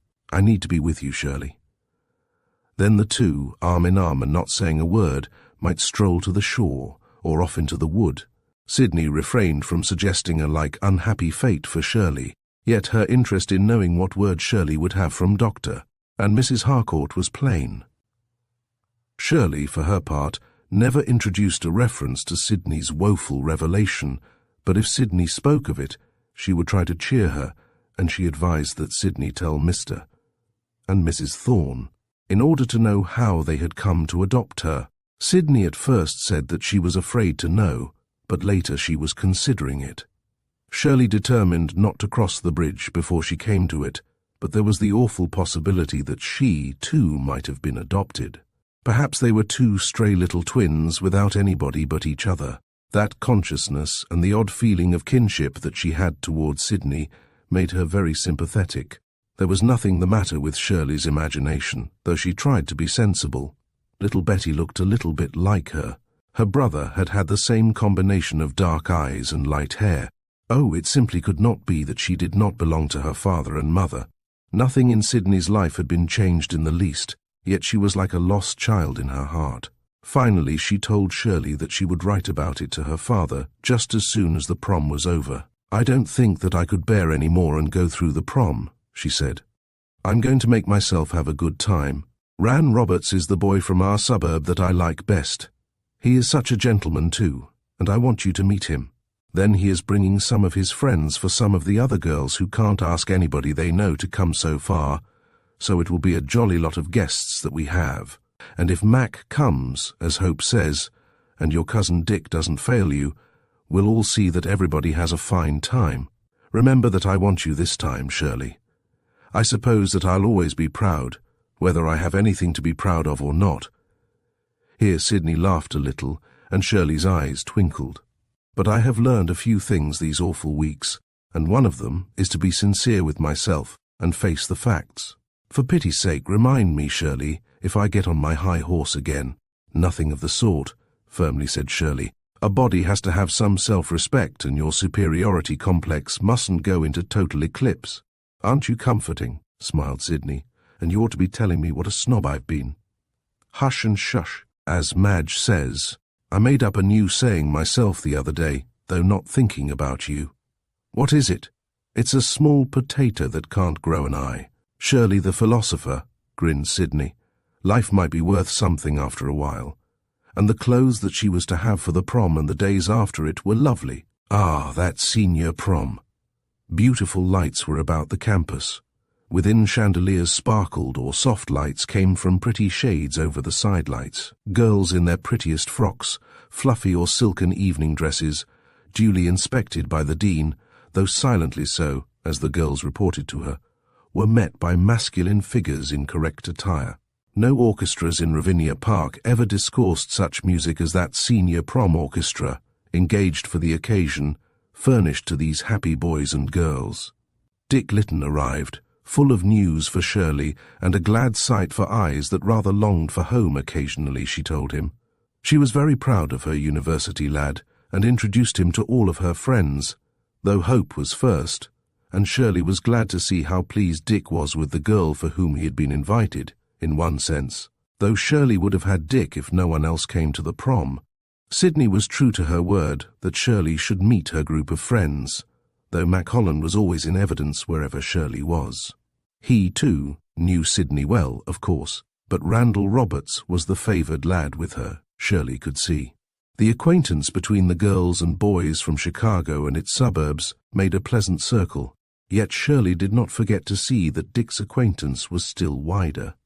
The girls were permitted to have calls on Saturday also, and at Sunday dinner, which made an exciting weekend for many of them, whose friends stayed in the nearest suburb and spent as much time at the school as was allowed. Shirley had an opportunity for a satisfactory visit with Dick, who had intended to leave for home on Saturday, but stayed for Sunday dinner and a visit instead.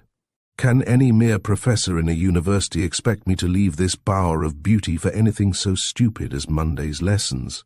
asked Dick, when Hope inquired if he could stay.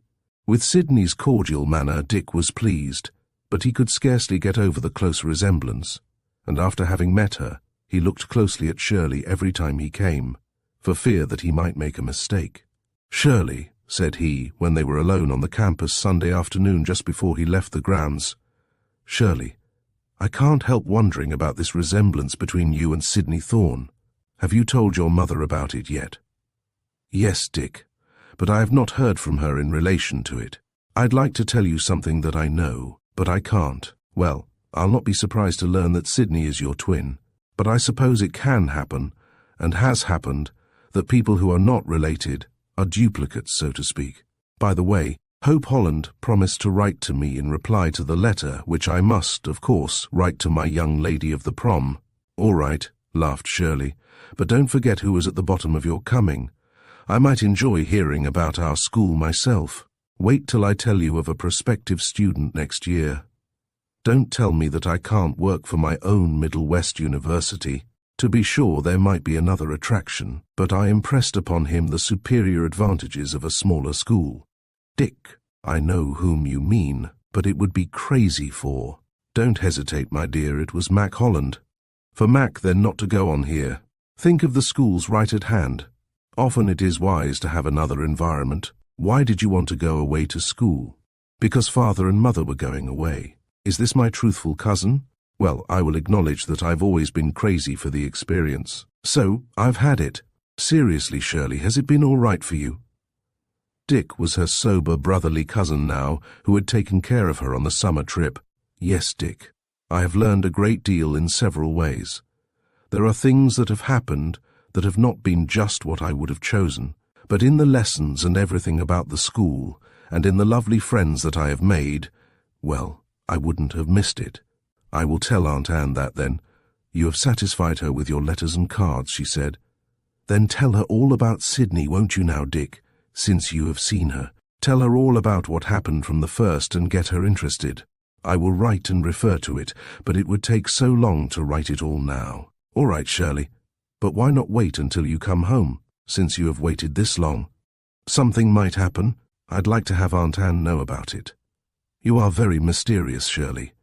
I can't imagine what could happen, but as you say, I don't even see what difference it would make if Sydney Thorne were your twin." "You can't? Well, maybe it wouldn't make any. I'm sorry, Dick, to see you go. It has been like home to have you here. I shall be quite ready to go home and stay with Aunt Anne till father and mother come back." But Shirley did not know that she would not spend the summer with Aunt Anne. Chapter 19. Assurances. The excitement of the prom over, Shirley Harcourt and her friends turned their attention to the usual preparation for examinations and the commencement exercises not far away. Like most schools of the sort, Westlake would have graceful outdoor pageants. Both Shirley and Sydney were in the senior play, which was a good thing for them. There was little time for anything but lessons, practicing and constant association with their friends. At last Shirley heard from her mother relative to her question. She did not know how anxious she had been until she felt the relief that came with the reading. "Yes, dear," wrote Mrs. Harcourt, "you are certainly my own little girl by borning. I am sorry that you have had this long wait for a reply, but I hope that this thought was only a fancy and not a worry. No, I have not received the first letter you mention. I am very much interested in this other girl, so like you, tell me more about her. When and where was she born and on what date? Your father wants to know too. Oh, Shirley, you have no idea what this trip means to him. In spite of his hard work, he looks 10 years younger, feels like a boy, he says, and knows that this will mean everything professionally. Shirley was almost sorry to tell Sydney that she had received word, but Sydney herself asked her if she had received it. I saw Madge going up with a foreign-looking letter in her hand. I wondered if you could have received word from your mother, Shirley, said Sydney, meeting Shirley after dinner. Yes, Sydney, and I want you to read it. Let's go up right now. Nobody is there. The two girls ran up the stairs together. Sydney sat down in the chair Shirley offered, afraid to ask Shirley what her mother had said. She looked searchingly at Shirley, however, saying, I think that it is good news from the way you look. Yes, Sydney, but read the whole letter, please. It is especially interesting. I'm crazy to see the things that they are bringing home. At Christmas, you know, they were in the wilds and couldn't even send me a present. She's bringing me an Egyptian scarab and all sorts of things from crazy places, besides some of the regular treasures that she will pick up this summer in Europe. They haven't so much money, though, because the trip has taken so much. My father will make something, though, by writing everything up. Sydney was holding the letter and listening to Shirley.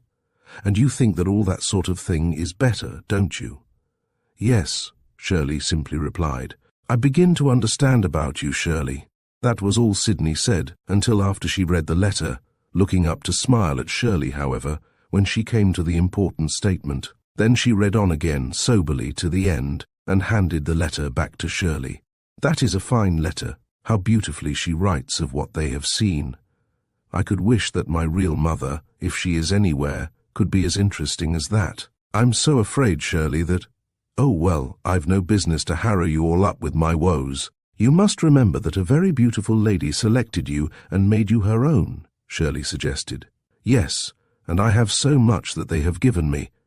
I guess that I am a pretty small potato, Shirley. But the suggestion of being selected jarred upon Sydney's sensitiveness. Where had her parents found her? There was one possibility that she had not considered, and that brightened her when she thought of it.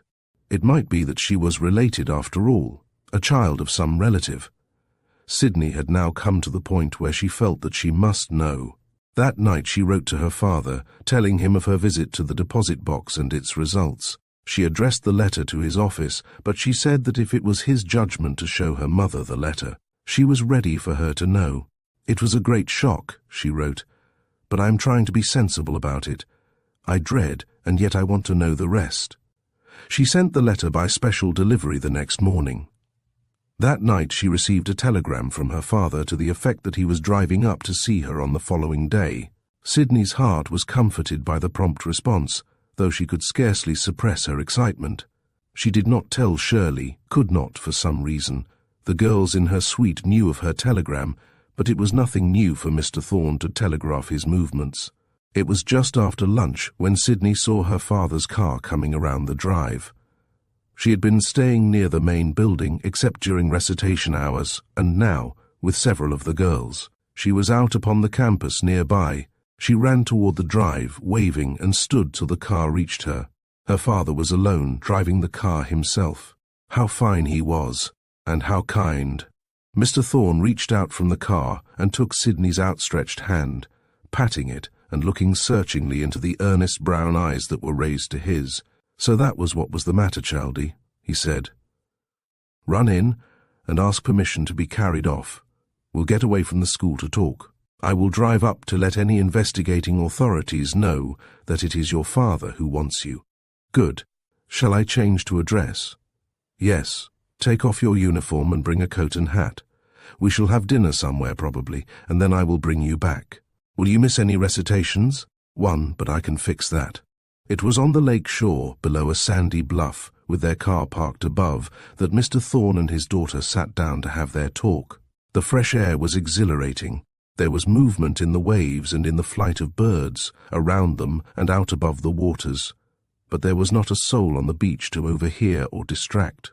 Before this, they had talked about unimportant things, and Mr. Thorne had said that he had not yet mentioned the matter to her mother. Now he began by reminding her, as Shirley had, that all this had been known to them, and that their love for her had only grown with the years. "You belong to us, Sidney. You are our own child by adoption, and in every way you have grown into our hearts.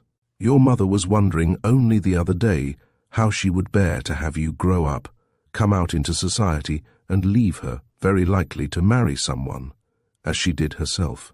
It's a little too near," she said. "Now can you realize that this is all true?" "I think so," soberly Sidney replied. "Seeing you and hearing you say these things makes me feel as I always have, that I belong." "Indeed you do, my child. I'd like to see anyone take you away from us. But I know that you are anxious to hear how it all happened. Let me see. You were 17 in September, weren't you?" "Yes, sir." "Then 18 years ago or so, your mother had something of a collapse after undertaking too many things socially. In the middle of the winter, I took her to California, and when it grew warm, we went immediately to the cottage in Wisconsin for the summer. We did not even stop in Chicago, and your mother only longed for the woods and the little lake. We lived quietly, though I had to go back and forth. There were the usual servants, though your mother did not want many around.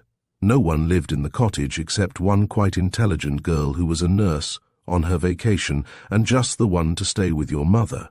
They were outdoors as much as possible, and your mother began to get her tone again, even telling me that she must go back to Chicago to avoid the necessity of my frequent trips.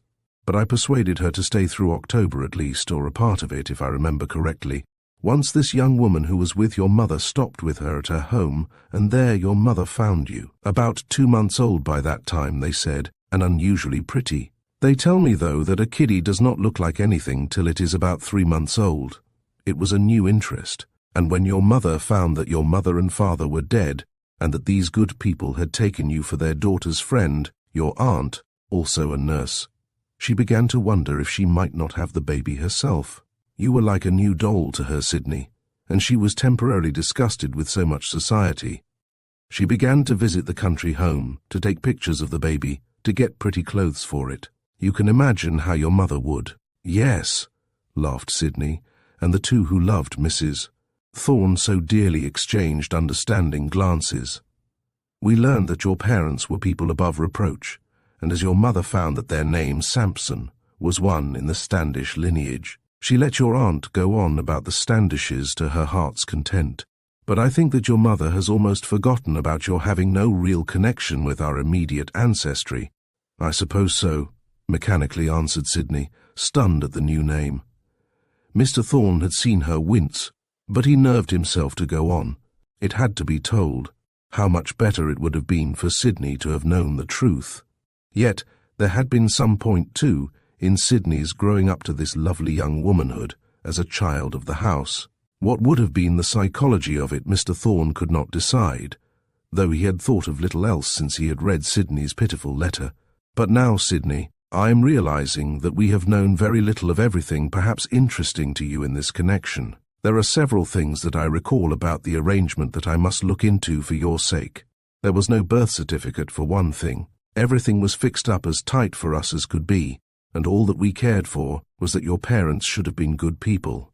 The chief attraction was your small self. But now I am going to do a little detective work on my own account, and I shall say nothing to your mother at present. I have a fancy that it may or may not amount to anything, and I must say, Sidney, that I was astonished at the duplication of yourself almost in Shirley Harcourt. Is she sure that she is the child of Dr. and Mrs. Harcourt? I have just read a letter from Mrs. Harcourt in answer to that very question. She is, and she was born in Chicago, but we haven't the same birthdays." "I am not sure that we know your birthday, Sidney. You seem to your mother's aunt a little older than you were according to accounts, though we told her nothing. She thinks you ours. If you look things up and find anything dreadful the matter, Daddy, don't tell me. There will be nothing dreadful. Sidney, there has always been a quality about you that can be only accounted for by something innate. It is not all our training and the environment of refinement. There was something in you, my child. You were always dainty and beauty-loving and responsive. Can't account for it in that way, Daddy," interposed Sidney as Mr. Thorne paused. Think how different children in the same family are. I admired Mother and Auntie so much and was so proud of our family that I just grew up with the idea of being like Mother. That would support your mother's idea that it was better for you not to know. Well, we'll not discuss that now. I have already written to the people in Wisconsin, and in a few days, after some pressing business matters are disposed of, I may go there myself. I know how I should feel in your place, Sydney. I regret beyond words that you have had the suffering which you have had. We could not imagine why you were suddenly so upset and ill, but I am glad to see that you have gotten beyond that. It is partly due to Shirley, Father. She brought me some fruit when I was so miserable, and we became really acquainted. It is queer the way we feel about each other. I know that Shirley feels as I do. It was uncanny, I thought at first, and I did not like it at all. Really, I have had a big lesson, I suppose, but what a hard one it has been. I hadn't the least idea that I was so proud, but you would have laughed at what Shirley said to me about that. Shirley has a big soul, and doesn't seem to hold anything against me no matter how silly I've been. She said that my superiority complex mustn't go into total eclipse.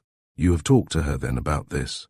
Yes, I have seen the pictures of her parents too. Her father makes me think of you. Once I would have said that they had quite intelligent faces, I suppose. Life has a great way of taking down our superiority complexes, Sydney, but it is just as well to keep our self-respect. That is what Shirley said. She lives almost in the university there, I suppose, and hears faculty conversation, perhaps as elevating as ours, Daddy. Sydney laughed as she spoke, and her father agreed that there were opportunities for culture in other circles except their own. More nonsense of comparisons followed, while Sydney wrote in the sand with a stick, and Mr. Thorne tossed an occasional pebble. Then he rose and held a hand to Sydney. "Come now," he said. "I told your mother that I was not going to be home until late. I want to take you far enough away to get all the cobwebs and kinks out of your brain, and then we shall stop somewhere for the best dinner that we can find. Please try to have a few carefree hours with an old daddy that is very fond of his child." "I can do it," gratefully cried Sydney, "but you mixed your figures terribly when you talked about cobwebs and kinks." Chapter 20. A tea last. For the girls of Westlake, the rest of the year went on wings. Sydney Thorne told Shirley in one of their whirlwind conferences that she was living a dream most of the time, and Shirley said that she felt that way too. Sydney had the chief part in the Shakespearean play which the seniors were giving, under a Miss Gibson whose girls were more appreciative and loyal since Sydney had changed her attitude. Sydney's part as heroine was of some consolation to her injured pride, but she resolutely refrained from any directions to others or any remarks which could be at all construed as self-congratulatory. "Sydney isn't as cocky as she used to be," was the inelegant comment of the blunt Stella. There were beach parties, jaunts in the launch, rowing and even swimming in Lake Michigan's still chilly waters. Shirley regretted leaving the beautiful place with its fine teachers, its fun and the dear girls that were, some of them, to be lifelong friends. "You will be visiting Hope and Caroline and me in Chicago," Sydney reminded her. "I am wanting you very much this summer, though I've hardly had time to think about it. We'll just be in the Wisconsin cottage, Shirley, the greater part of the summer, but Mother says that I may have anybody that I want. When are your father and Mother coming home?" "Probably not until the last thing before college opens in the fall. It gives Father an extra 3 months, you see, to stay through another summer. Then you can stay with me as well as not, and if you'd rather have Hope and Caroline, I think that they could be induced to come too." "I shall need no other inducement than yourself, Sydney. Why, I have never been to one of those northern cottages, and it is a rare treat you are offering me. I am glad that you think so, and I believe that I'd rather be by ourselves part of the time, till my father finds out something, if he can." Mr. Thorne, in the meantime, was meeting various difficulties. He had lost trace of people during all these years. Finally, he put a carefully worded advertisement in the Chicago papers, by which X offered a considerable sum for definite information about certain matters. The names of Mr. and Mrs. Sampson were given with their supposed former address. This brought results. It was toward the end of the summer, when Shirley was packing to go home from her long visit in Wisconsin, that Mr. Thorne came from Chicago with success written in his face. "Oh, you have found out," gasped Sydney as she hurried toward him from the wooded nook just beyond the house, where she and Shirley had swung a hammock. Mrs. Thorne, who sat on the wide porch of the log mansion, with its gay Indian rugs and comfortable chairs, came smilingly down to join the others. For some time she had known of Sydney's discovery, but as Sydney was so self-contained and cool about it by that time, she never did quite realize what the first shock had meant. "Can you stand finding out that you are not a Samson or a Standish, Sydney?" queried the smiling gentleman, brushing back his slightly greying hair as he removed his hat and sought a comfortable seat on the wide veranda. "Oh, don't tease me, Daddy. It's too serious." "So it is, little girl. How shall I begin? Probably the best thing is to dash right into it and announce that you and Shirley were little twin babies." "Oh," said Sydney and Shirley in one low breath. Then Sydney began, but put her hands to her face for a moment, taking them away to put her head down on Shirley's shoulder, as she had done once before, for Shirley was standing beside her. "I'm not sorry, Shirley, don't think that," Sydney shakily began. "But it is such a relief, and I can't quite stand it." "Come over here to your daddy," said Mr. Thorne, drawing Sydney, big girl as she was, to his knee. "Now just have a little weep if you like. I'll tell you how it happened after a while.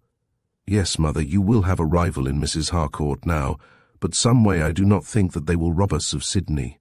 Mr. Thorne smiled into the disturbed face of his wife. "Oh dear," she said, "would he, Shirley?" Shirley was just thinking of that herself, but she said, "My father will do what is best for everybody. He always does." "But how about your mother? Oh, your poor mother, never to have known of Sydney." At that Sydney, now wiping her eyes, looked at Shirley and laughed. "I guess she had the better girl," she said, "and here I have two mothers. Well, twin, how about it?" "I'm a little stunned," replied Shirley, "but I seem always to have known it." "You may read the letters, my dear," said Mr. Thorne, taking a small packet from his pocket and handing it to his wife. "I have just come from an interview with the writer. She will see us again if necessary." "I think," continued Mr. Thorne, "that I prefer to give you girls a brief outline of what happened rather than have you in touch with this person. She saw you girls together last winter, at the time of the mistake about the car. From what she said, she must have been worrying since then. I should say that ignorance and fear, with the lack of a strong sense of honor, were at the bottom of it all. The fact that no one by the name of Samson had anything to do with this stopped my search for a while. That story was all made up, though not by the people who had our Sydney when we found her. A sudden impulse made a young and inexperienced nurse pick up one of the wee bundles of babies at a hospital and carry it a short distance down the street to an apartment where her older sister was delirious and calling for her baby that had died several weeks before. This woman, who is really responsible, was perplexed and troubled at first, but as the presence of the child seemed to have a good effect upon the sick woman, she encouraged its being kept for a few days, though this nurse had meant to keep it only a few hours. By the woman's direction, after they had discovered that the baby was one of twins, the record was changed. As Mrs. Harcourt had not yet seen her babies and several odd calamities, to the people who knew, had happened, the deception was not discovered. Getting a baby back to the hospital was a risky performance after so long. They gave it up, though the woman for whose benefit they had stolen the child did not live. So the babe was passed from one to another in that circle of friends, until a very dear lady found her not far from this very place, and here you are, Sydney. Yes, and fortunate I am. Were they sure of my name, Father?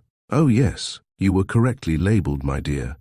And the woman whose name I will not give you had carefully preserved all that she knew. But, she said, during the years she had consoled herself with the thought that you could not be better off, though that was largely for my benefit, of course. She did not know where your parents lived, as the address at the hospital gave only that of your grandmother Shirley, Mrs. Dudley, who was then living at Glencoe. Of my grandmother, you mean, said Sydney, seeing something funny in it. Shirley, I'm a Dudley now. Write to your great-aunt about it. Mrs. Thorne did not particularly relish the trend of this conversation, and rose to go into the house with her letters. Try to be especially good to your mother, Sydney, Mr. Thorne suggested in low tones as his wife left them. You have kept from showing your worry so wonderfully of late. Now she may need a little comfort. Sydney, who had been sitting at her father's feet for a little while, held his hand a little more tightly and assented. Shirley excused herself and slipped away, for it was not the time for claiming her twin sister or talking of gay girl affairs. It was fortunate, she thought, that she should be leaving them to this readjustment. What would be the next step? The next step, so far as the Thorns were concerned, was a long letter to Dr. and Mrs. Harcourt, sent on by Shirley, who could arrive at home only about a week before her parents. No plans could be made, if there were any to make, before the Harcourts arrived. Sidney, however, told Shirley to tell Hope that they were sisters. Mother and father say that there is to be no secrecy about it, though we do not intend to announce it. But we all agree that I am fortunate to have such a fine family, and that the resemblance between us would be foolish for us to ignore it. The friends may as well understand, though no one need know exactly how the separation happened. That should be entirely in your hands to say, I think, Shirley returned. Think of the excitement that I'm going to have. You may expect to see a wild-looking college professor springing along with a step just like yours up your front yard. And they say that you and I walk just alike. Do we? Will he really look wild? That was my little joke, Sidney. You will not be ashamed of your real father, though he does not always dress as Mr. Thorne does. How could he? Shirley rode alone to Chicago, thinking of how the future would be managed, wondering how Sidney would feel about seeing her parents, feeling almost that she did not want to share them with Sidney, and reproving herself for her selfish thoughts. She was glad that she had a twin sister. She loved Sidney. That was enough. Mac Holland and Hope met her at the station and took her for a day's visit with them. It was decided that Mac was going to spend a year at Shirley's university. "I'll not be saying goodbye for very long," said he. "Tell Dick Lytton to have the brass band at the station." "I'd better not," laughed Shirley. "He might do it." Chapter 21. In her father's home. Toward the middle of September, Mrs. Thorne and Sidney were sitting in Mrs. Thorne's luxuriously furnished sitting room upstairs, waiting. Sidney, near the windows in front, suddenly exclaimed, "Here they are! Oh, Mother, what shall we do now?" The Thorne car passed the front of the house in the street and went into the drive at the side. Sidney watched and presently saw the erect figure that followed Mr. Thorne across the lawn with the springing step that Shirley had mentioned.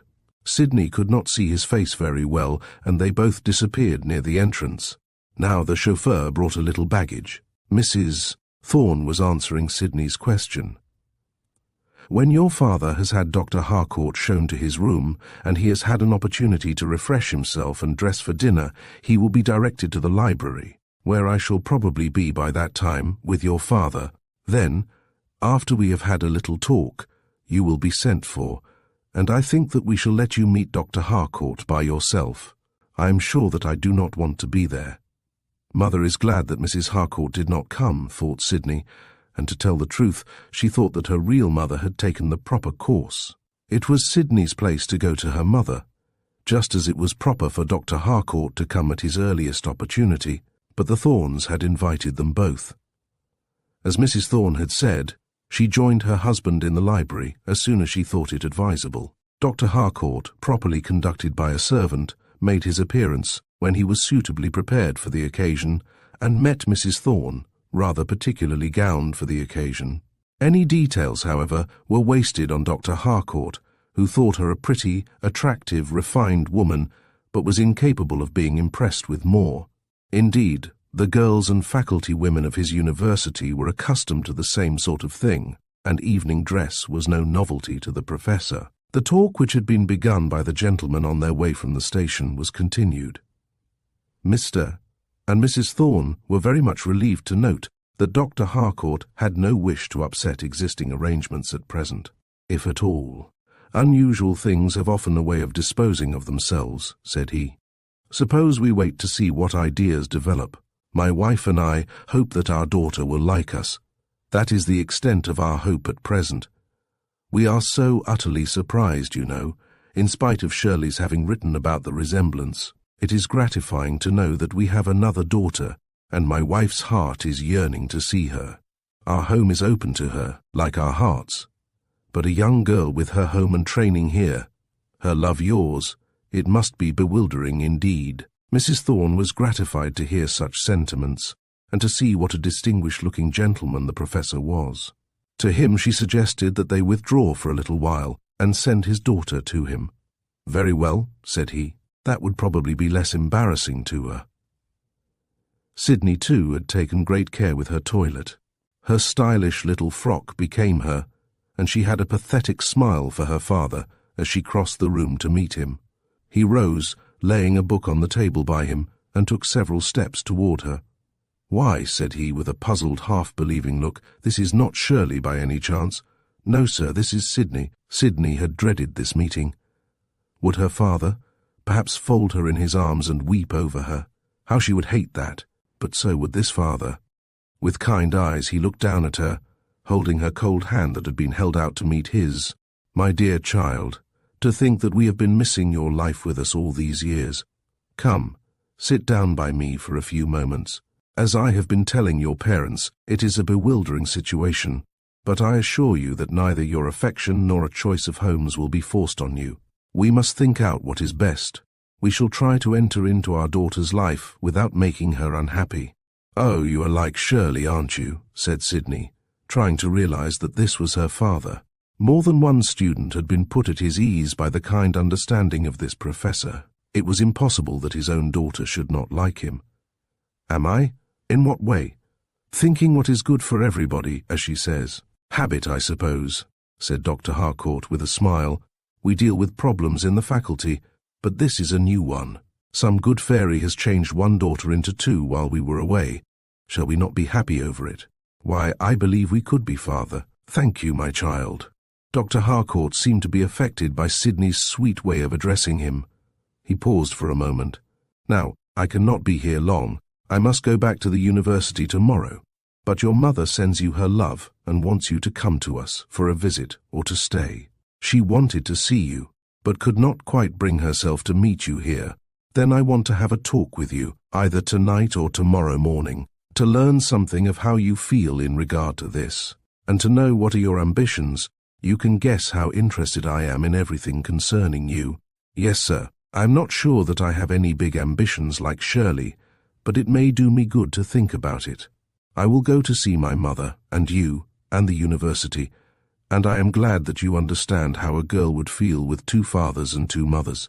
But you can scarcely know how thankful I was after having been nearly distracted, to find that my real father is you." Sydney was making a fine impression of sincerity upon her father. After one or two more references to the chief subject of thought, Dr. Harcourt suggested that Sydney summon Mr. and Mrs. Thorne. From that time on, through dinner, and for a large part of the evening, a strange evening to Sydney, who sat to listen, the conversation turned on general matters, national, local, business, the university where Dr. Harcourt taught, the results of his trip, the interests of the Thornes. And after Sydney had gone to her room, Dr. Harcourt took pains to express his feeling over the fact that a home of such high ideals had been provided for his little unknown child, who fell into such dangers. It was like Dr. Harcourt not even to think of the evidences of wealth around him.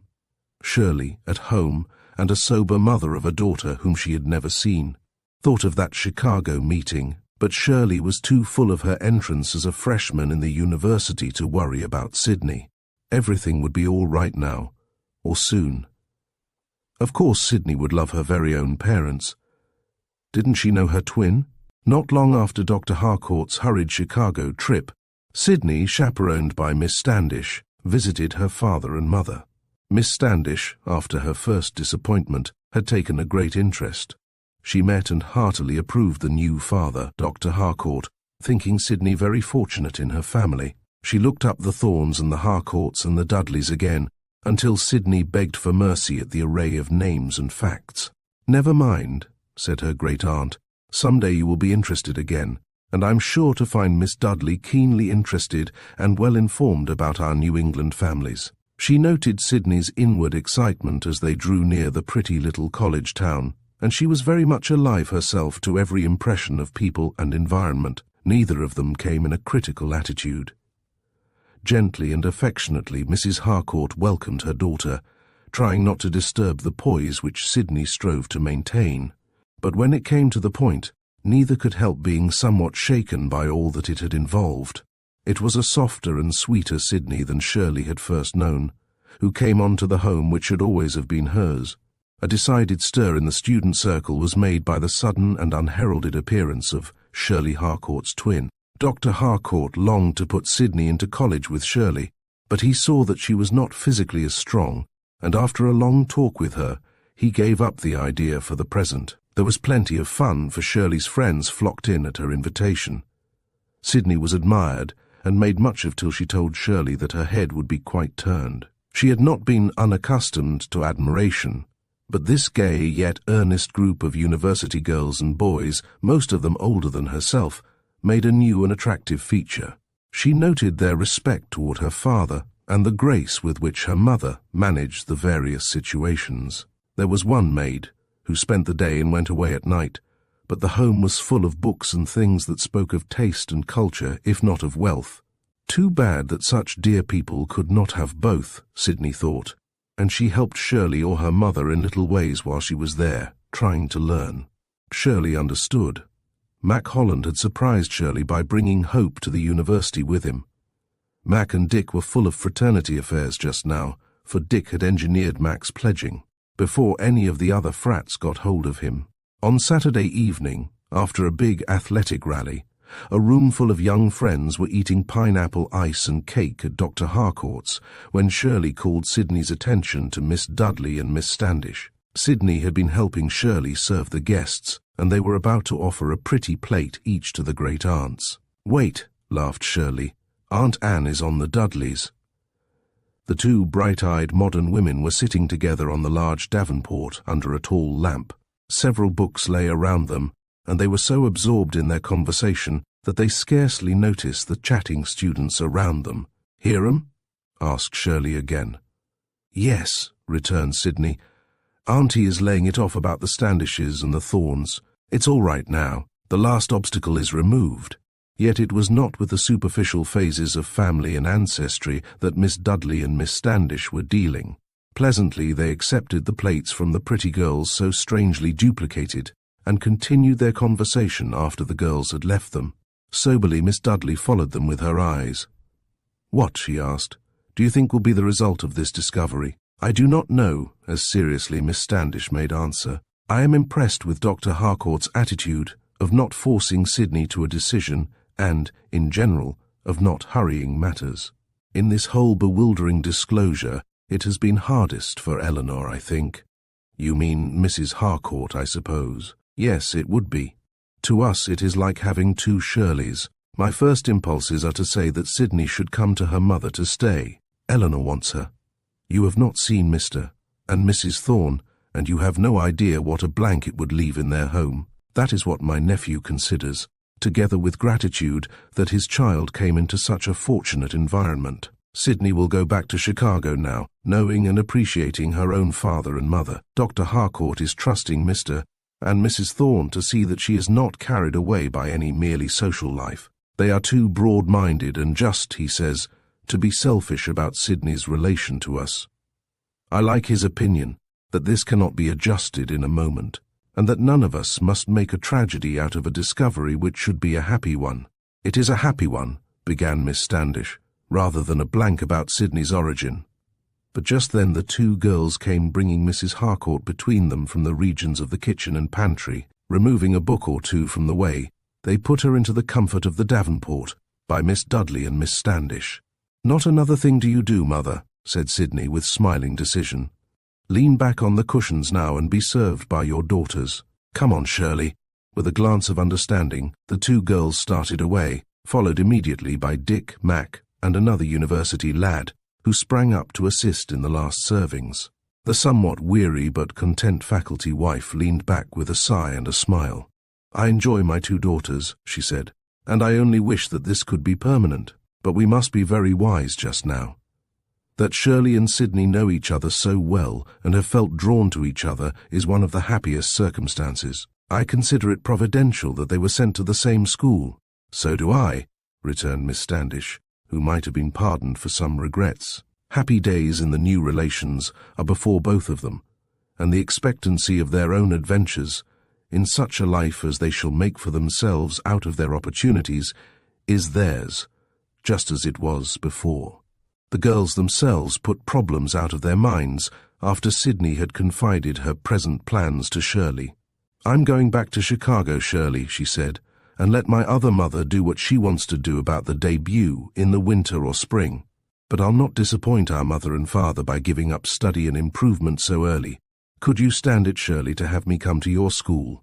"It would be a pity if I couldn't," warmly exclaimed Shirley. "I think that I may come then next year. Luckily, I did pretty well in Latin, and I want to take some courses under my very own father. I'm very proud of him. After my other mother gets used to the idea, it will be almost like letting me go away to school as before. Then I can be with our mother and father, see how it goes to be a faculty daughter along with you, and cover myself with glory to my own dad." "Noble ambition," laughed Shirley. "The sooner the better, Sydney. Be sure to tell him that before you go." "Perhaps I will, and that if I am going away, I am also coming back." Thank you for joining us in today's adventure through The Strange Likeness by Harriet Pyne Grove. We hope you enjoyed the story's twists and turns, leaving you with thoughts on its mysterious events and the characters that brought it to life. Don't forget to like, comment, and subscribe to Storytime Haven for more tales of wonder and intrigue. Until next time, keep listening, keep imagining, and keep the stories alive.